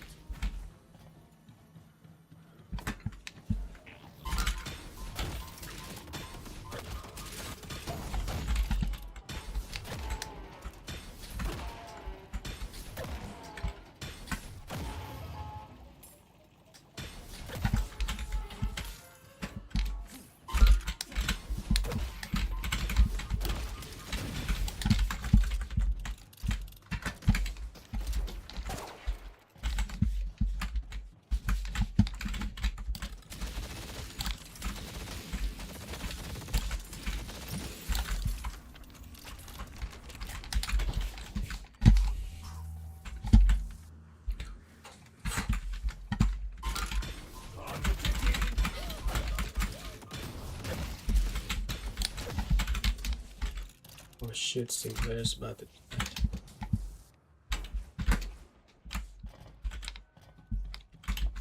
I see the enemy.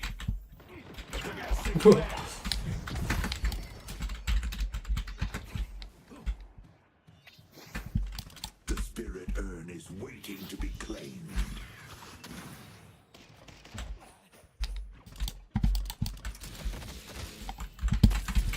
Pull back.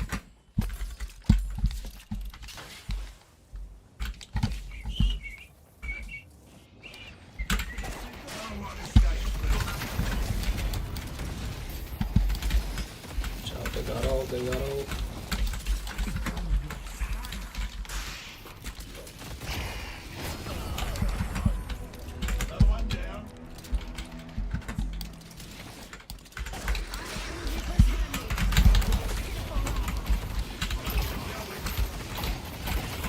Oh, nice. Fuck. Ya akunya nggak bangun-bangun ternyata. Di aku harus ngerendam ngerendam beras. Ngapain sih?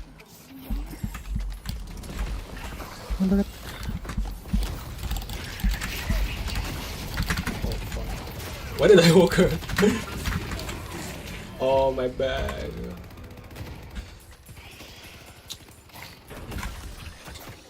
Okay, I have a purpose.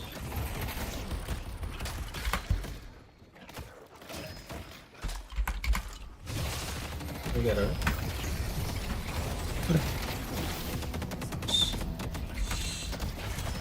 Okay, oh, W parry. Oh. Excellent grades.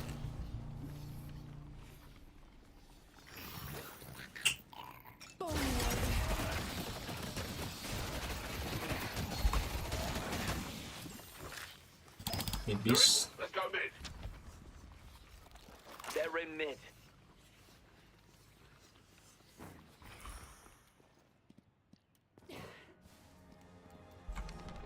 Should I?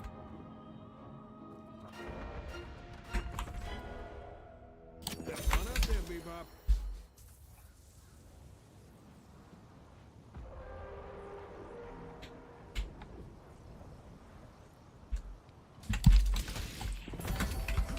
The rejuvenator is descending.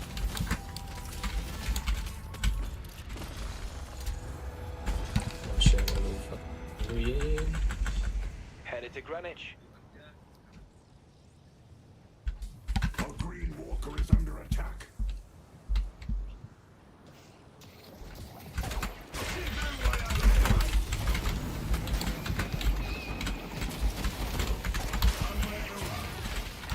Another one.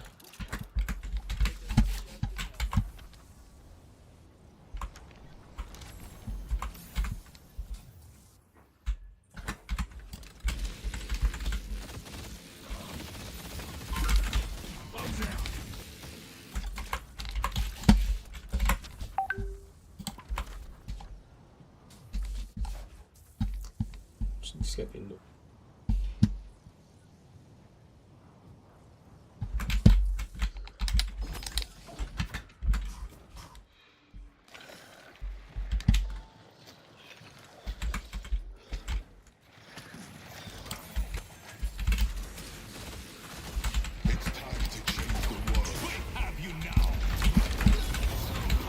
What the fuck? Stunks at that.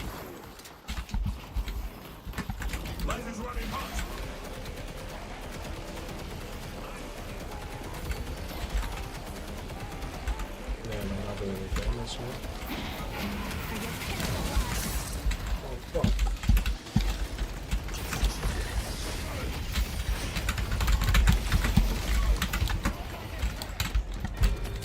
Oh, I'm dead. Oh shit. Very low. Bisa dari Jiva. I wanna waste it. Ooh. Ooh.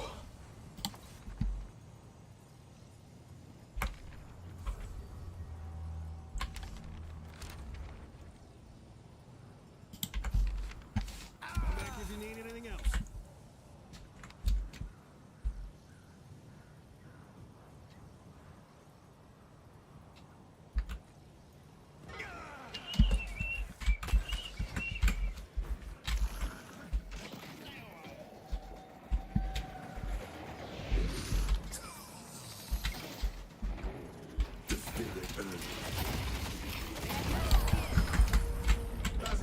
Base was here.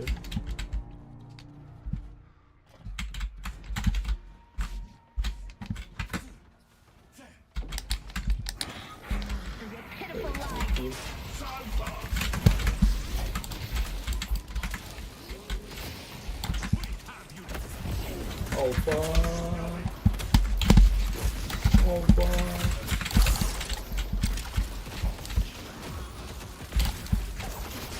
Oh fuck, why did I do that? Wait, they got metal skin, what the hell?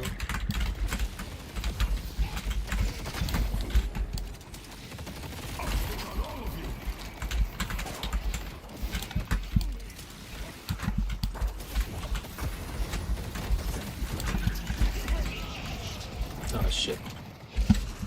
Gotta run.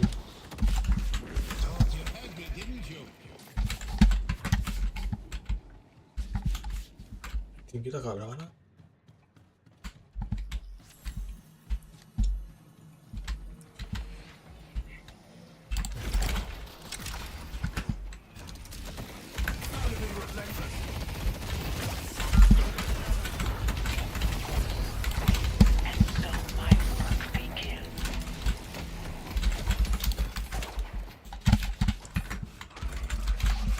Oh, rip. We delivered the urn. Bro, they were doing armor. Slay them and grow strong.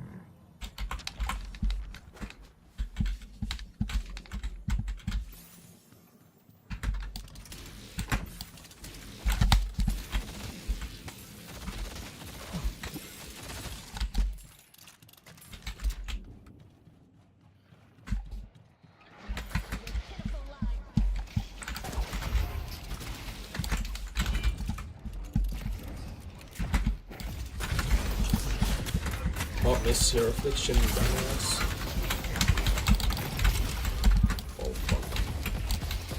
What is going on?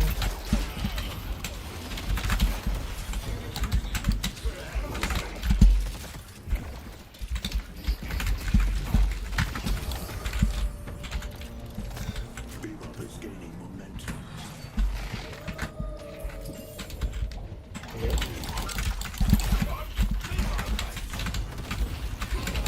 Nice. That I got? Oh fuck. Sorry. Green Whisper is under attack.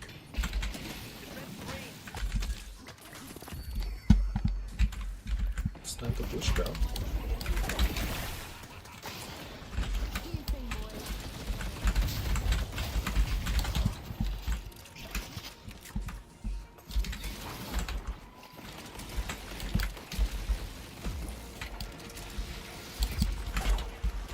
Not that language.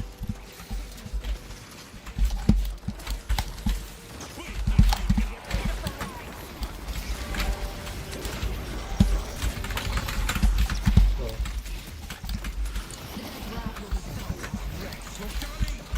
What is going on, man?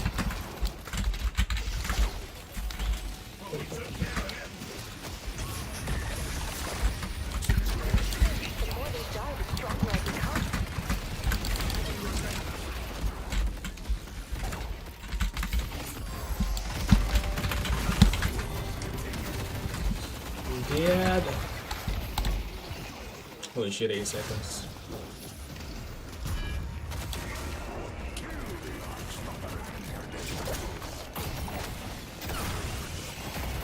I see pocket. This is where you fall.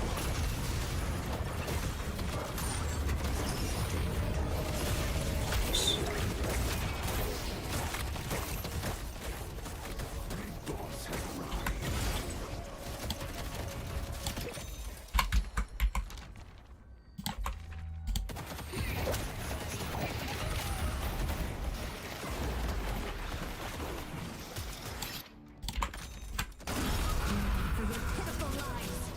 You're still fucking gaming.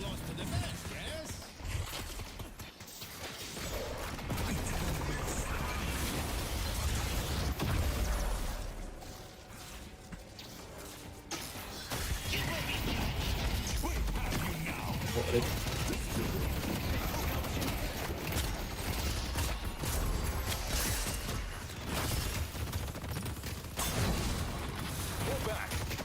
Cool.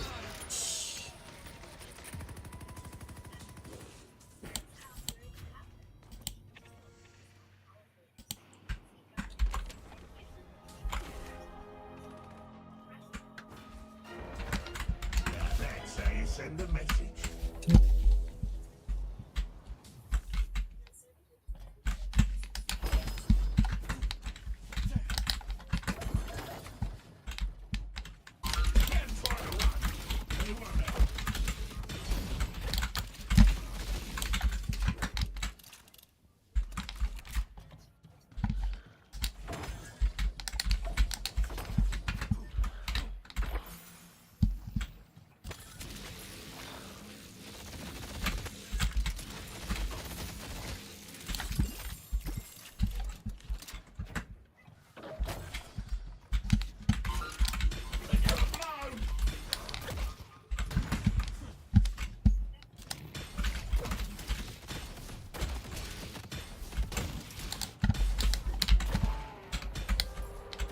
Damn it, missing, bro. The rejuvenator is descending. No. Oh fuck. Have the rejuvenator.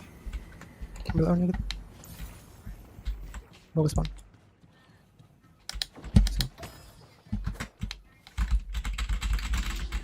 Are you actually going to drop me off or just run around New York? Pull back.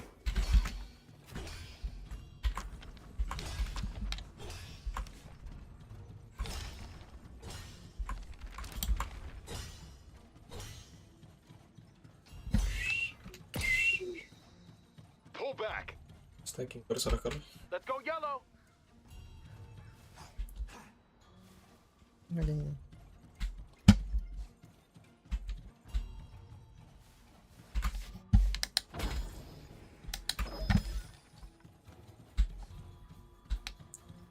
HP, bro.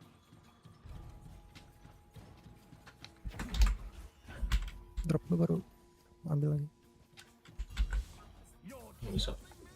We live in interesting times, don't we?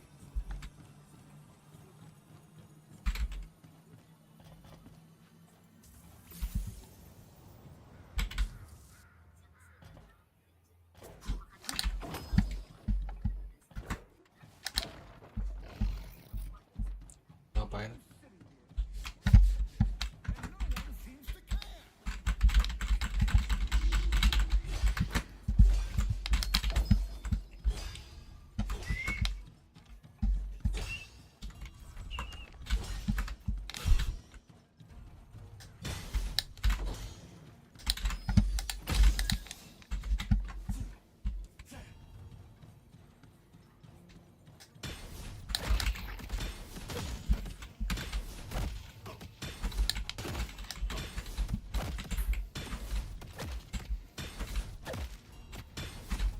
Shit, I'm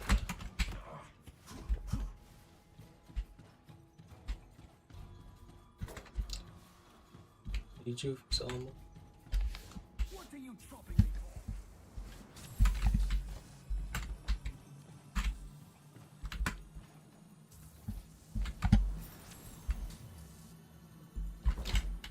What are you doing, man?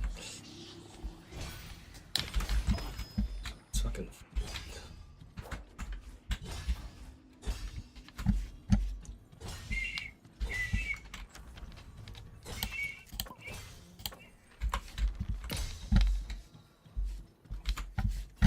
Push green. Waterway there. Oh, fighting. Oh shit.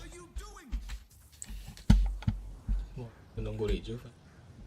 I will stand against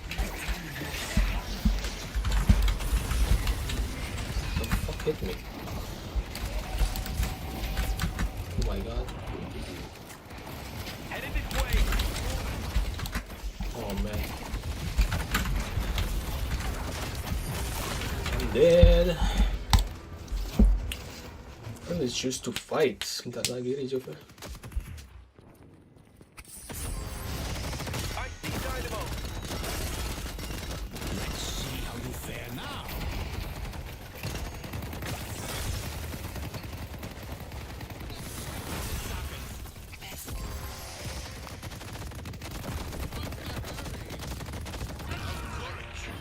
What is our plan?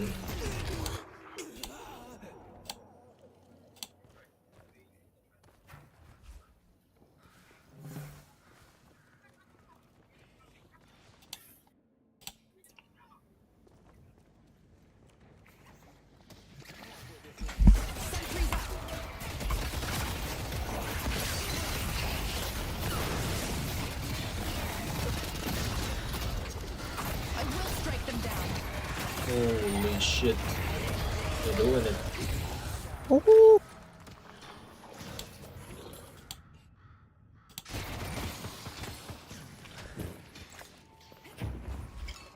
Animating sparks.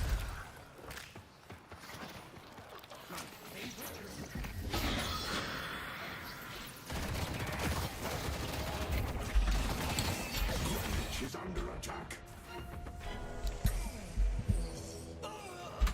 Nice. Try to run. Let it run out.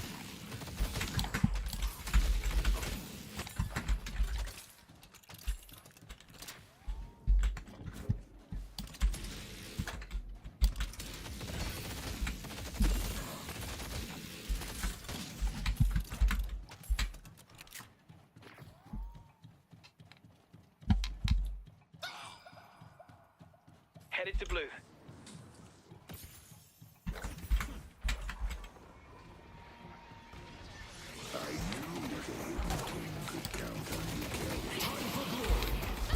Man. Dong. Tell you.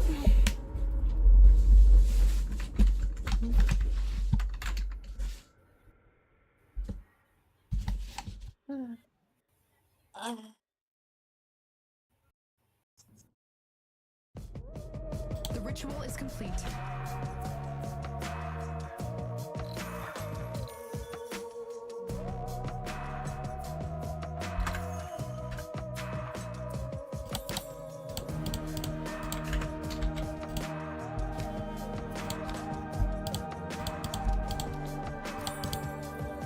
Sorry.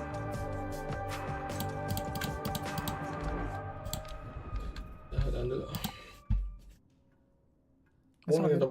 Morning in the morning.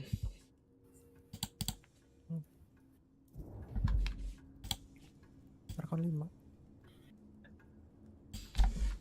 Bersalah tadi. Jangan lihat. Beli ritualis.